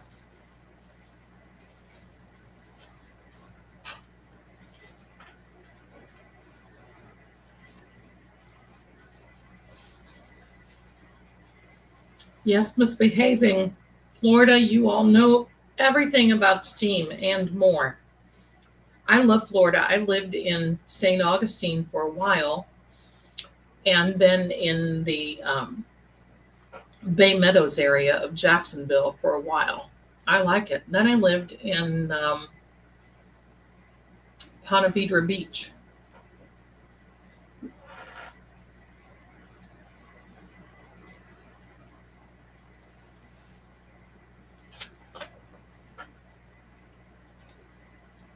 Mystical Magic, thanks for being here, my darling. Boston has been cold, 60 degrees.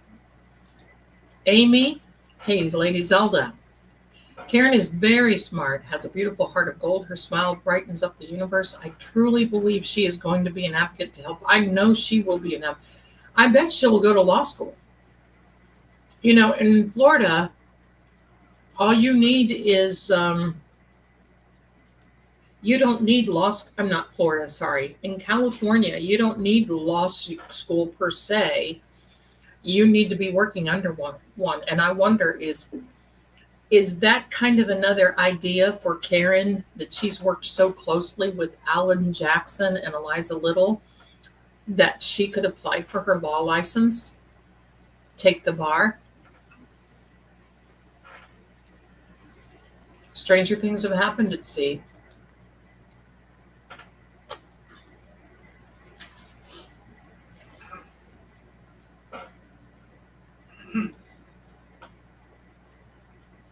I don't think that was I don't think they talked too much about being deadlocked yesterday at that conference, if you want to, the questions conference. Yeah, Florida fan. Ponte Vedra Beach is beautiful. I lived there for a little bit while and then went further south just into St. Augustine.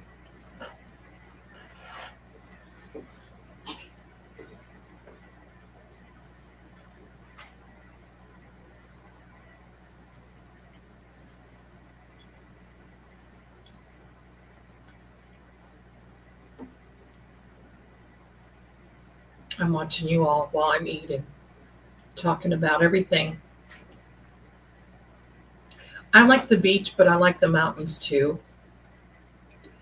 And so I think I'm choosing the mountains, but you never know. I may be beachy one of these days. Patty says, I bet that Karen could go back to her old job too. I don't know. Fidelity is where she came from. And even though her license would probably be okay, there's too much, what do I want to say? There's too much attention to be drawn to this.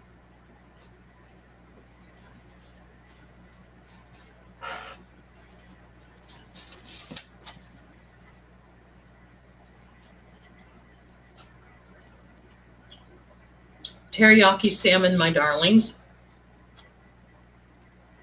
and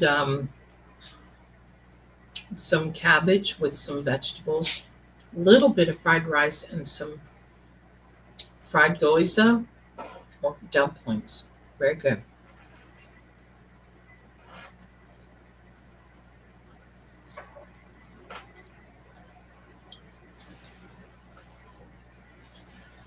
Thank you, Miss Lady Zelda, for acknowledging me with the pain I'm going through right now. I ordered the full. Okay, my darling. I saw it. You got an enhanced reading and you got a moon phase report. I'm really hoping you can give me some answers. I really appreciate it. I'm sure we can get you some answers. I'm sure we can get you some answers. Thank you, darling. I'll get that out to you ASAP. I love chicken chow mein. I do too. I love Asian food. Who is not but 2 hours from St. Augustine? Let me see. No, you may not. It's like, oh, mommy, you've got food. Let me just come up and walk right through it. Rhonda,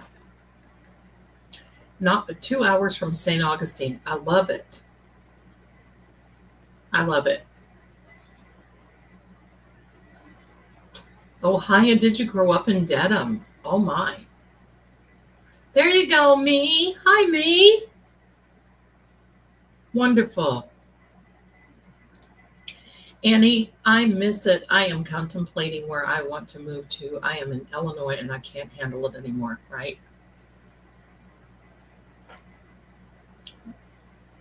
I get it.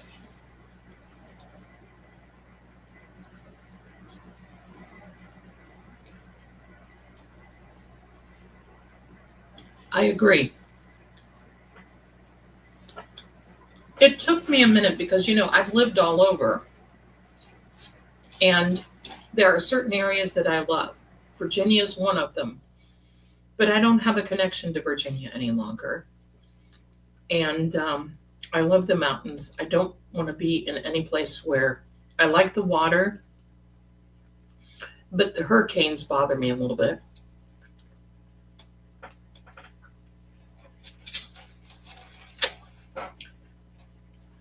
I love it. Misbehaving. We live in WBP, South Florida, but we have a house in Citrus County and a house in Brevard County, 2 hours south of St. Augustine. Yeah, I like that. I love that whole historical. I love living in a historical town and historical place. That's my gig.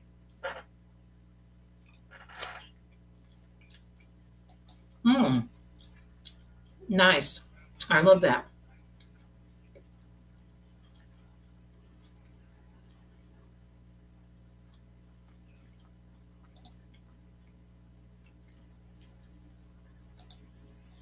All is well.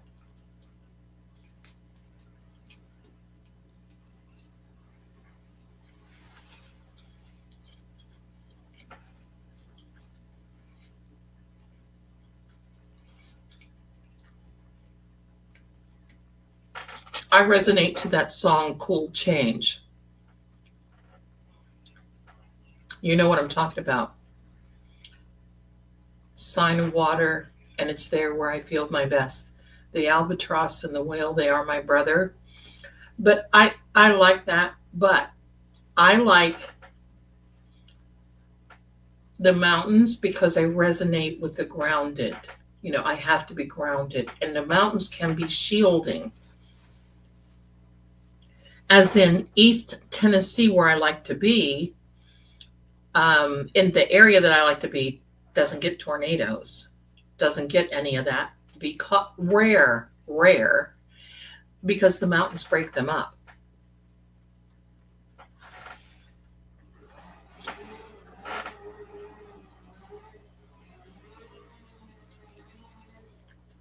Lou Ann. My son says that I try to pick places that are close to casinos. I love the energy of a casino.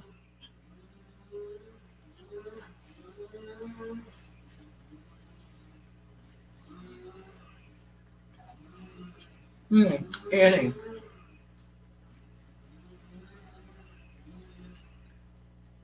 Yeah, I hear that in Illinois too. And I want to be in a state with no state tax. Right now, I'm currently in a state with state tax, and it's kind of ridiculous.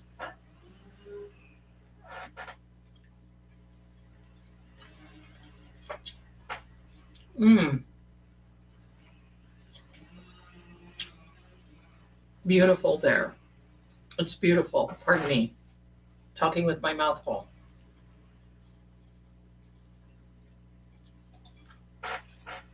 There's my girl. Prosciutto sandwich from the Italians. Lunch. Don't worry. She's got this. The juries and the jurors are smiling and happy today. All is well.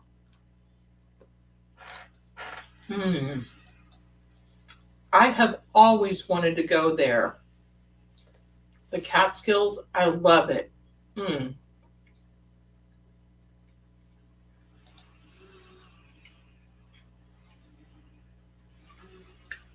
I get it. I want to move to Tennessee, but my mom won't move with us. Can't move that far away from my mom. Maybe someday, honey. Maybe someday. Time for a cool change, right? Now that my life is so prearranged, I know that it's time for a cool change. Well, I was born in the sign of water, and it's there that I feel my best. The albatross and the whales, they are my brother. I love it. See, you are my people. You are my people.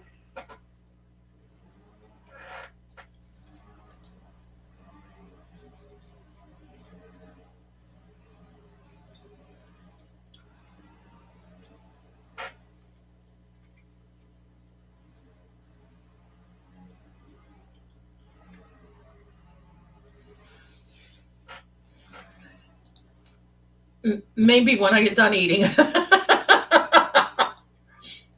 That gave me chills. Oh my gosh. I love that song. Hello. Zelda, the last email I found it is true. Okay. Yes, someday my mom says, don't hold my breath, my life, and I don't know what to do but it's easier than said. I know. It's hard when you know that you're called to a particular, you go girl, AD is fact checking. It is hard when you know you're pulled to a particular place and yet you have love pulling at you as well. We need an ice cream truck about now. You know, yesterday they flooded that area with black helicopters. Hello.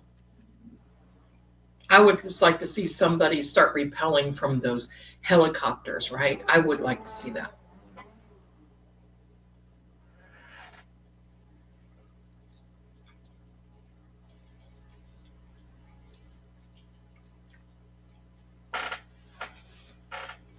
The taxes in Tennessee are very good, and so are the property taxes, and no state tax. And I have people there. So I just need to know where in Tennessee that I'm going.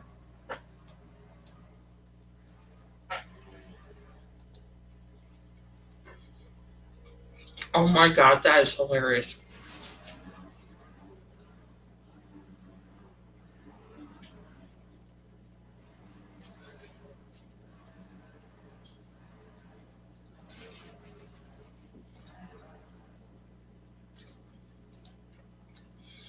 Yes, it is.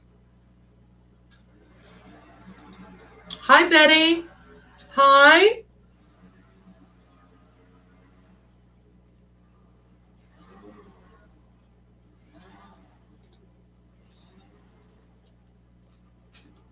Boy, somebody's gone to town over here with this chainsaw. They have been running this chainsaw since hello.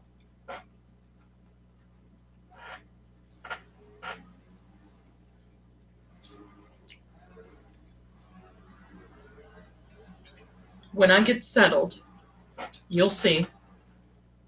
I'll show you, because there's a lot of paranormal activity that I want to visit. So I want to do something there is some tourist attractions in Tennessee that I want to go to do some paranormal information. And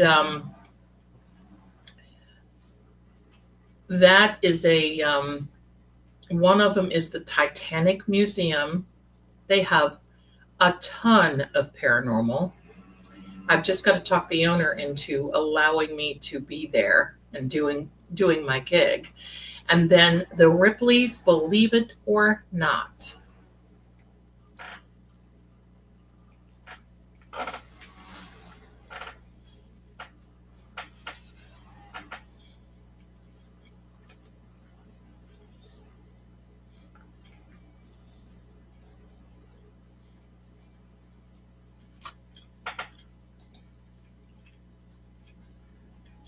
There's a lot. No, my darling, there's plenty of room. Come to Tennessee. There's plenty of room for you.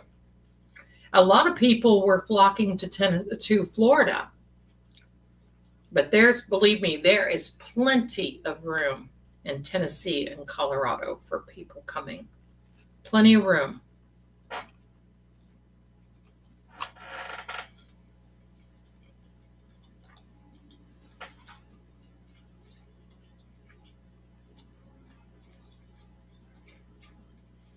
This is sign language for love. And they were put on a court order that they could not be loud and make any noise. So Karen said, do the hand gesture. And that's why you see Alan Jackson and all of them hand gesturing, and Karen as well.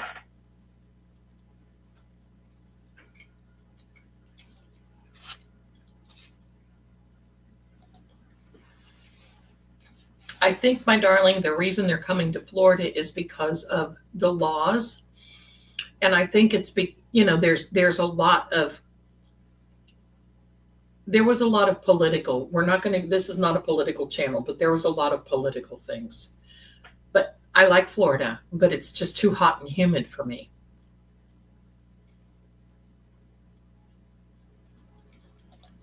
Risa says, I love you. I love you too, Risa, you darling. You little sweet, gorgeous girl.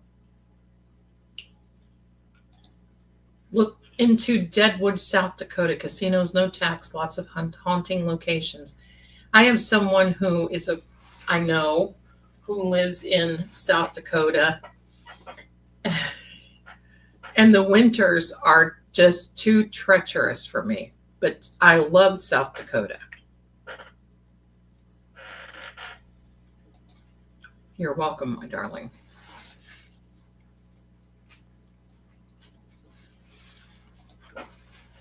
Beth, she has them already.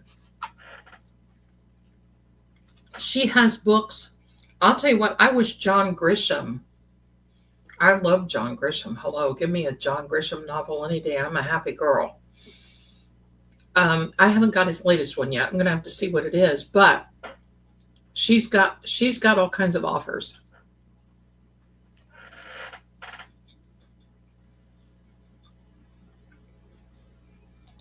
Mm-hmm.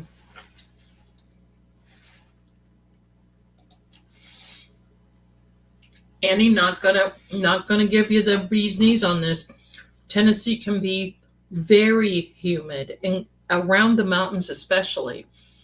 But the offset for that, for me with that, is it still has the change of seasons, like the really deep fall colors for the leaves, and the winters are extremely mild comparatively. So that's one of the reasons.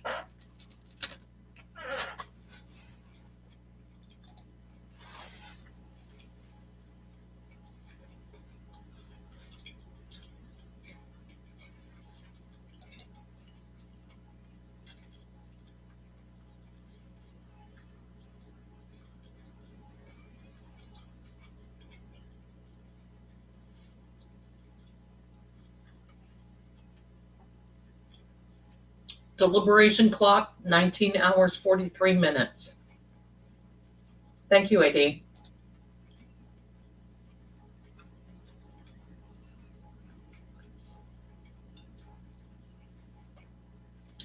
Tammy, for all in this chat in Zelda, when you come across somebody that's in your circle or even indirect circle who strongly disagree, and make it clear, for example, with Karen, when you know the fact is that, and I think you've got a part 2 here, maybe. I'm looking for it.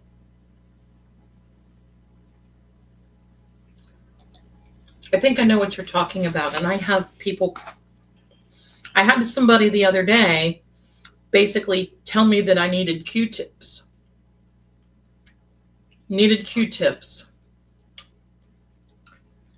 Because I was not hearing that Karen said I could have hit him. And you know what? What I do is, because everybody's entitled to an opinion, but I don't argue with anybody. If they have an opinion, now, if they want to get ugly, look out. But I just don't, I don't allow people to pull me into their drama about this. There we go. So I don't know.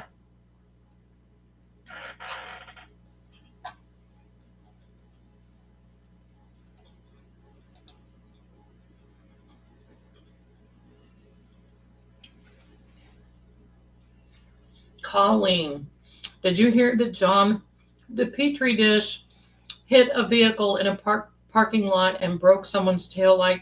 Oh my gosh. Well, we need to paint his arm blue since he likes that sort of thing. Thanks for sharing that. Beth. Women are swamping Vinny for pics. This woman would not be. I would be like, well, whatever. He's not my cup of tea.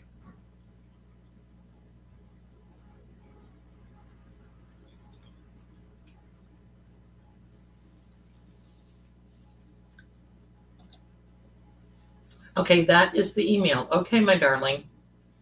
Give me a second.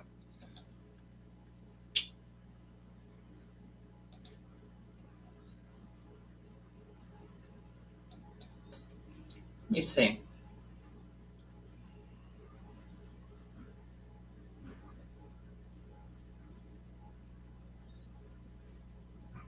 Oh, I heard that. I don't know. That's what they were just talking about, hon. I don't know. I don't like to put stuff up that I don't know. But let's take a look here at, while we're looking.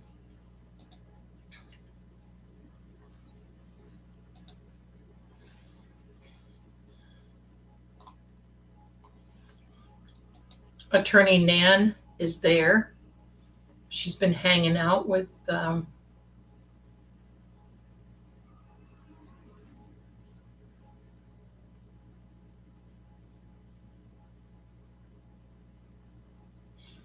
boy. The trolls are starting already.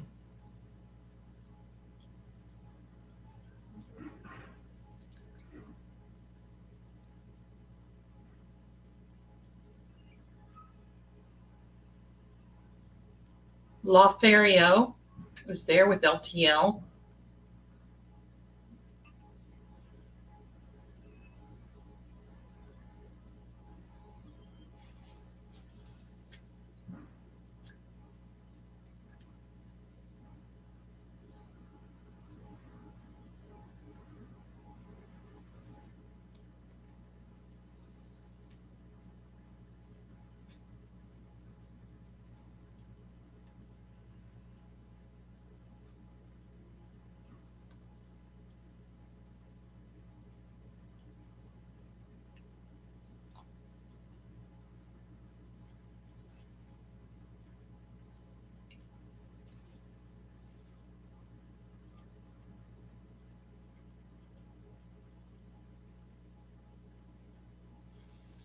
Yeah, nothing yet, my darlings. Just we're just watching.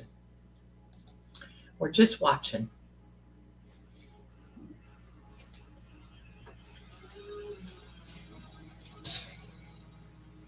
CPU Tommy. CPU Tommy had a post on the John DePetri dish hitting the cart and said that it was a hit and run. I don't know.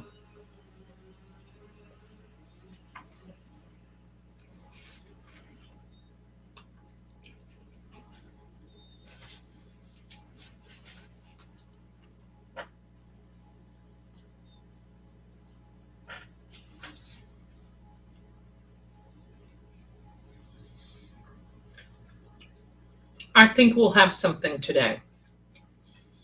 They don't want to be going home and coming back on Monday. I mean, there's a possibility, but as of right now, the cards show that we will have it before the end of the day.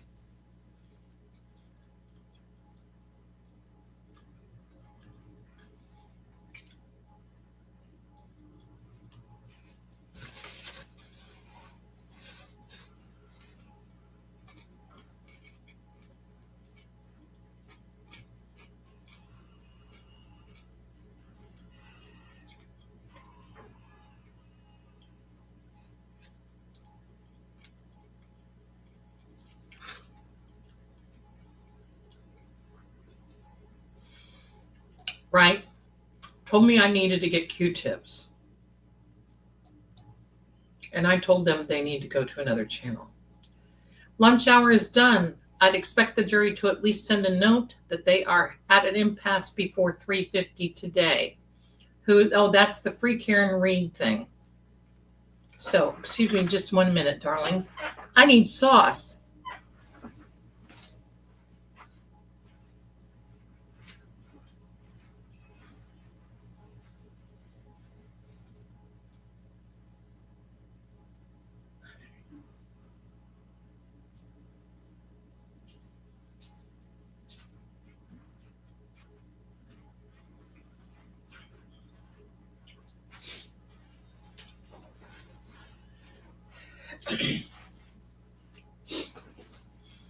Thank you.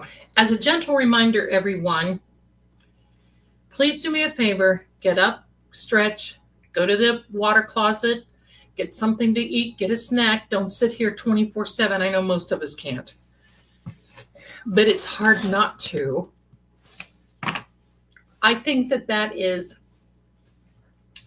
that's one of the fan groups saying that, and it's only because that they're thinking of last year when this happened.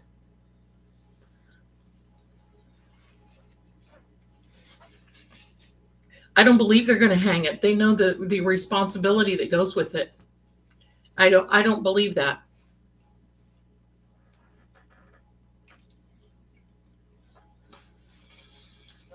Jilly Tots, you're perfect, honey. Don't worry.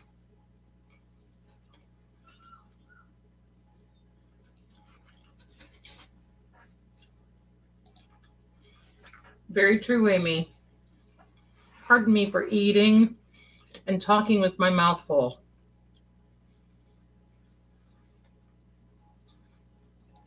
There you go. Go on, go for it, my darling, misbehaving. Go for it.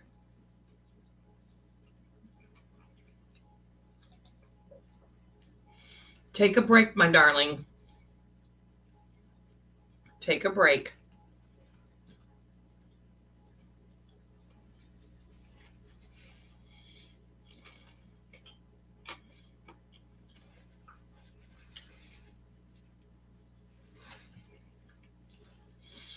Elizabeth, you're a stitch, my darling. Look at you two beautiful people.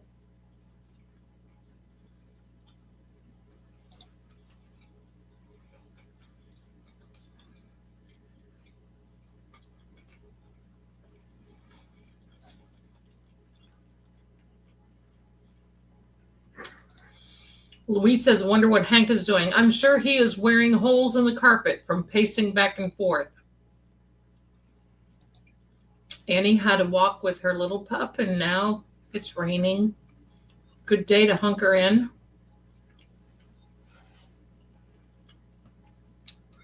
I'm telling you guys, I love Asian food.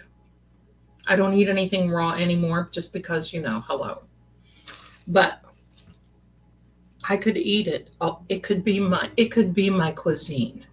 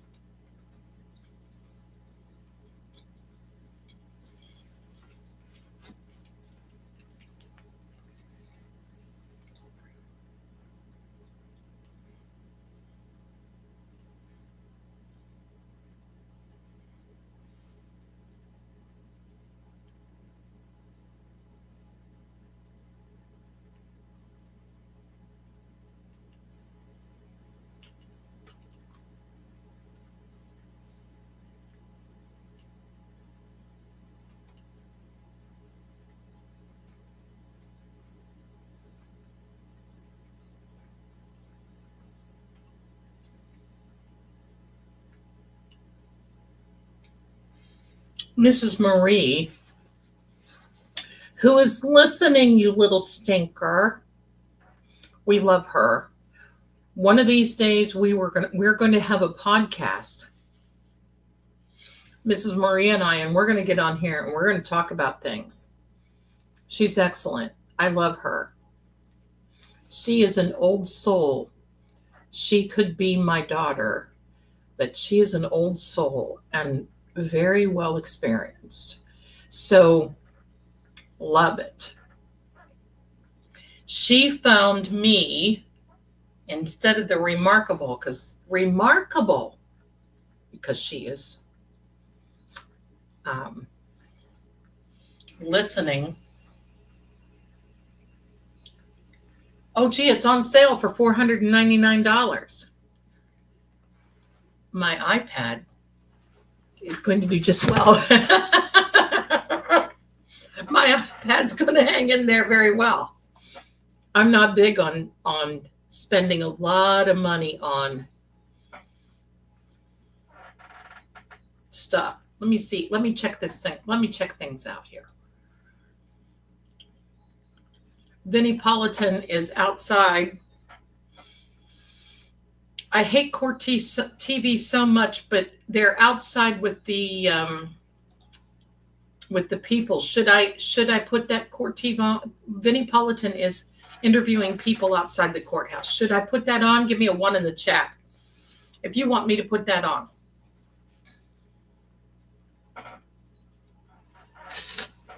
He's interviewing people outside the courthouse. I hate Court TV, but it's got the clock and it's,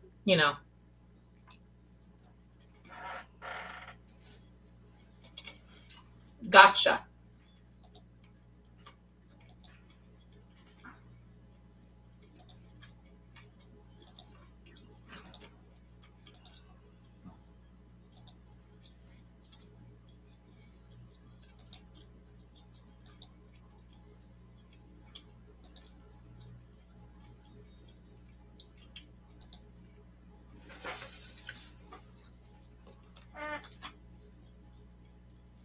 get hundreds and hundreds of people together and they have something in common and they're speaking.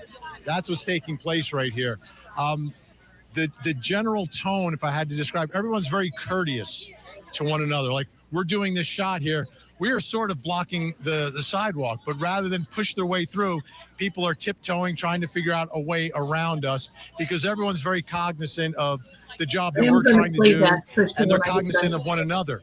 If there's someone who has to get through down the sidewalk, you'll hear people scream, sidewalk, sidewalk, sidewalk.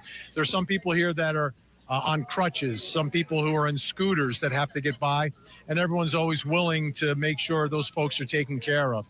Starting to see a mixture of folks, as I mentioned, from young children of people who are here to middle school kids, college students showing up now, and of course you have the people who have been here for 2 years.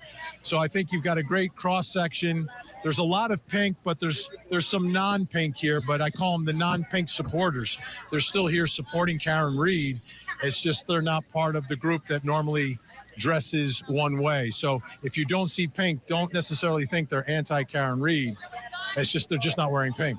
I mean, that's all it is. That's the answer to that question. Hey, The Vinny, I got a intensity's question building. for you. The intensity's building.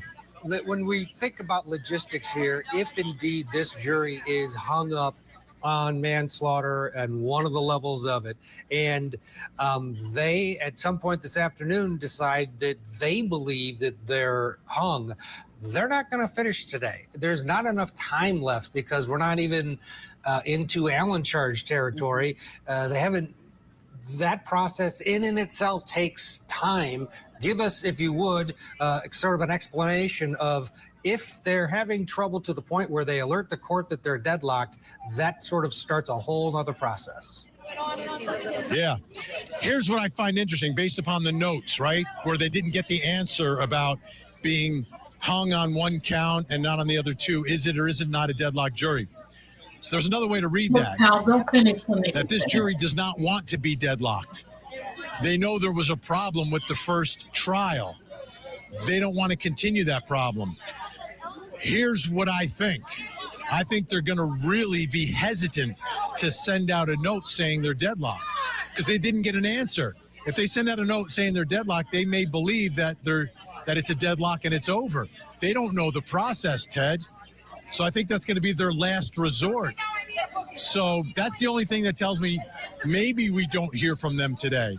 If they're deadlocked, even on one count, they don't know that they can return a verdict on the other two because the question wasn't answered.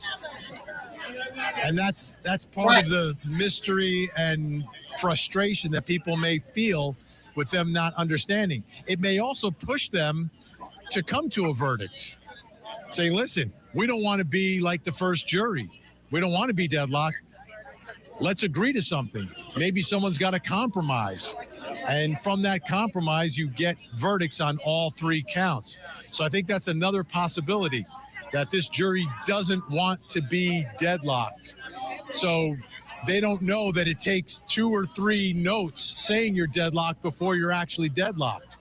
And deadlocked on one count is not deadlocked on 3 counts. I know that, you know that. There was another one, darling. Folks out here know that. The viewers know it now. But that's okay. But I don't know if the 12 who count That's actually okay. know that. Thank Like you, the Dave. 12 who should know the answer to There was that another question one that came at me don't have big the answer time. to that question. Absolutely right. It could be a standoff. Judge Cannoni not wanting to have a mistrial at any cost, so she didn't want to answer the question, and the jurors not wanting to have a mistrial, so they don't want to send any other questions that are definitive. And here we are, and we continue to wait. Vinny Politan, thank you so much for all of that. We are going to squeeze in a break. Keep in mind, folks, anytime we could hear an announcement there on the ground that we have a verdict or that we have another question. I feel like at this point that would be as big a news because we want to know what these jurors are thinking and what happens next. Don't go anywhere. You're watching Court TV, your front row seat to justice. Tonight on Closing Arguments, it's Verdict Watch in the Karen Reed retrial, and we're live outside the courthouse. We'll be unpacking the pivotal moments as deliberations continue. Closing Arguments, tonight at 8/7 Central, only on Court TV. The WNBA is on ice. Friday. Okay.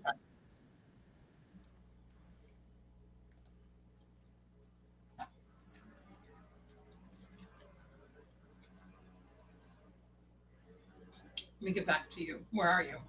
Okay. I have an idea.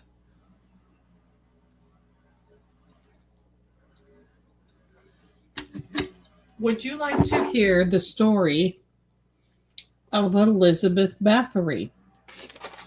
Elizabeth Bathory was the famous female vampire, the real one. Would you like to do that? Would you like to hear that? Give us something to think about. If you do, let me know. Put a 1 in the chat.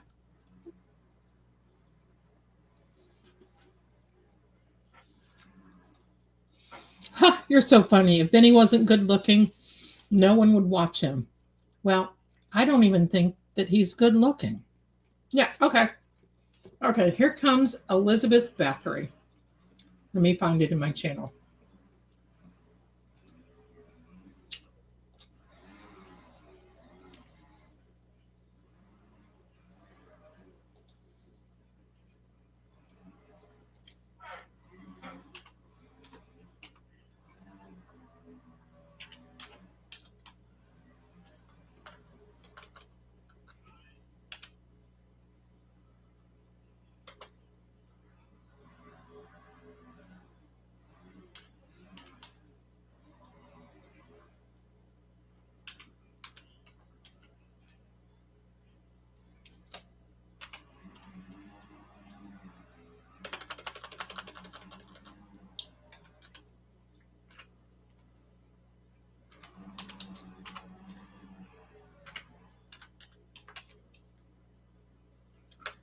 I'll find it, I promise. It's got to be under my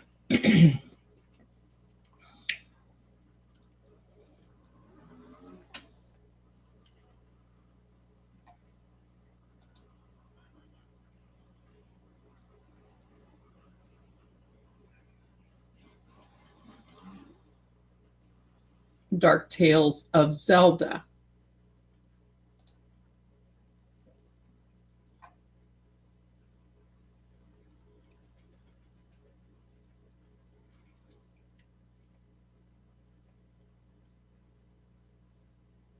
I have scary stories in here, my darlings. This would be something else.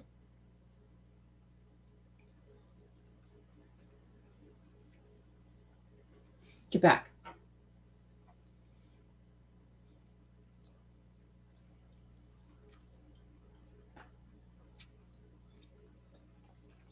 I know it's got to be in here somewhere.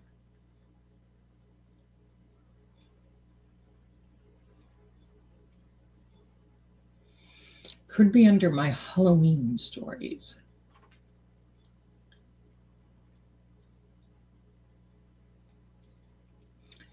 There's a story about a murder in Maine. Let me do this.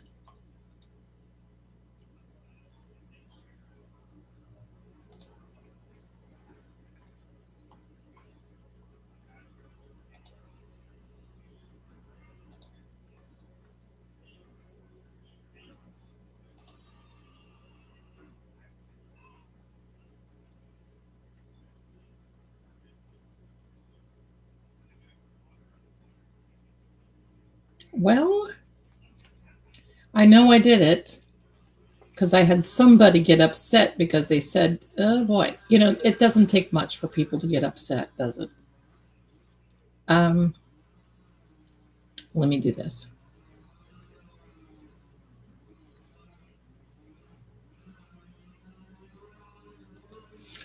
Let me look again.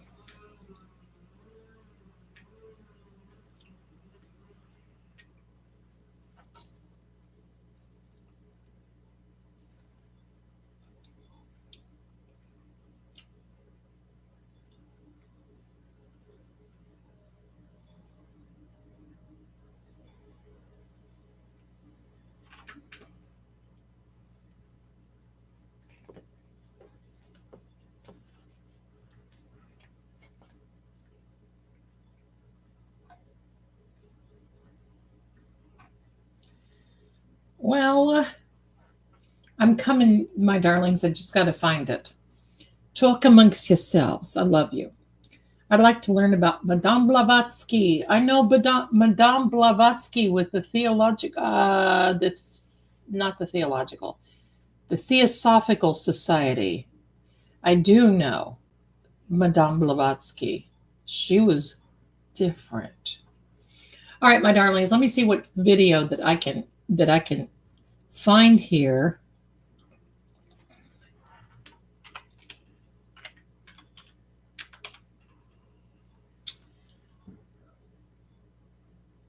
Here it is.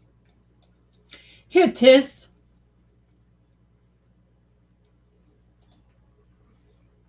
Hold on.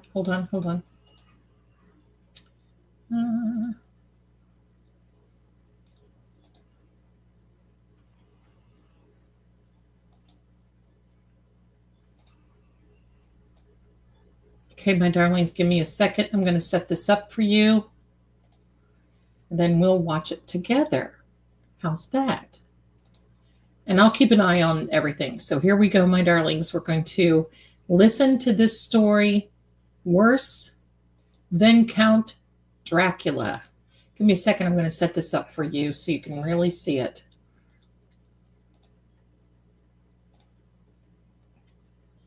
Here we go. Uh-oh.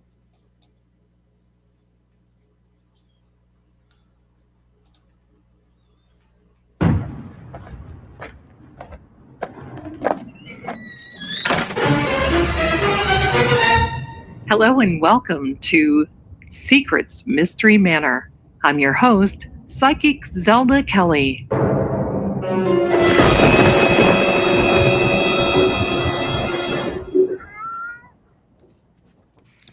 Warning: this podcast may contain sensitive material. It is intended for mature audiences only. Viewer and listening discretion is advised. Could there be anyone worse than Vlad Dracul, which is Count Dracula from Transylvania? Well, we may have found a young lady. Yes, that's right. Some of you may have never heard of her. But in the meantime, my name is Zelda Kelly. I'm with PsychicSecrets.com, and welcome to Secrets Mystery Manor. This is a very gruesome story and a very gruesome tale. And from what I'm understanding, this could be the reason that Bram Stoker wrote Dracula, and not because of Count Dracula or Vlad Dracul.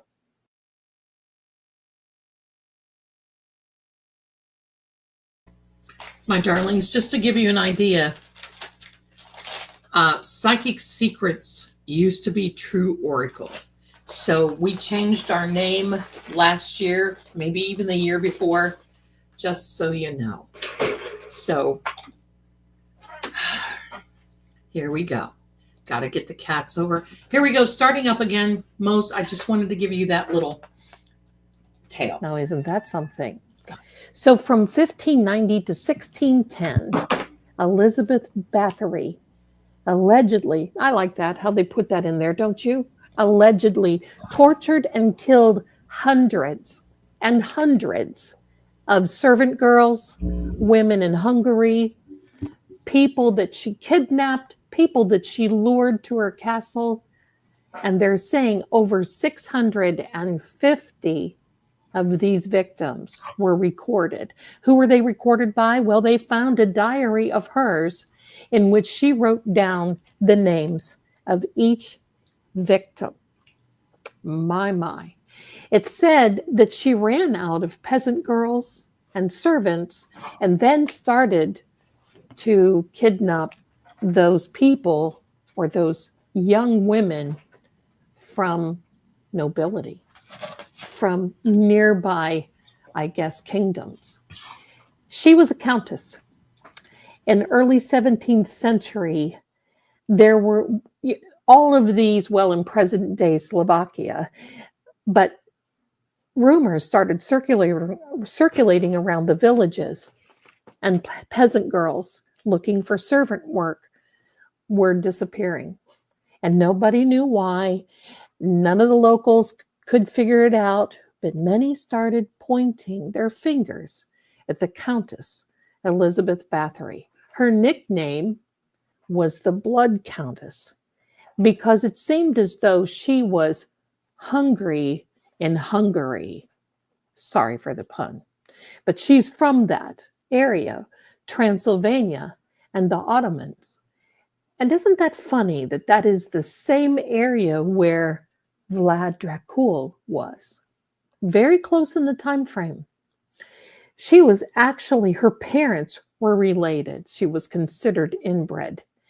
But she called her castle, and I cannot pronounce it, so just bear with me. All right. She received a castle as a wedding gift from her husband, the Hungarian war hero. Now, I can't pronounce this one either. I'm going to try. Forgive me for butchering this. Ferenc Nadasdy. That's close enough. We're just going to call him Ferenc, okay? So Mr. Ferenc, King Ferenc, Count Ferenc, in 1578 had become the chief commander of the Hungarian army. And he was on a campaign against the Ottoman Empire. You see the correlation between Vlad Dracul? Did the same thing. Left his wife in charge of his vast estate and governing the local populace. She had a lot of power go to her head. That is for absolute sure. So at first, all appeared to have been going well under Elizabeth Bathory's leadership and rule. But time started rolling on, and rumors that Bathory tortured her servants began to spread, and it spread through the villages. And when Bathory's husband died in 1604, these views became much, much more widespread, and people started to point the finger, and man, oh man, was it dramatic. The killings started to become more and more and get worse and worse. And not only was it young girls, it was also women who entered the castle. They were not permitted to leave. As of today, she is infamously remembered as the Blood Countess. And it's because she was accused, allegedly, you know how that is, of killing 650 girls and women in the Kingdom of Hungary. If this is true, which I believe some of it is from everything that I've dug around and nosed around and looked after, she is most likely the most prolific and vicious female serial killer of all time. But not everybody is convinced that she is guilty of these crimes. Okay, so let's go back a little bit. Elizabeth Bathory was born August 7th of 1560 in Hungary. She had a noble family. She knew a privileged life from an early age. And basically, some were saying that that is what fueled this really horrible lifestyle that she really wanted to have. So, according to the documentation, the witnesses, and those who investigated, and yes, there's an investigation coming, the crimes of everything took place between 1590 and 1610. And after her husband's death, everything, well, that was after 1604, it just really, really amped up. She really turned the volume up and basically said that she targeted poor young girls and young women and lured them to her castle with the promise of work as a servant. But she didn't stop. And she wasn't going to stop. And I think that she would have gone on for years and years and years. Basically, she lured other daughters of the gentry who had been sent to the castle for schooling and education. And she also kidnapped local girls in the area that would never, ever, ever, ever, ever go to the castle with their own free will. So she evaded the law because people started becoming very suspicious of her. I mean, after all, right? People go to the castle, you say, hey, I'm going to go up to the castle. I'm going to be a new servant, or I'm going to get an education, and you never return and you never hear from these people. Well, people, families, and even nobility started becoming more and more suspicious. She killed multiple victims of noble birth, and that's what got the authorities interested. They should have been interested with all the others, but the fact that she started getting the authorities interested because she was killing girls of nobility, well, that's a different story. Now, the turn takes a very, very interesting turn here. A very interesting sideways path, if you will. So there was a Hungarian king, Matthias II, and he was informed of all this was going on, and he kept watching and watching and watching. He sent his high-ranking representative, Georgi. I can't even pronounce his last name. Forgive me. So we're just going to call him Georgi.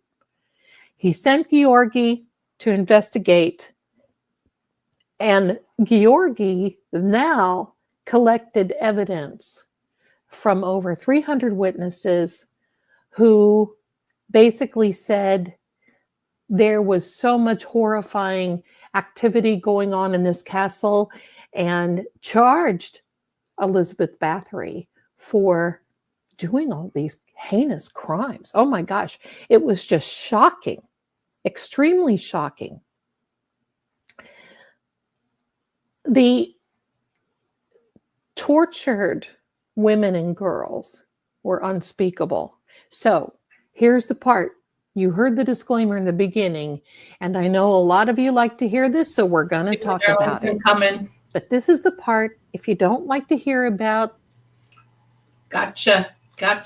I'm on it. We'll get it. We'll get it. Team is heading back to court. Got it. Let's go. Look at this. It's 2:04.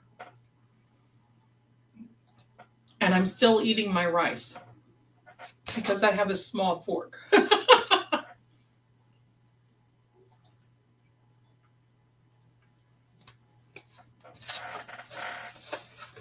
Thank you, everyone. Thank you. Prayers up.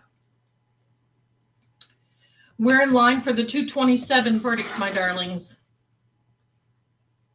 Wouldn't that be amazing? They had lunch already.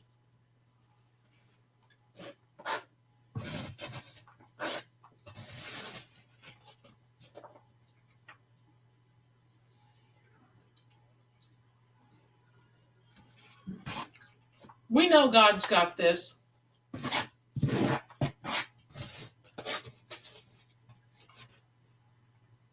Sorry, I'm still eating because this now will be my dinner and into the evening. 2:05 p.m., which is a number 7.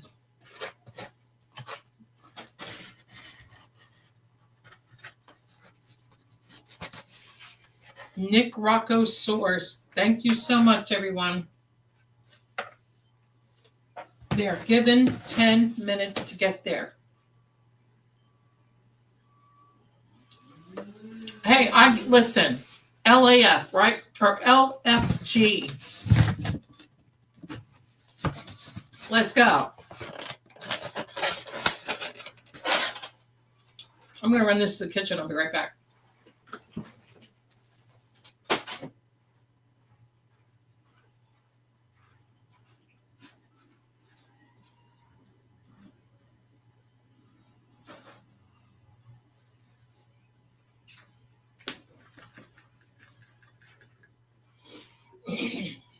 Buzz.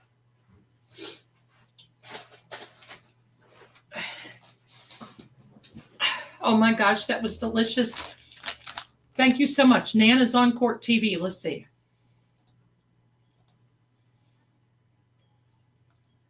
Okay. 20 hours, 22 minutes, and 17 seconds and counting, my darlings. I don't want to put Court TV on. Court TV makes me flippin' well nervous.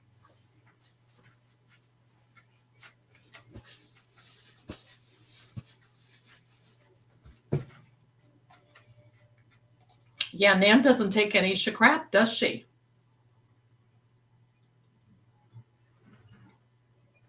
No idea why. Lord, please do not let this be.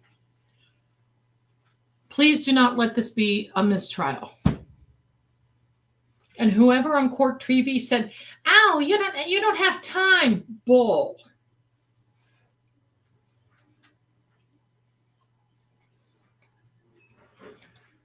Let's go. I can't get my fingers going. Not guilty, everyone. Here we go. Mel said they are coming back. Yep.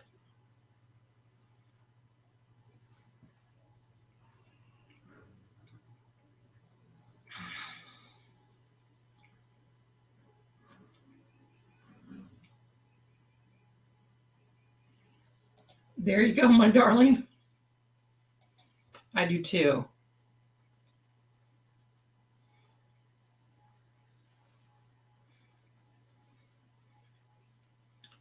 Court TV time, 20 hours, 26 minutes. Wow.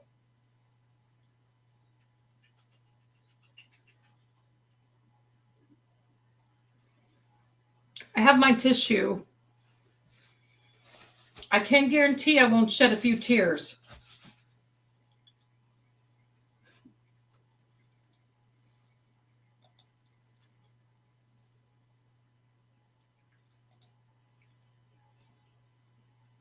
I can't get my fingers going.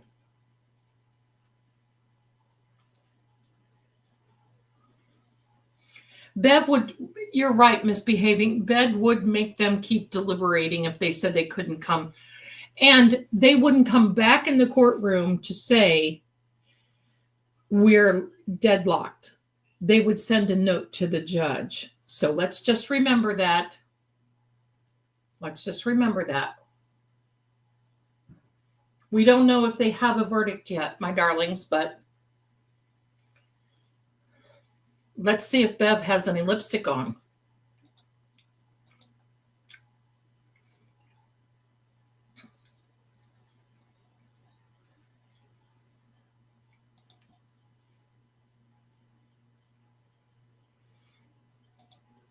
Wow, crowds are going crazy. Okay.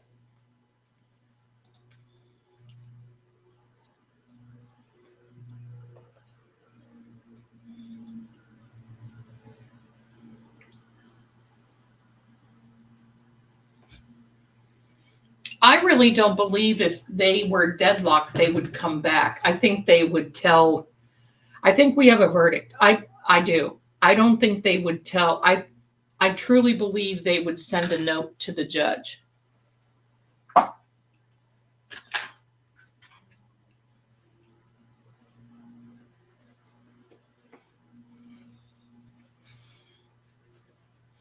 And I hate Court TV.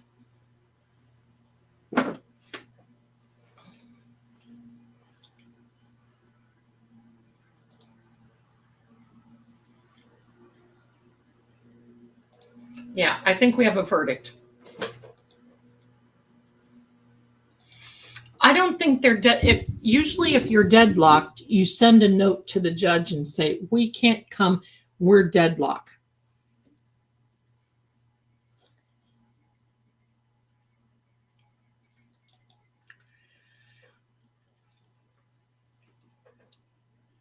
Day 4, Wednesday of Karen Reed trial. Jury deliberations. Check for the pinned post for the most recent thread. We are told the defense has been notified to return to the courthouse.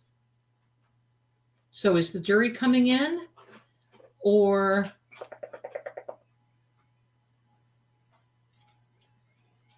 maybe the defense is coming in because they have a question? Maybe we should define that.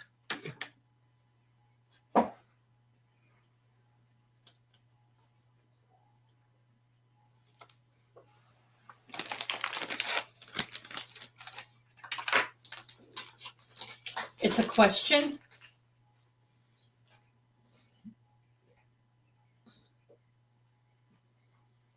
If it's not the jury coming in, it could be a question. So let's just,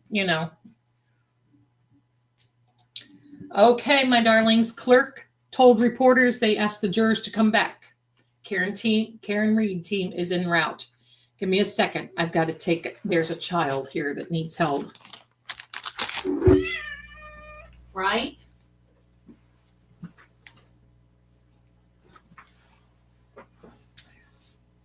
The clock is ticking. I've got this on. I have to disappear for just a minute. I know I won't miss anything. Hang on. Hang in there. Hang on, my darlings. Hang on.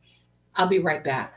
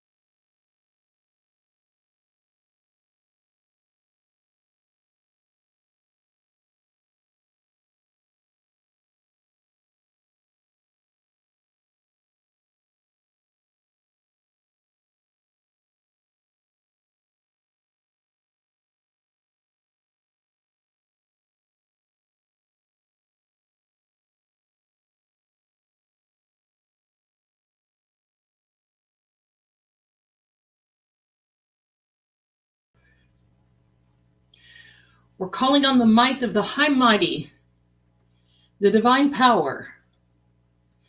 Be with us.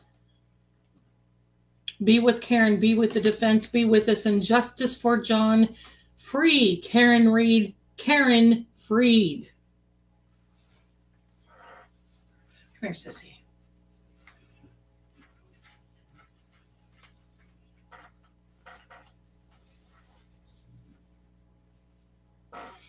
No, I'm live. It's good.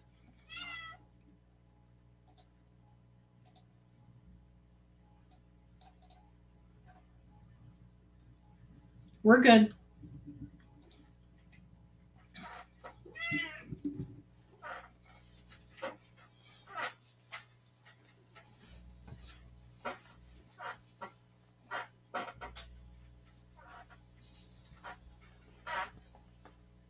I'm pretty certain this is a verdict. So we've got this, everyone. We've got this. We've got this.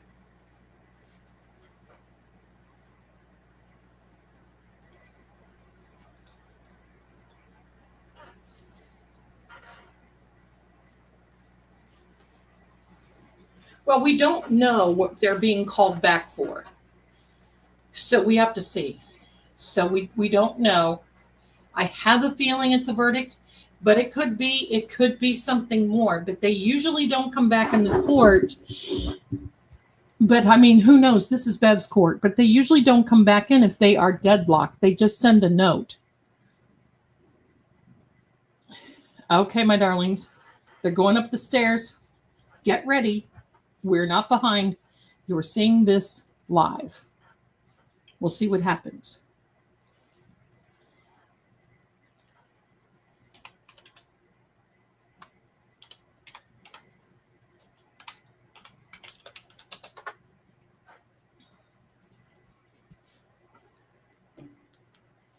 Just give it to God. Just say, okay.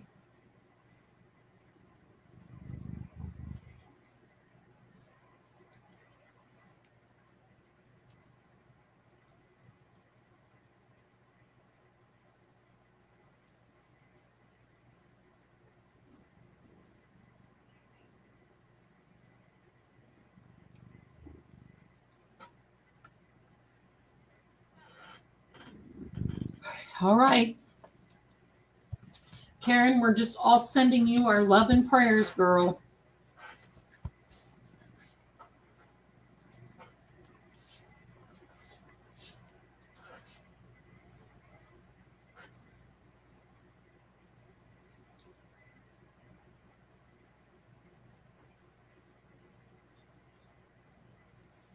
Turtle Boy just said the Reed team was told to come back by clerk Jim McDermott.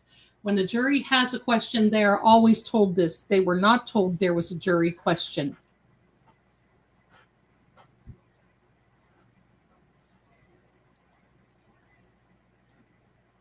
Superior Courthouse. All those people are gathering, hoping that this is the day we hear a verdict. But as JC just mentioned, we're not sure if that's the case at this point because we don't know why everyone has been called back to the courthouse this afternoon.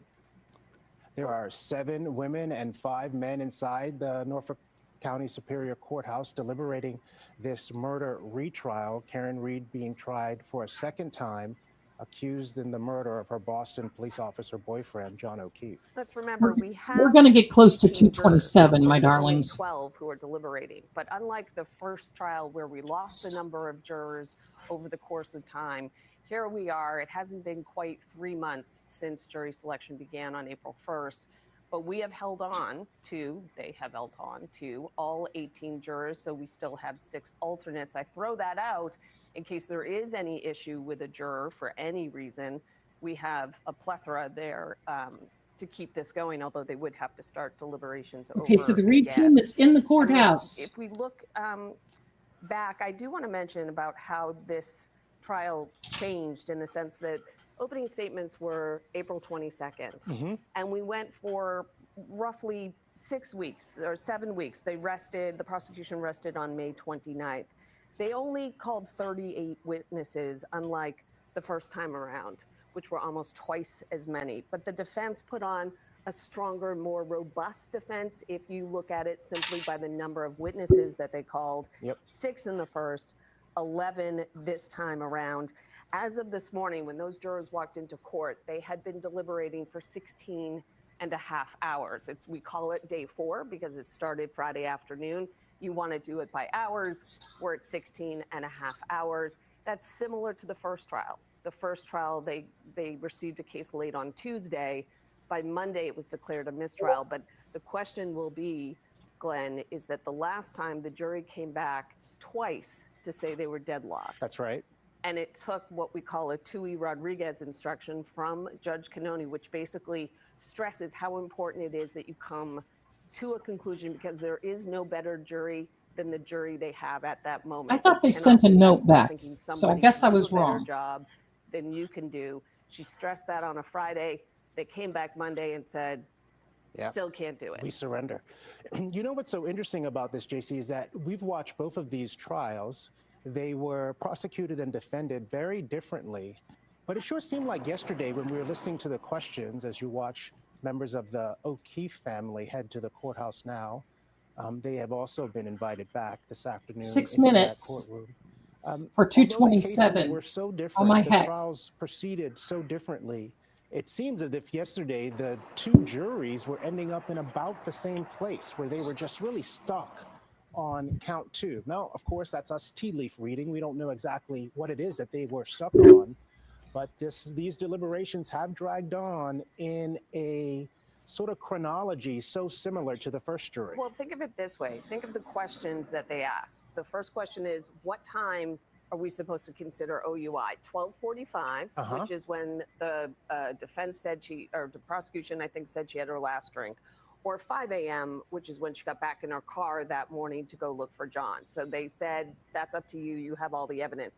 I think where you and I have been focusing on is if we find not guilty on 2 charges, We're going to be very close to 227. They also asked, does convicting guilty on a subcharge? Example, if you go to the second charge, which is manslaughter while operating a motor vehicle, there is a lesser included that is just drunk driving. And I say just with asterisks around it. That's right. Just drunk driving, in this case, considering that she is up for second-degree murder, which is They did send a note back twice. That's right. In that respect, thank you, Haya. They did. DUI, they were asking, how do we I do don't that? remember them coming into the courtroom to explain how maybe I'm wrong, through but I don't remember that. Charges, which if you haven't seen the verdict slip, it is very confusing until Judge Cannoni was able to come back. I like this. Resisting arrest, thank you.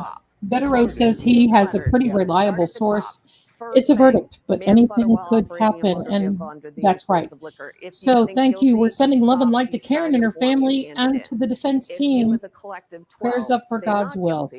Then move on to the next offense, which would be involuntary manslaughter. And you do this until you get all the way down. But as soon as you find a guilty, should they, all 12 of them, I'm seeing reports of saying that the defense looks happy. And they hand it in. That's a great shot right there that you're looking at, where you can see the sea of pink, which is across the street. Those are the people there to support Karen Reed. And again, away from the front steps of the courthouse because of the buffer 4 zone minutes that from was put in place. 227. Glenn, you've been talking with the juror from the first trial. Sue O'Connell says a verdict envelope is ready. As those came out, and those supporting either police officers Turtle Boy or says John O'Keefe, verdict. or however they want to present themselves. At times they could be, Here we go, my yelling back and darlings. This forth is at it. each other. All of that was sort of in the back of that What's the deliberation verdict room. clock? Anybody And know that's what the been verdict eliminated clock for the is? time. I know And- it's and over you have 20 to be hours. impressed that the crowd is silent. I mean, predicted they have held to that. the Alan Jackson, 18th the and defense the attorney, went out to them 23rd. and said,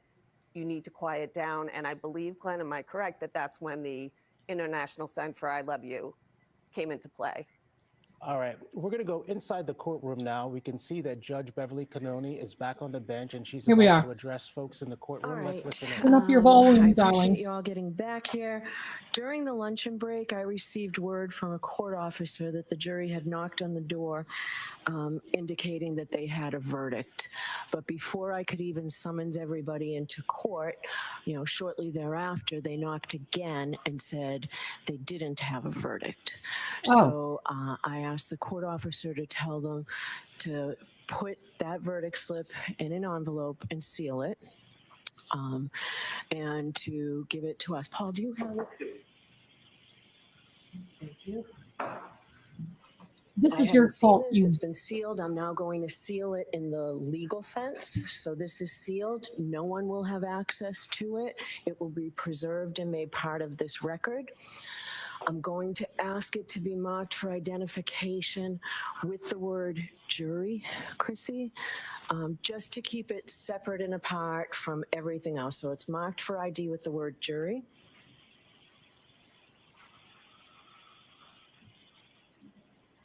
This is because they're stuck on the OUI.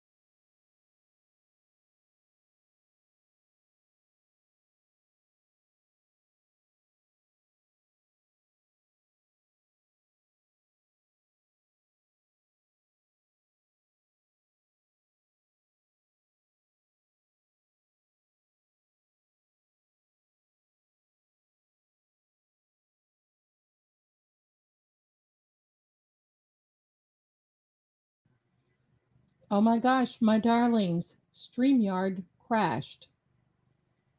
So there we go. Sorry, StreamYard crashed. Here we go. StreamYard crashed. I'm pulling these back up again. Just give me a second, my darlings. Give me a second. I flippin' well cannot believe this. Um,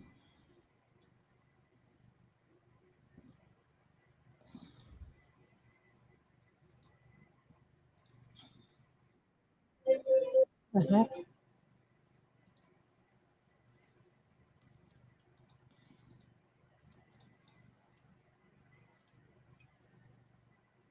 I cannot understand why StreamYard crashed.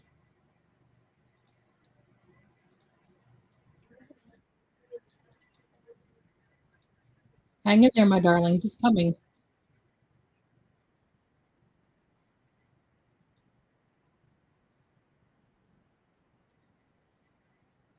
Now, here's the thing. These crowds have been here for days at this point, right? And I've had a chance to go in there and ask people, all right, what do you think? How is this playing out? I have yet to speak to a person out there today who was not convinced that this was the day they would have a verdict. I have yet to speak to a single person.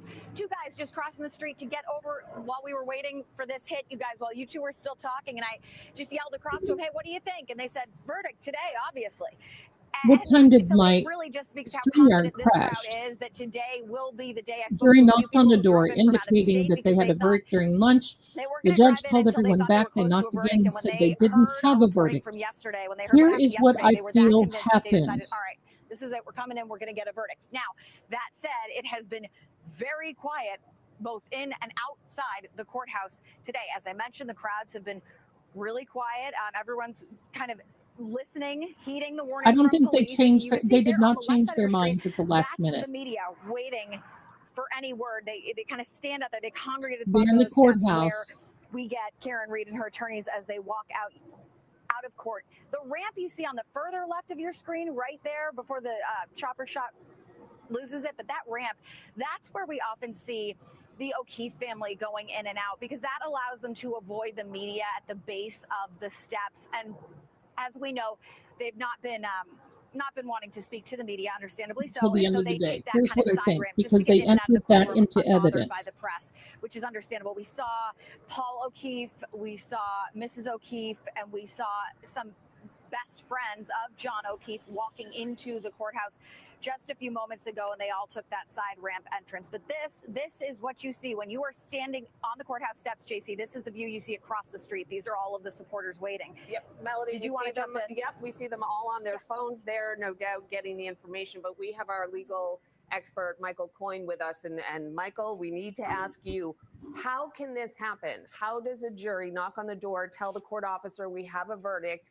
He goes to pass the message to the judge, and by the time that happens, they're knocking again to say, we don't have a verdict.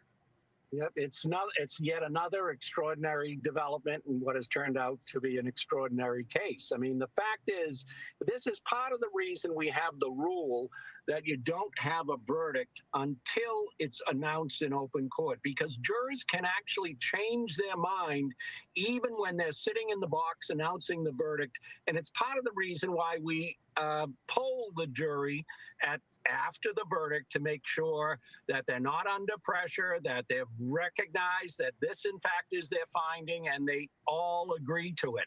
So it's why we had some of the problems in the last time, is that you do want the jurors to be able to freely say that that, in fact, was their vote. And clearly, one of the jurors, or at least one or more of the jurors, is saying, no, you know, I don't feel right about whatever the verdict is on whatever the count is, and I want to talk about it more, or I'm not willing to change my mind. So you don't have a verdict until it's recorded in open court, free of any of that pressure that jurors would find when there's 12 people in a room and the eyes of half the country are upon them. Michael, let's put even a finer point under this, because in the first trial, we learned afterwards that jurors said they had reached a verdict on 2 of the counts. And when the defense team learned of this, they took their fight all the way to the U.S. Supreme Court to argue she should not be tried again, because she was acquitted on 2 charges. But all of those courts seem to agree that unless it was read in open court, the verdict doesn't stand. So it is ironic that here we are again. Exactly. But again, it's pretty indicative of how split people are with respect to whether the government has proven its charges that Miss Reed caused John O'Keefe's death or not, because a lot of people do not believe in the government's case. And what's likely happening is the same thing we see across our Commonwealth, we see in that jury box, is that they are still vigorously debating the merits of the case. And now the question is, will they be able to convince the holdouts to go along with the majority and reach the verdict on all of the counts? If you are Alan Jackson, if you are Hank Brennan, and most importantly, if you are Karen Reed, Michael, is there anything you can imagine they are thinking or feeling at this time? This push-pull, start-stop that just happened, can you read anything into it? If the only thing I'd read into it, yesterday was a pretty good day for the defense, a very good day. Today, I would be a little worried if I were them, simply because it's taking an extraordinary amount of time today to be able to resolve what would have appeared to be relatively minor differences among them. And now they've announced that they have a verdict, and then moments later they've said, no, we don't. So you'd have to be worried that at least on some of the charges that the defendant has not been able to help the jury get to the point of that there is, in fact, reasonable doubt. So that would concern me as the defendant, and I'd still be concerned as the prosecution here, simply because the jury indicated in those early notes that they, if anything, are leaning more heavily to the defendant's side of the case than the Commonwealth side. So, Michael, based on the very limited amount we learned from Judge Beverly Cannoni a few moments ago, is it your expectation that at 2:35 this afternoon, the jury is back in that room and deliberating? Yes, and the voices at some point will be more raised, and especially if it's just one or even two holdouts against the unanimous verdict, the tension will become higher than it's been previously, especially where they thought they finally got to the goal line, and then at the very last minute, we're going to let them pulled stop back and said, then "No, let I me can't gather go my along thoughts with that here. verdict." And so now, in essence, they have to start at least a portion of it over to try and get those holdouts to agree with the majority.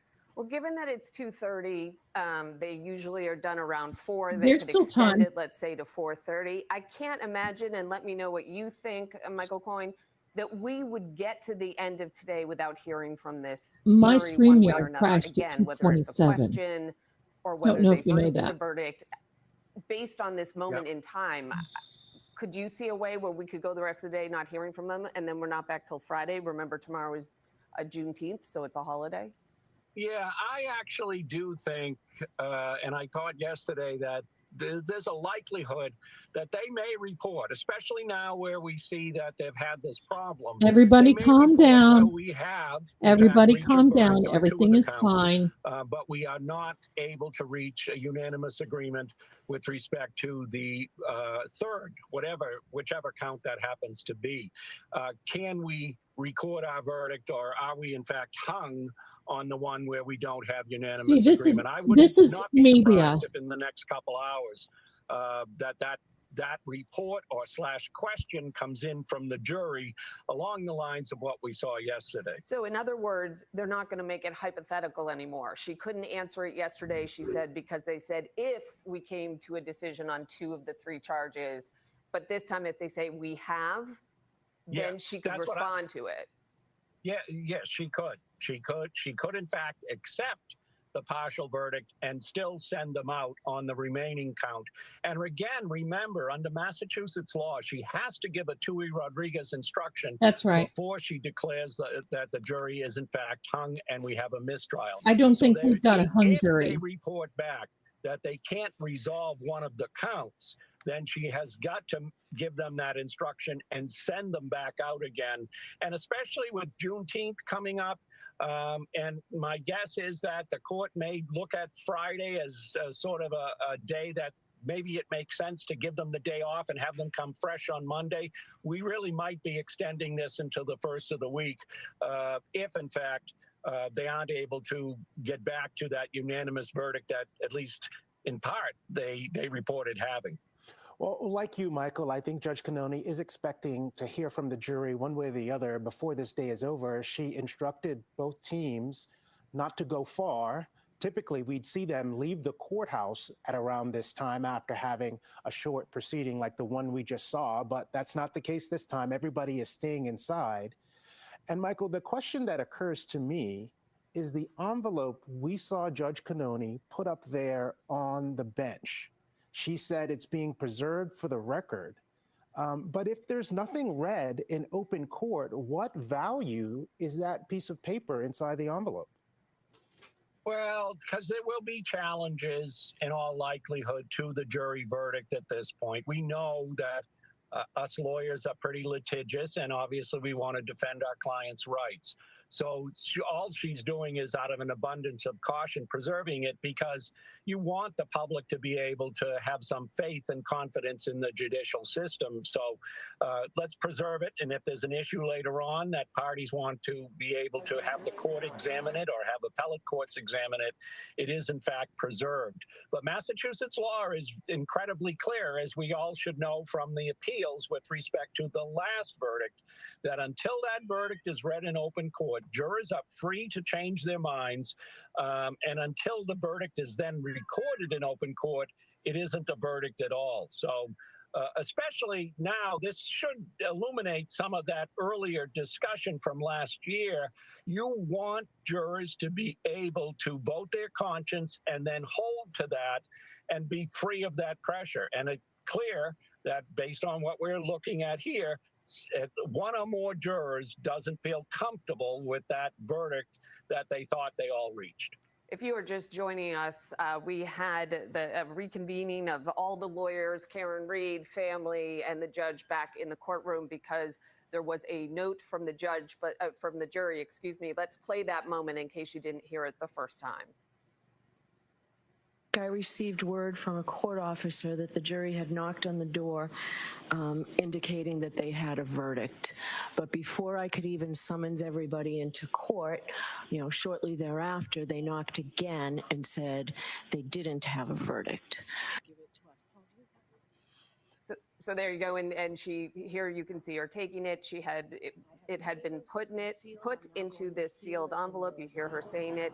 I'm going to enter it into the record. It's going to be labeled jury to keep it separate from everything else. No one has seen it though. No one has looked at that, and I can't imagine, honestly, being Karen Reed and knowing your fate is in an envelope potentially. Oh my goodness. Feet away from you, and no one can touch it until the jury comes back again to say officially they have a verdict because they changed their mind. I've heard Judge Cannoni read that announcement from the bench twice now. I still can't believe it. I mean, I feel as if over this more than a year now that we've been covering this case, you think you've seen every dramatic twist that you can imagine, and then yet okay, the again, verdict. here is another one. I just read too Michael, that the do we verdict still is have coming. Michael Coyne with us? Michael, I wanted to just ask you, you have said so many times how unprecedented so many aspects of this. Okay, we want to interrupt because Michael, stay right there. We now do have word that a verdict has been reached while we wait. Here we go, for my that to come darlings. in. Once again, It was have you ever heard of somebody 2:27 changing their p.m., you mind like guys. that at the last second once they've Here we already go. submitted a slip? Well, yes, sometimes when the jurors are polled in open court, you will see a juror say, I don't agree, I don't feel comfortable with this Here's what I think. decision. I'm gonna while stop this for a again, second. We're sort of here. Unprecedented that you All see right. it. I muted that such just for a high second. profile trial. It isn't I want everyone to know this. Remember, this is media. It is not Okay. unheard of that you will have This when is you media. poll a jury for the It's verdict, all about the that you do dramatics. find that Here's there isn't what I unanimous feel agreement in a happened. criminal case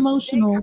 There are thousands of people standing outside in anticipation. Buffer zone, or what was the buffer zone, safe. They're trying to basically keep everybody behind They these just make it barricades, sound just so keep them exciting safe because as of their the energy in this tenor ramps of the up, which I would reporting. I imagine didn't will hear continue them to ramp up as we anything get about a closer and deadlock or closer to a anything. verdict. We heard An opinion 10 based to on 20 what they've minutes, said. and that was about 5 minutes ago, you Bev, guys. So Bev didn't do it's going to be anything. a I little just want you all to while, know. but you can certainly see that they're really starting to get things in The place clock has stopped. now that word has come down that there Let's is take a verdict. breath. You can see them allowing, okay, here you go. Now if you see what's happening right here on your screen, on the right side of your screen, those are the barricades that they're essentially allowing some of the barricades to move forward, but it looks like they're not. It looks like folks are trying to push them a little further than they wanted to let those folks go. So you can see those people kind of being pushed back a bit. And I think, you know, for the most part, it should be mentioned that this is a far cry from what we saw last year, right? I mean, the crowds were very loud. There was a lot happening. They're trying to keep control of this situation, and it looks like they're doing a very good job, given the amount of law enforcement they have out here, guys. Yeah, there's a lot to coordinate outside the courthouse, clearly. Stop Melanie Mendez 2,100 for us hours. outside the courthouse. Let's 3. go to NBC 10's John Maroney, That's the number who's 3. also outside the courthouse, who can give us a slightly different vantage point of what's happening on the ground there in Dedham. John? You're right. We're right out in front of the courthouse where they're trying to get it set up so the folks on the I'm going other to turn side this of the media street, off they've been because here they're throughout ridiculous. the course of the trial. We'll see them come back. When it goes into the courtroom, then I'll turn it back on. 21 hours, 17 seconds. So was that 1? That's a binary number.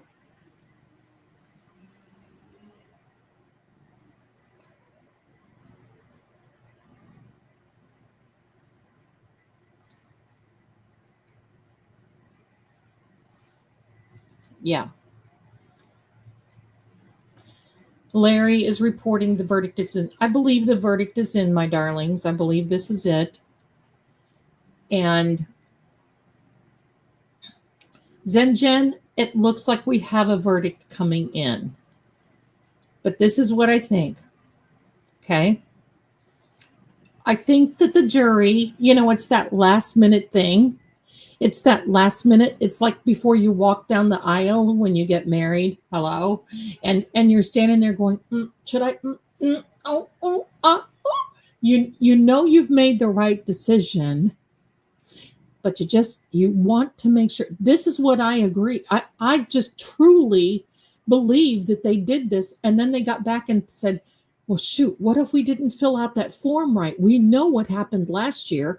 And that cow did not tell us what to do. She didn't answer a question.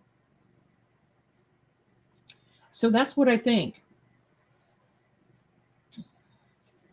Watch what happens after this verdict. I'd rather see these people got everybody worked up. The situation is, it is still legal, my darlings, for them to say, I think the second knock was, let's make sure. Let's make sure we filled out the form right. I don't think they changed their minds at all. I think let's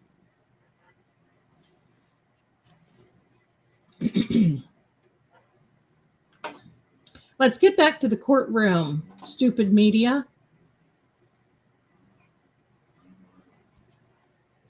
Everything is fine. Everything is fine. Just want you to know, take a deep breath. Take a deep breath, no matter what it is. Get your tissue. I'm sure there's going to be tears.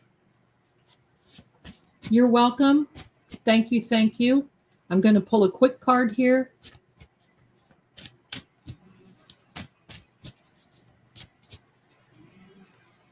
Keep it together. Keep it together. That's what it's all about. Helicopters can be heard overhead. We have been waiting for this moment for 2.5 years. Here we go. Next card. Detective law enforcement. We're seeing a lot of that. So it's telling me now what's happening. So we've got a lot. Don't be worried. Falsehood, being lied to. There we go. They know that they were lied to.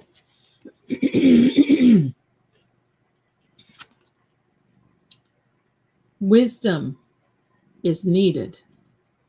Exactly.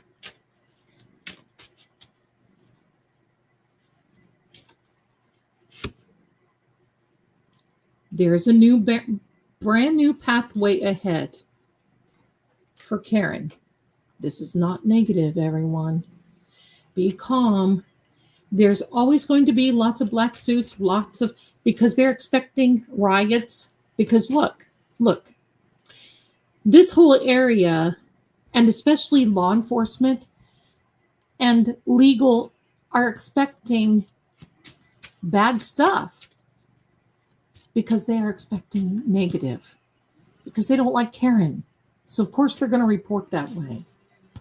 Thank you. I know I smell like a salmon. Breathe is easier said than done, but you got to do it. Look at this. We had this card earlier today, Seven of Hearts. It is a fulfillment card. Positive fulfillment. Positive fulfillment. It is positive. It is a card of being content. She's going to be okay. The verdict is in. Here we go. They're waiting for this. Now I'm going to turn the sound back on. Shirts Ridiculous. and holding signs of support for John O'Keefe and for the O'Keefe family. I did have a chance to sit down and talk to them. You know, how has this been for you? Do you feel the tension that there was last time? And one of the gentlemen told me specifically, no, I don't at all, because he said he feels like he's not being attacked this time, and he feels like everyone is just kind of minding their own business. The other gentleman I spoke to didn't feel the same way. I will say that Thank you for he keeping us. was definitely not. Appreciate you. Not thrilled Much about the Karen love. Reid supporters that were in the area. There we go. But Verdict he came out here clocks. because he felt like the other side 20 wasn't being hours, represented. 33 I do want to minutes, mention too, 40 I have been seconds. reaching out to contacts. We were with the so O'Keefe close to family 227. throughout this trial, JC, for the last 8 weeks, and they You want to know the obviously truth? do not want to talk to the I media. really think that they but tried to do the I've been 227. speaking with one of John O'Keefe's closest friends, who didn't want to speak for the family. I've just been exchanging texts with him today. And his comments were that obviously this is, and I'm reading this from my telephone as I speak, obviously this is a stressful time. He doesn't want to speak for the family, but look, it's been 3.5 years. They're just trying to trust the judicial process and hoping that a jury is Bull. able to get to a verdict without any outside influence. And again, that person not speaking for the O'Keefe family, but just kind of giving me a perspective as to what his friends and family are going through at this point. And that's something that's been echoed, right? That we've heard his friends and family say previously. They just want justice for John, whatever that looks like, and they want it free of this outside influence. And I think that's part of the reason that the judge and law enforcement and everyone surrounding this case has been so careful to not be chanting outside the courthouse, to not be screaming outside the courthouse this time around. Because as we heard Well, from the jurors my last time, darlings, JC, I think my you and Klein StreamYard mentioned this off crashed the at top, that 227. jurors said they could hear the crowds outside. They could hear the chanting. And this time that is They are certainly all not the case. defecating in biblical As far as the chanting is proportion. concerned, we'll have to wait and speak to these jurors afterwards and find out what, if anything, they heard from inside these deliberations. But it is very clear that this time around, there's not that hoopla, right? I That think loud she's going to screaming stand that there for a moment. No, we heard Melody, last time. we hear you so clearly. We can hear the cars passing. We just heard the screech of tires. That tells you The everything. first when one you think was of at the size of the 227. crowd, and we can hear that kind of minutia. Yeah, absolutely. And it's hard not to empathize with the sentiments that Melody was just reading, because it has been 3.5 years. And then you get to a day like What about today the where you Reed expect to family? hear a verdict, and then you People, hear Boston the 10. fact that actually the jury changed its Get mind. Howie It doesn't Carr give a up verdict. there. And then you hear again the verdict Howie is reached. So Carr that's is where a we hero are in that right area. now, all sort of teetering on the edge, waiting for this to come to a close after 3.5 years. NBC 10's Malcolm Johnson is also outside the courthouse. Malcolm, what are you seeing from your vantage point? Hey, good evening, Glenn. I would say this is really organized chaos in many ways. As you just heard and you all mentioned, you were able to hear some of the things in the background as Melody was live reporting there.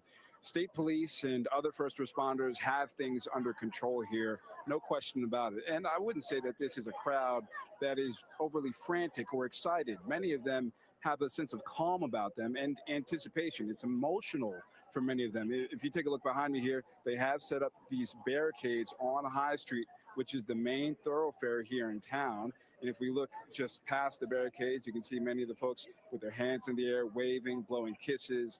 giving the I love you sign in sign language. And then if we pan off to our left just a little bit, you can see the caravan of state police troopers that are lined up here, and obviously the media. Many media members have made their way here, not just local, but from across the country. So let's give you a sense of how people are feeling this way. If we walk over this way, again, hundreds of people here in attendance. Over this way, you have some of Karen Reed's legal team and their vehicles, their escort vehicles that are here waiting as well. I got a chance to speak with Dedham police officers. If you give us one chance.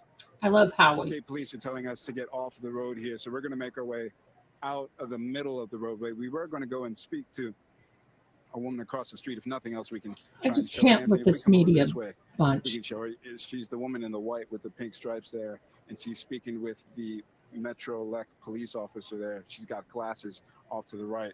I said, Cheryl, would it be okay if we interviewed you? And so that was our plan to do so. That being before state police told us we could not be in the roadway.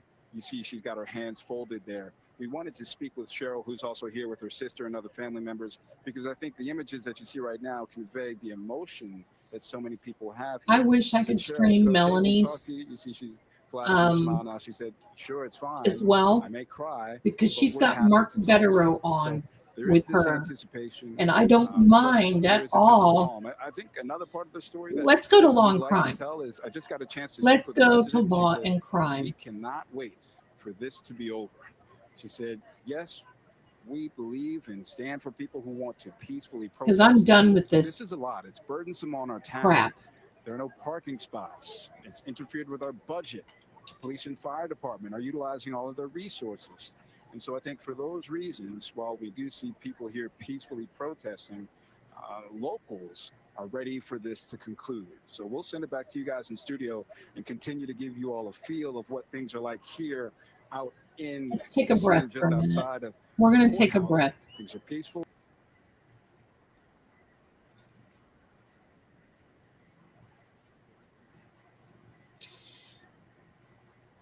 These people can just share the pardon me, heaviest energy going.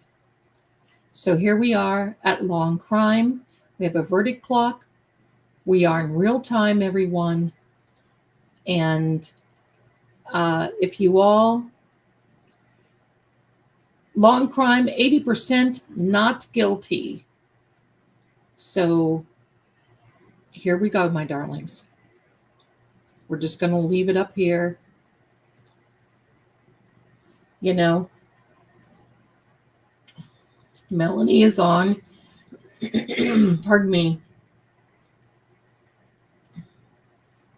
Carl Steinbeck, listen, he's my kind of guy. I would like him. So let's just take a breath. I do not believe. Well, Andrea Burkhart is actually watching a Brian Kohlberger thing. Court. Here we go, my darlings. Here we are.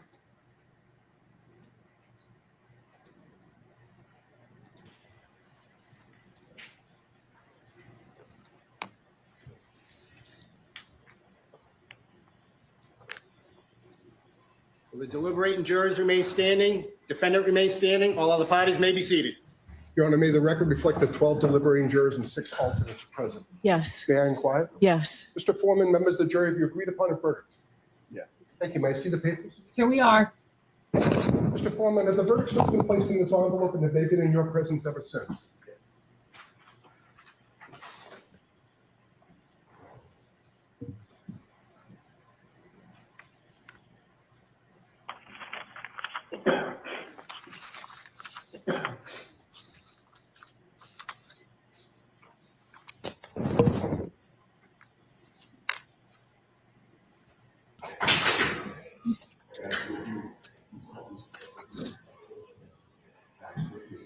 Media, please exit the courtroom immediately. Karen Reed. I want to see Not yet. Tony. Hold on, everyone. Karen Reed. Ms. Reed, can I have your attention? As required by statute, I must inform you that the records regarding the charges that you have been found not guilty will be sealed by the Commissioner of Probation by the court unless you notify the Commissioner of Probation in writing within 10 days that you do not want these records sealed. To request that these records not be sealed, you may use the Request Not to Seal form, which is posted on the trial court's website on mass.gov. I cannot accept the form here in court. You must submit it to the Commissioner of Probation at the address provided on the form. Please be aware that if the records regarding the charges which you have been found not guilty are sealed, you will be unable to access the sealed record of the not guilty dispositions or any other records regarding those charges. If you want copies of any documents regarding those charges before the records are sealed, you should request copies from the court within 10 days. Do you understand? Thank you. All right, so we need a date for sentencing. Can we do it next week? And we would be prepared to go forward today. Okay. Go forward today. Okay. I thought she got not guilty on all three. I thought she. It sounds like she got a guilty on the OUI.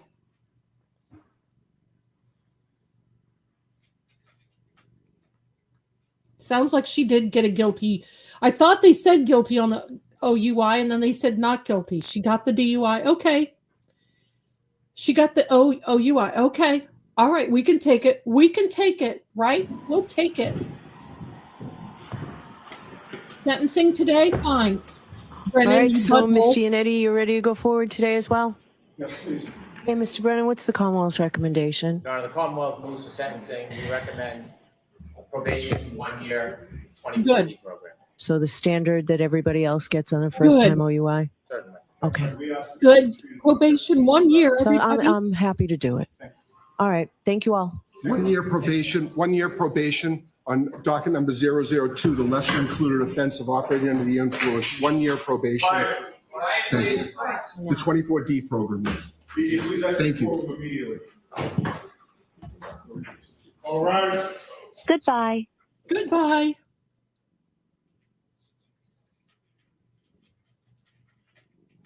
One year probation, misdemeanor, everyone. Hallelujah. And you heard Hank recommending 1 year probation. 1 year probation. That's it. Karen is freed. Praise the Lord. I want to see her go outside too. Did you all hear the people?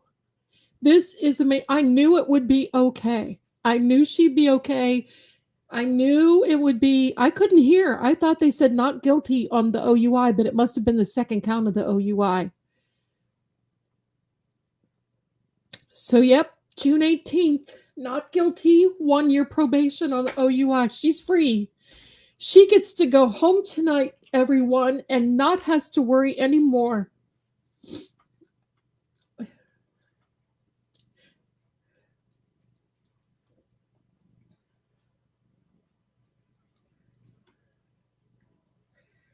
Not guilty on 2 counts. They knew it's the truth.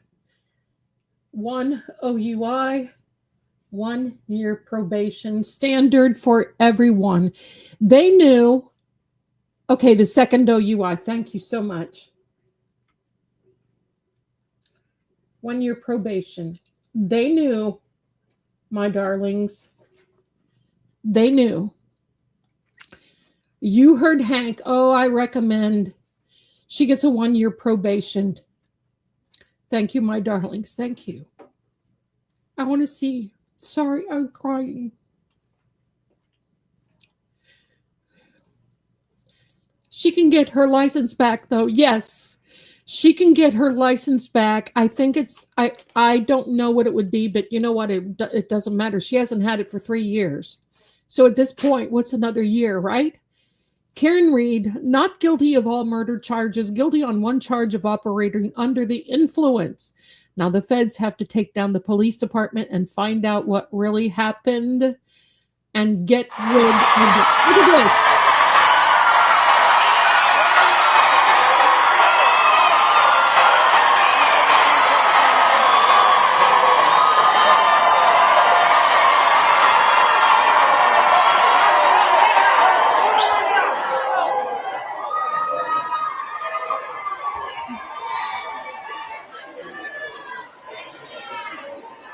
Look, Melanie's crying too.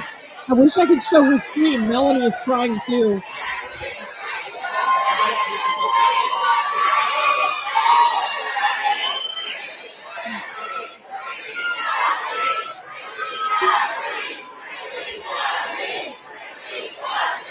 Now they can do it all they want.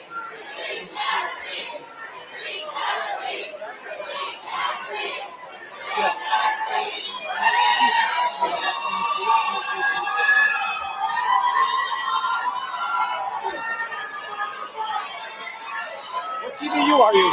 Three.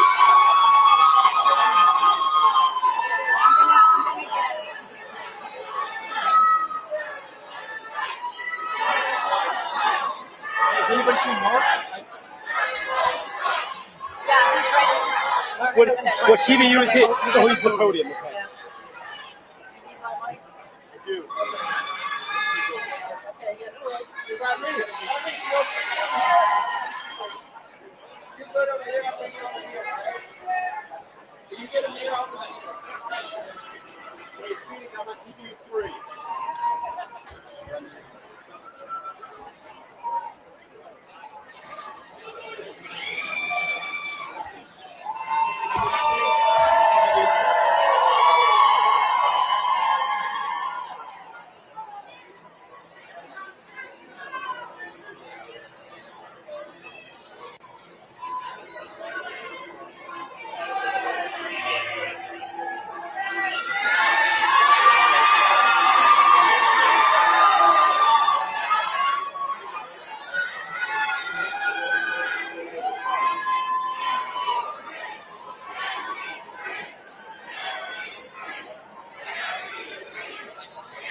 They're saying Karen Reed is free.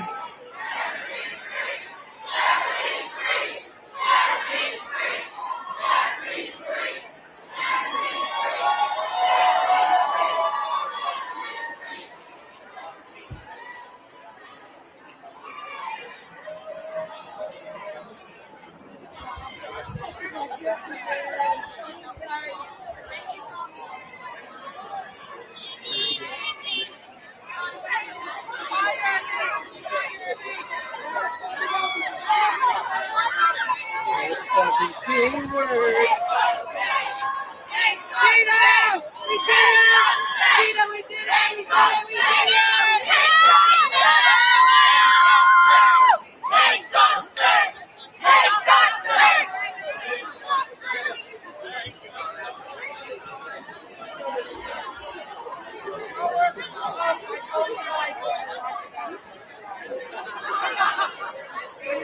I even went inside and charged it for a while. And you just start shooting, and the next thing you know, you're like, low battery? Not now.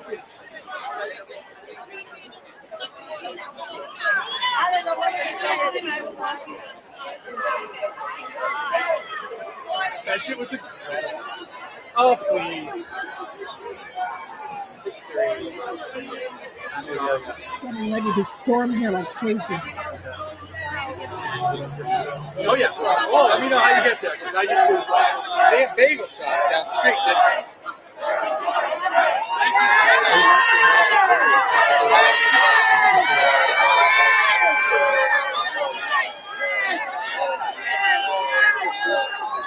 I don't think they will.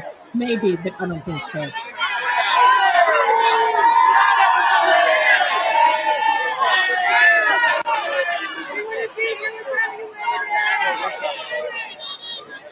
I tended to shoot something that's so I have a video of I don't know. I have to be honest. I have no idea. Yeah, I know. I don't know if they want that, but I think it's good.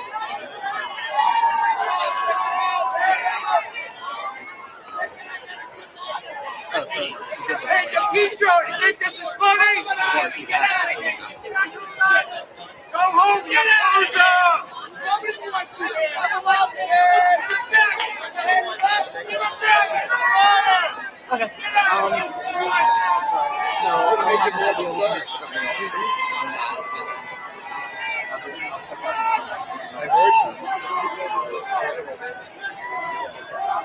Are you good if I use the same caption for the Alright, I have to...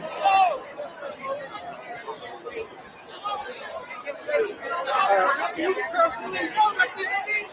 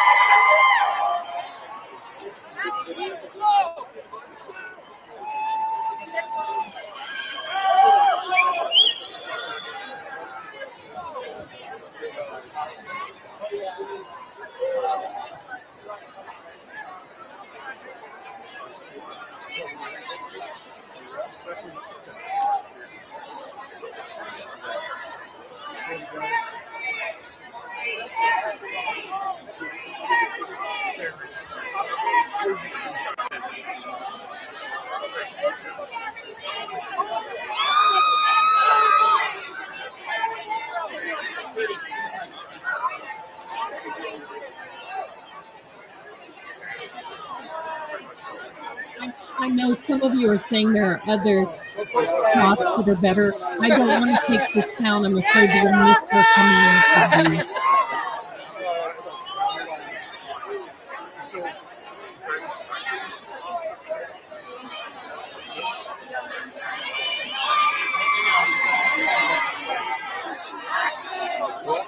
could be.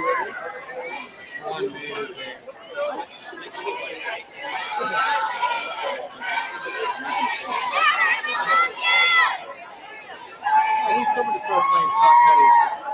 Won't back down. That's what I need. That's a good answer. Stand my ground and I won't back down.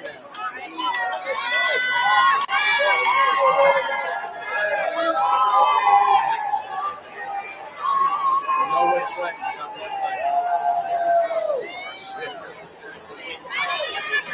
I know. I saw him the third last show.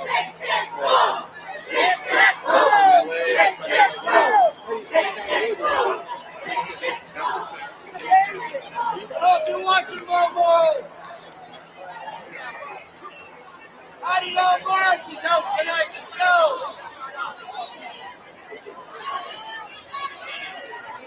I'm gonna have to go back inside. I'm not even gonna decide to fight this. There's a rap party. See you after practice?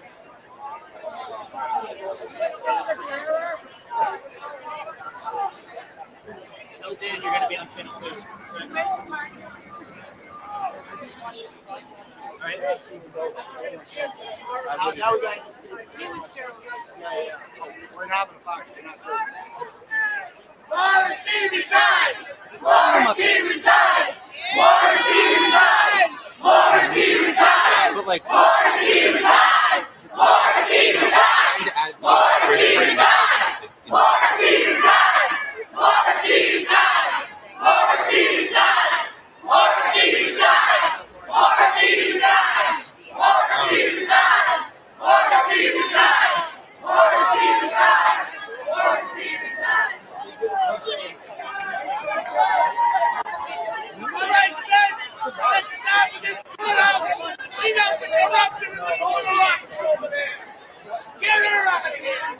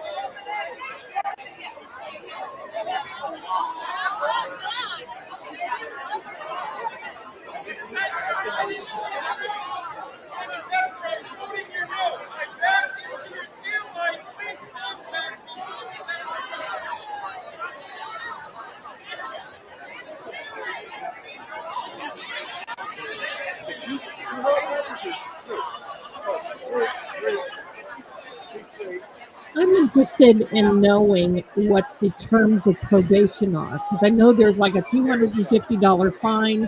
She has to probably report monthly and go to a class.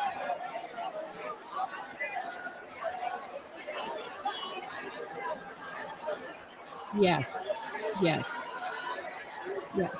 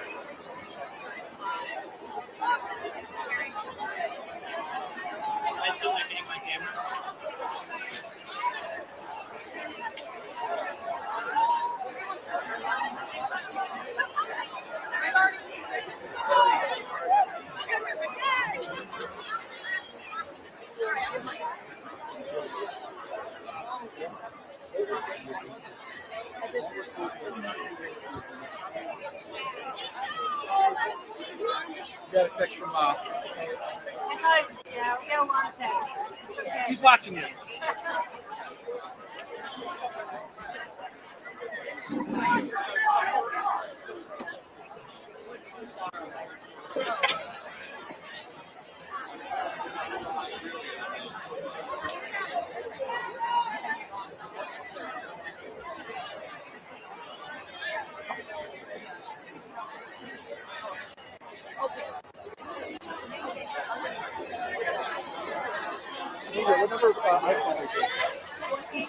Right.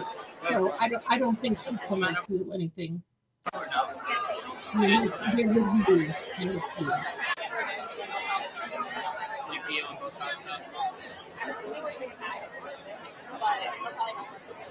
Okay, bet.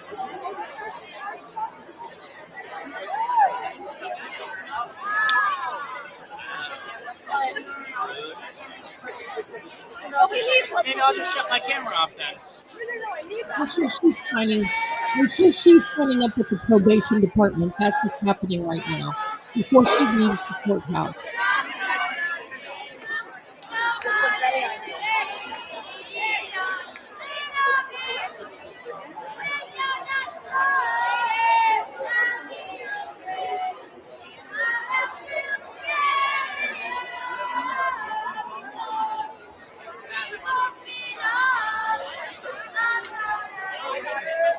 Avoid legal infractions. Any new arrest violations could lead to jail. Pay fines, fees, or court costs associated with the conviction. Complete mandated programs such as alcohol education or counseling if required. Possibly install an ignition interlock device if specified in the probation conditions. So remember, she lost her ability to drive for 1 year.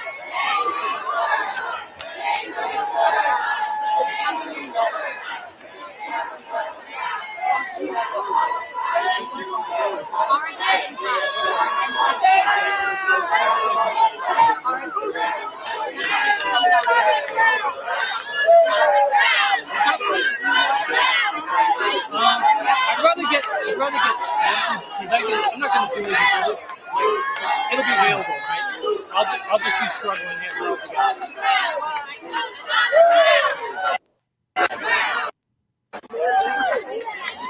I don't know how long this stuff is better. I'll get into that.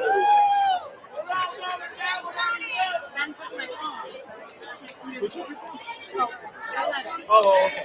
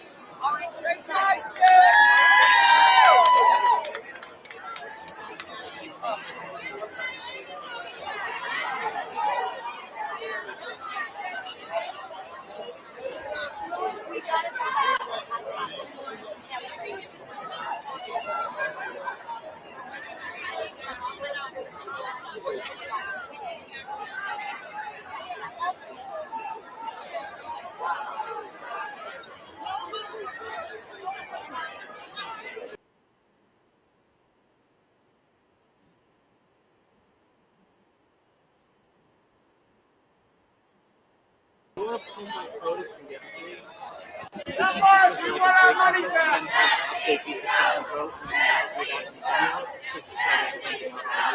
That needs to go! That needs to go! Oh, that needs to go. We don't that needs to go! That needs to go! That needs to go! That needs to go! That needs to go! That needs to go!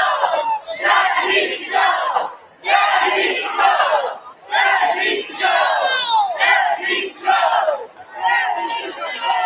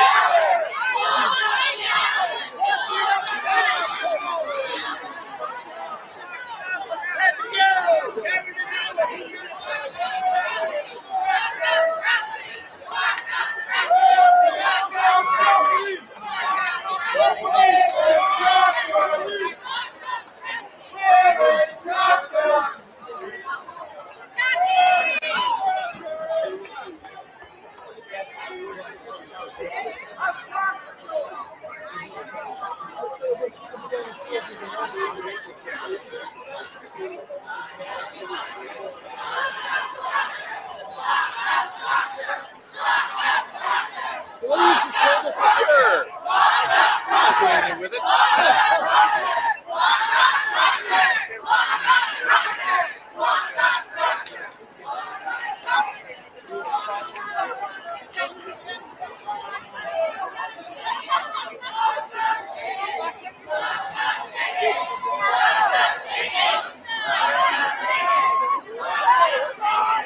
Lock up Piggy. Lock up Pocket. Oh my gosh.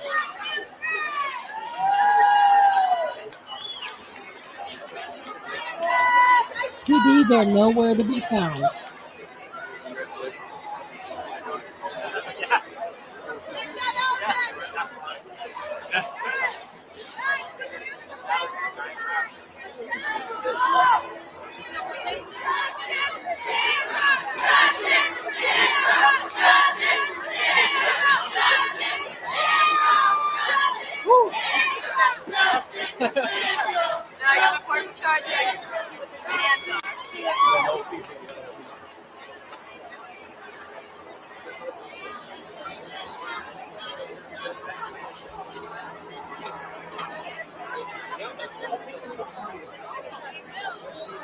You're watching history, my darlings.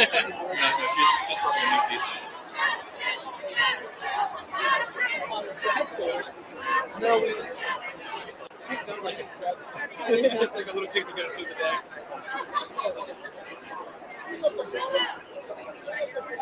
Good thing we kept our adoration.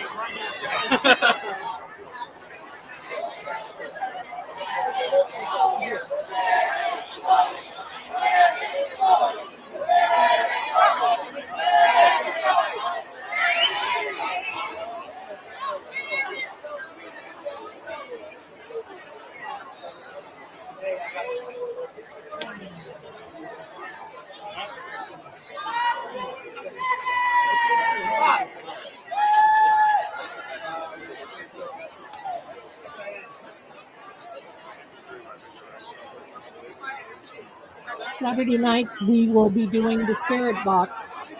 Don't miss it, Saturday night.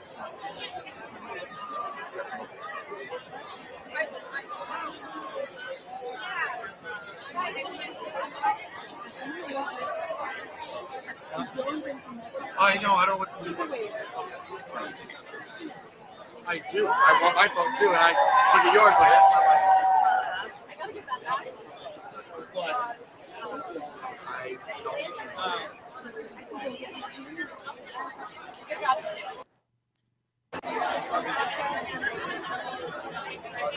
So we're going to go to Boston 10 now, my darling. That seems like to be a better I place. don't know if they'll let you in.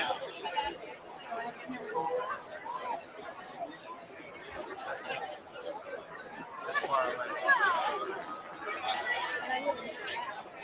I guess.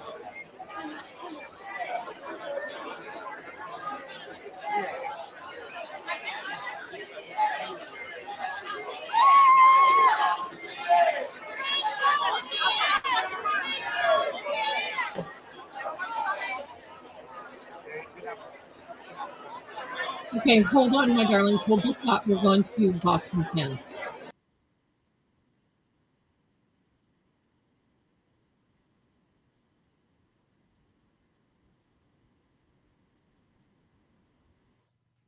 Wow, that got a little loud, didn't it? Okay, hang tight, my darlings. They didn't show Bev's face. They didn't show Hank either. Let me get to Boston 10 or Boston. Yeah. Wait, let me check, make sure. That's 25. Okay.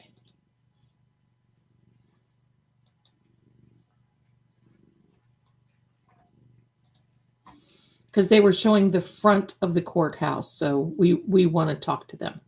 We want to talk to them. Was going to get hung up on that again and do another trial, retrial, or mistrial, whatever you want to call it. I'm so excited I can't even think right now. No, you're doing fine. Can I ask you a question as well? What do you think the difference was between this trial and the last one? I think they told a better story. It was more concise and it was easier to follow.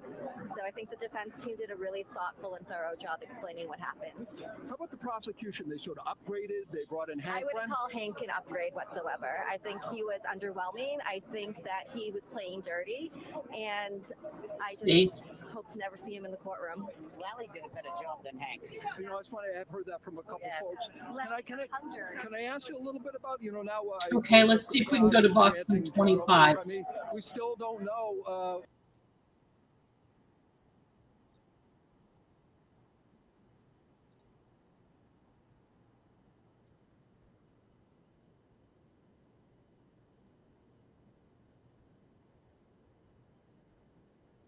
Here comes Karen. Behind her, and then Elizabeth Little behind David, and Robert Alessi to the right. He's from New York, and they brought him in sort of for the second trial, and he was a force to be reckoned with throughout this trial. So this is it, folks. We're going to hear from Karen Reed. These are her first words as a free woman. She's going to start talking about the garage.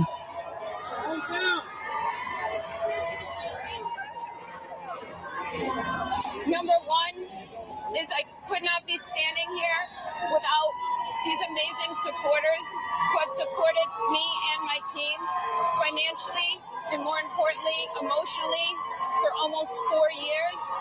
And the second thing I want to say is no one has fought harder for justice for John O'Keefe than I have and my team.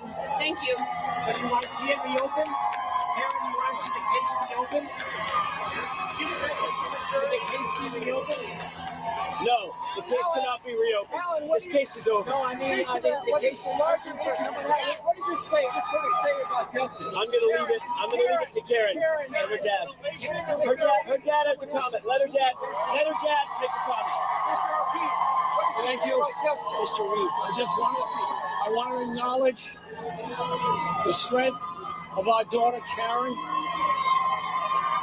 the support of the entire Reed extended family. I want to acknowledge the greatest team of attorneys. Our first one that we found was David Yannetti. We added Alan Jackson and Liza Little. Bob Alessi, you know about. All right. It was a fantastic team, but we needed them all to defeat this. We thank everybody for their support from the heart. We love you all of the content providers who help spread the word. Thank you so much. God bless you all. Investigation. Let's do this. All right, there you see it. That was history there, certainly in New England. Karen Reed walking out of court a free woman after more than 3 years of fighting the charges against her and the death of her former police boyfriend, John O'Keefe. She is surrounded by law enforcement right now for her protection as she works her way to the SUVs that will carry her away from the courthouse. I'm glad they're protecting her.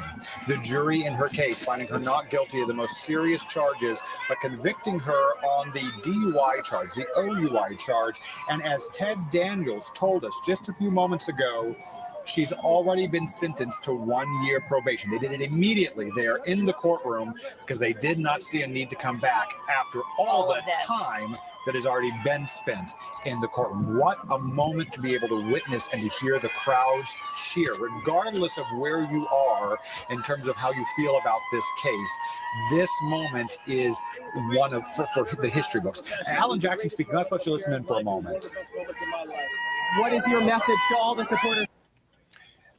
Looks like we got some technical difficulties That's there. like television. Every now and then the Every camera now and will then, right? disappear on Well, you. and there's Bill Reed, Karen's father, speaking. Let you listen in.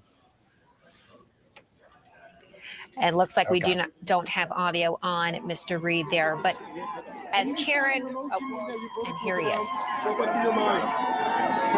thanks to Almighty God. Jesus Christ. I believe thank you for a great program. What do you think the difference is with this trial? Another year of information circulating in the public. I gotta go. What's the message? We gotta go.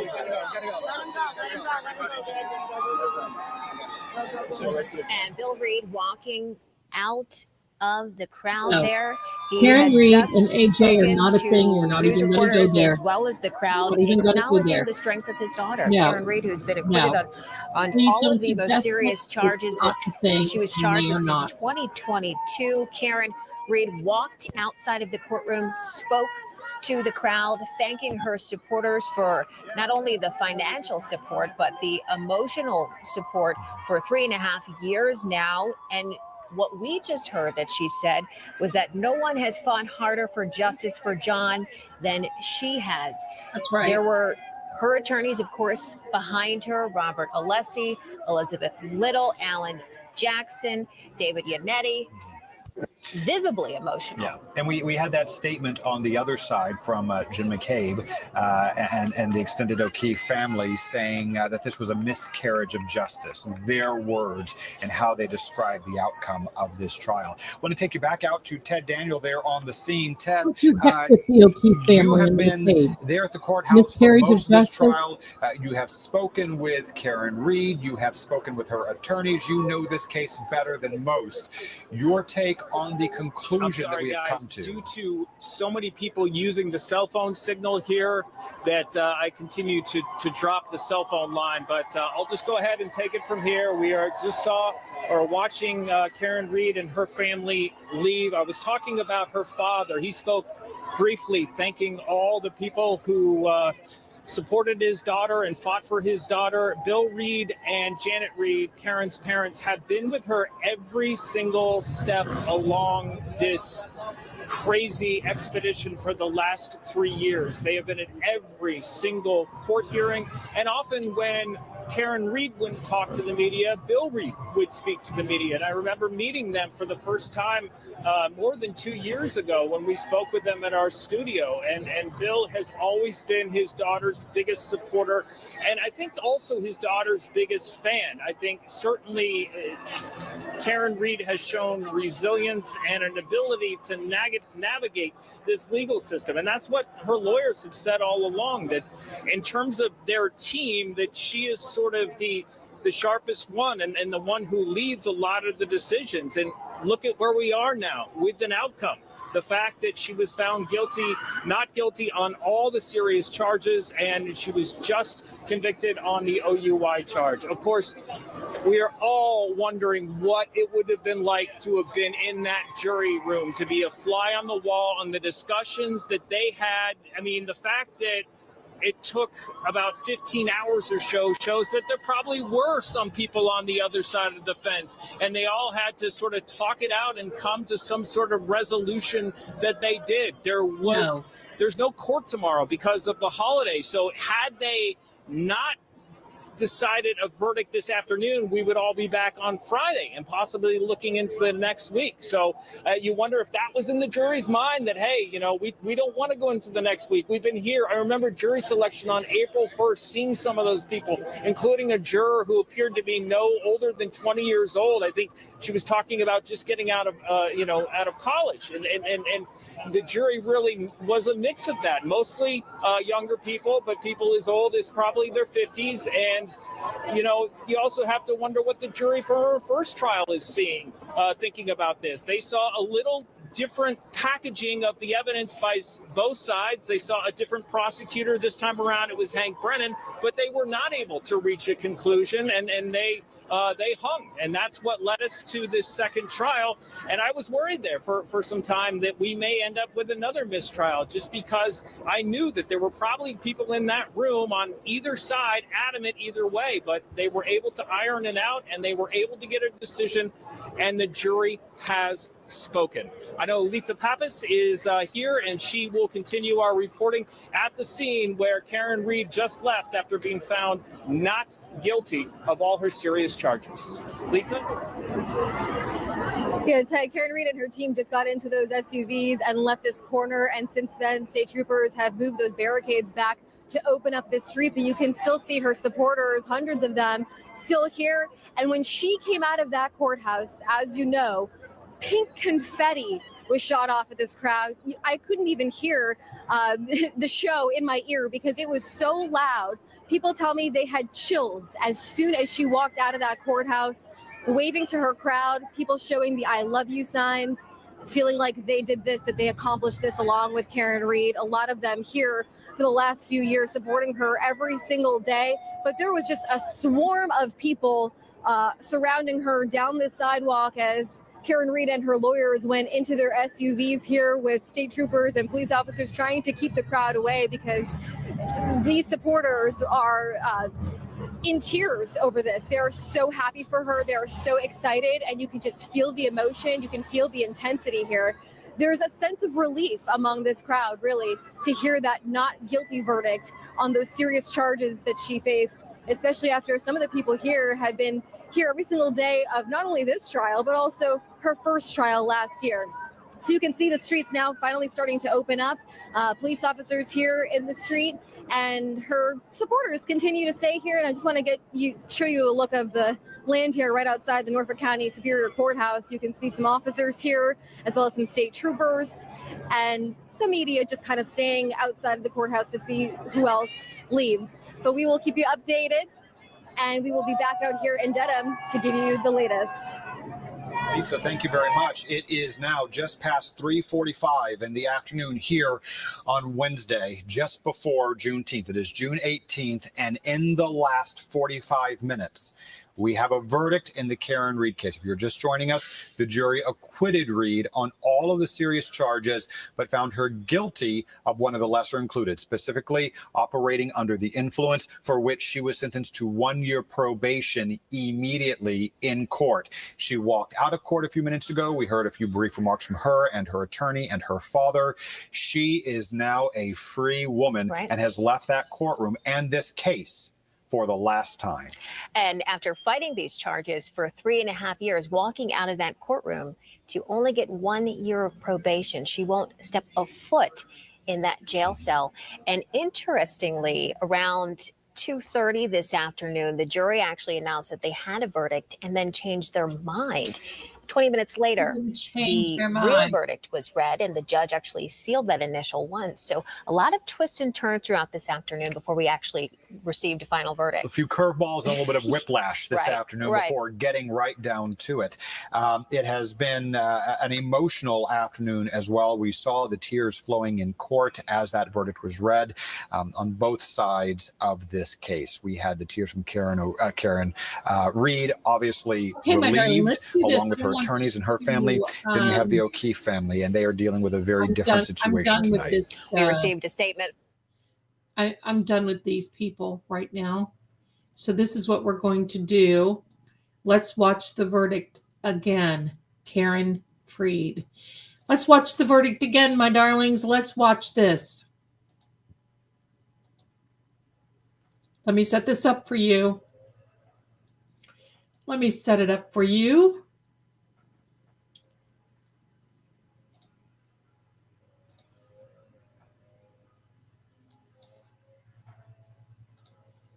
There we go. Watch this. We're going to watch the verdict again.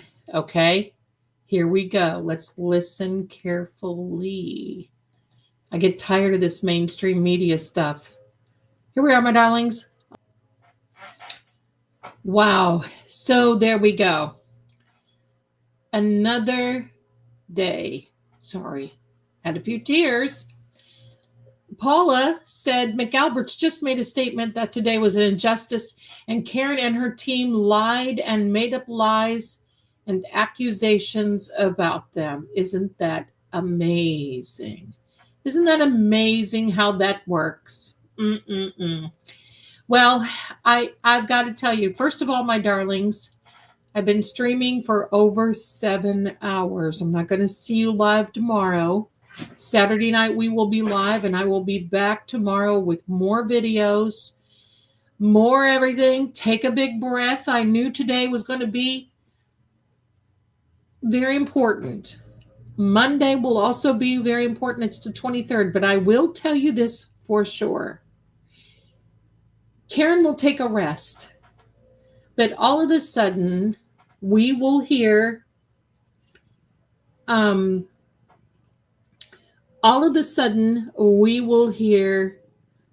Karen start talking about the garage. Now, Karen's going to be very cautious and careful. She's under probation, and that's serious. She's got to make sure that she doesn't mess up on probation, but she will not. She's been out on bond. It's almost the same thing, almost. So I'm positive she has signed up for probation already. And I got to tell you this, my darlings, Hank knew that his fix, you see what I mean? The fix was not in. The Commonwealth got their fix. The bad actors who did this to John got their fix today. And we know how they feel. So, I gotta tell you this. Watch, because it is amazing. I had a lot of faith in this jury. You could tell in Bev's voice she wasn't really that happy with things. But watch and see. Now she's going to come out and start fighting for John. We have questions. Where's the carpet? She has been fighting for John. Where's the carpet? She's going to tell everything about that garage that Bev did not let come into evidence. So, you know what? I don't normally do this. Forgive me in advance. I'm going to just say this. All of you forgive me in advance. But this message for Morrissey, the Commonwealth, all the MSP, all the Canton PD, Proctor, Higgy, the McAlberts, and oh, by the way, Jen, you'd better cancel your appointment for the blowout. All the McAlberts, all of those, Kelly Dever, Aperture, every one of you that made these horrible, malicious statements. Number one, about Karen being a murderer. Lawyer up. Lawyer up, because give Karen a rest, and then lawyer up. Secondly, for putting so many people in harm's way, for what you did to the Reed family, for what you did to all of them. I don't ever do this, but I have a little surprise for you. Are you ready? This is for all of you bad actors, the corrupt government, and all of those in Canton. Here we go. This is Scooby. Hello. Here we go. Ready?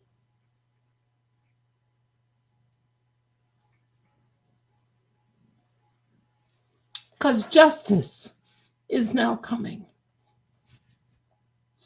You got this, everybody. You got this. You did it because of you. Because of you. Justice is coming. Way to go, Karen.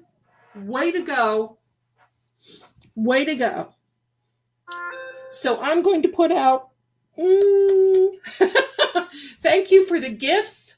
Thank you, everybody, for. God, what a day, right? Thank you. See, I can feel you guys. I love you. I can feel the energy now. That's what's going on. Okay? I know John is going to have a lot to say. Do not miss Saturday night. Whatever you do, I love you guys. Whatever you do, don't miss Saturday night. I got to get ready to go to work tonight. Yeah, my son will be all happy, all right. I raised my flag that way. There you go. There you go. Thank you, my darlings. I'm so happy. And D111, thank you for the coverage of this trial. You are a light to our community. Thank you. I am so grateful to you all. And I am so happy that Karen is free today. I knew she would be. Everything is okay. So there we are. There we are. Thank you, my darlings, in advance. Thank you. Thank you. Love to each and every one of you. You have the right, everyone, to cry. Thank you. Thank you. Great job, everybody. Great job. But I cannot wait, because you bad actors, you better run, because you know you can hide. And that's why they are having such a hard time about how she lied. Bull. Bull, bull, bull. If that's all you guys can say, you know what? The only thing that you bad actors are concerned about are your own damn hides. You're not concerned about John. You're only concerned that you thought somebody told lies about you. Shame on you. How dare you? And may you be haunted by the spirit of John O'Keefe until he rests well. There you go. There you go. Oh gosh, you guys, I love you. All right, let me go through here. Let me see. Annie, thank you. We love you. You guys are so wonderful. Resisting, get some ice cream. You deserve it. Listen, if Dairy Queen wasn't so far, I would jump on down there and get a little bit of a cotton candy, but it's getting ready to storm. House long, the rest of you. Evil doesn't win. And you know that, bad actors. And now, I can unleash what I can to come to you. That will settle over you. How dare you? How dare you? That will settle on you. And may those spirits be unleashed unto you. I hate corruption. I hate evil. And I hate what you did to John O'Keefe, in my opinion. You guys are you going to go to the VFW and have a party tonight? You bunch of buttholes. Seriously. Seriously. Don't think that I think you're going to have to call up the catering company or call D&E and cancel all of your plans for tonight. Thank you, Diane. Prayers to Officer John. $24.90. There you go. Microsoft said some awesome posts. We love you, Richie. There you go. Thank you, guys. And I never flip anybody off, but you know what? I just can't control myself. Anyway, my darlings, I'm going to get ready for work. Get ready, because there's more for Karen coming. Karma knows your address, bad actors, and the universe knows your name. Shame on you. God has done the right thing. He has blessed Karen. We knew he would. It feels great. So all is good. All is good. Hang in there, my darlings. Rest well. Karma is coming. That's right, Haya. Karma is coming.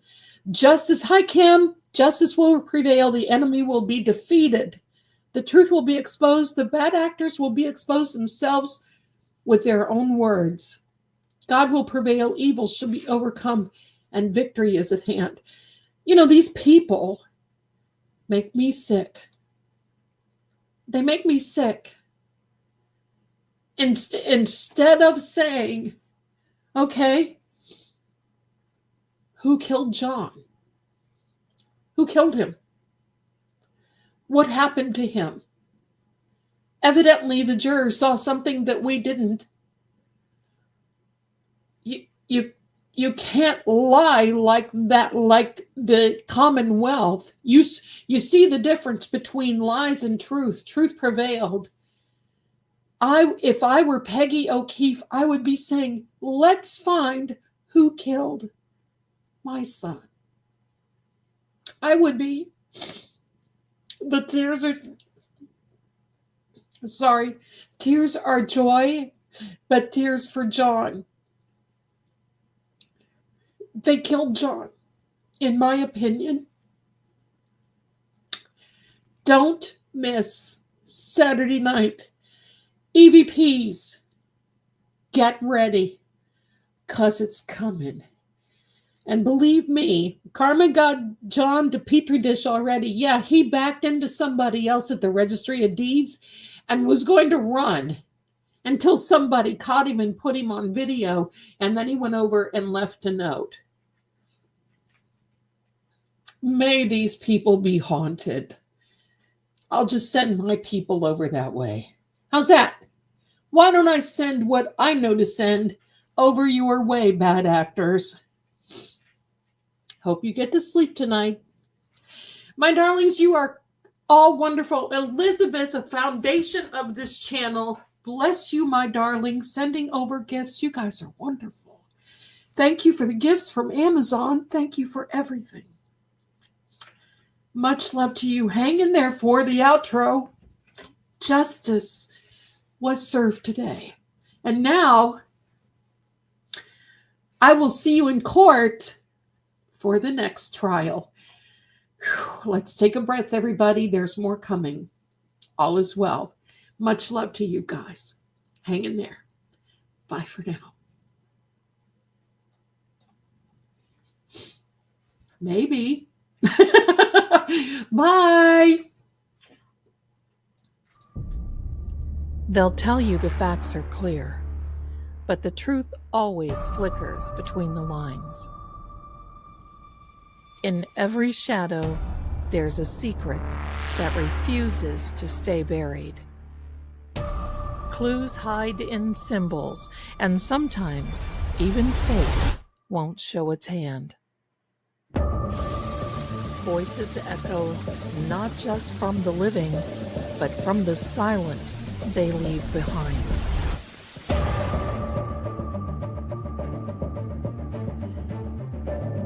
I'm Lady Zelda. This is Seeing Crime, where what's hidden doesn't stay hidden for long. Until next time, keep watching.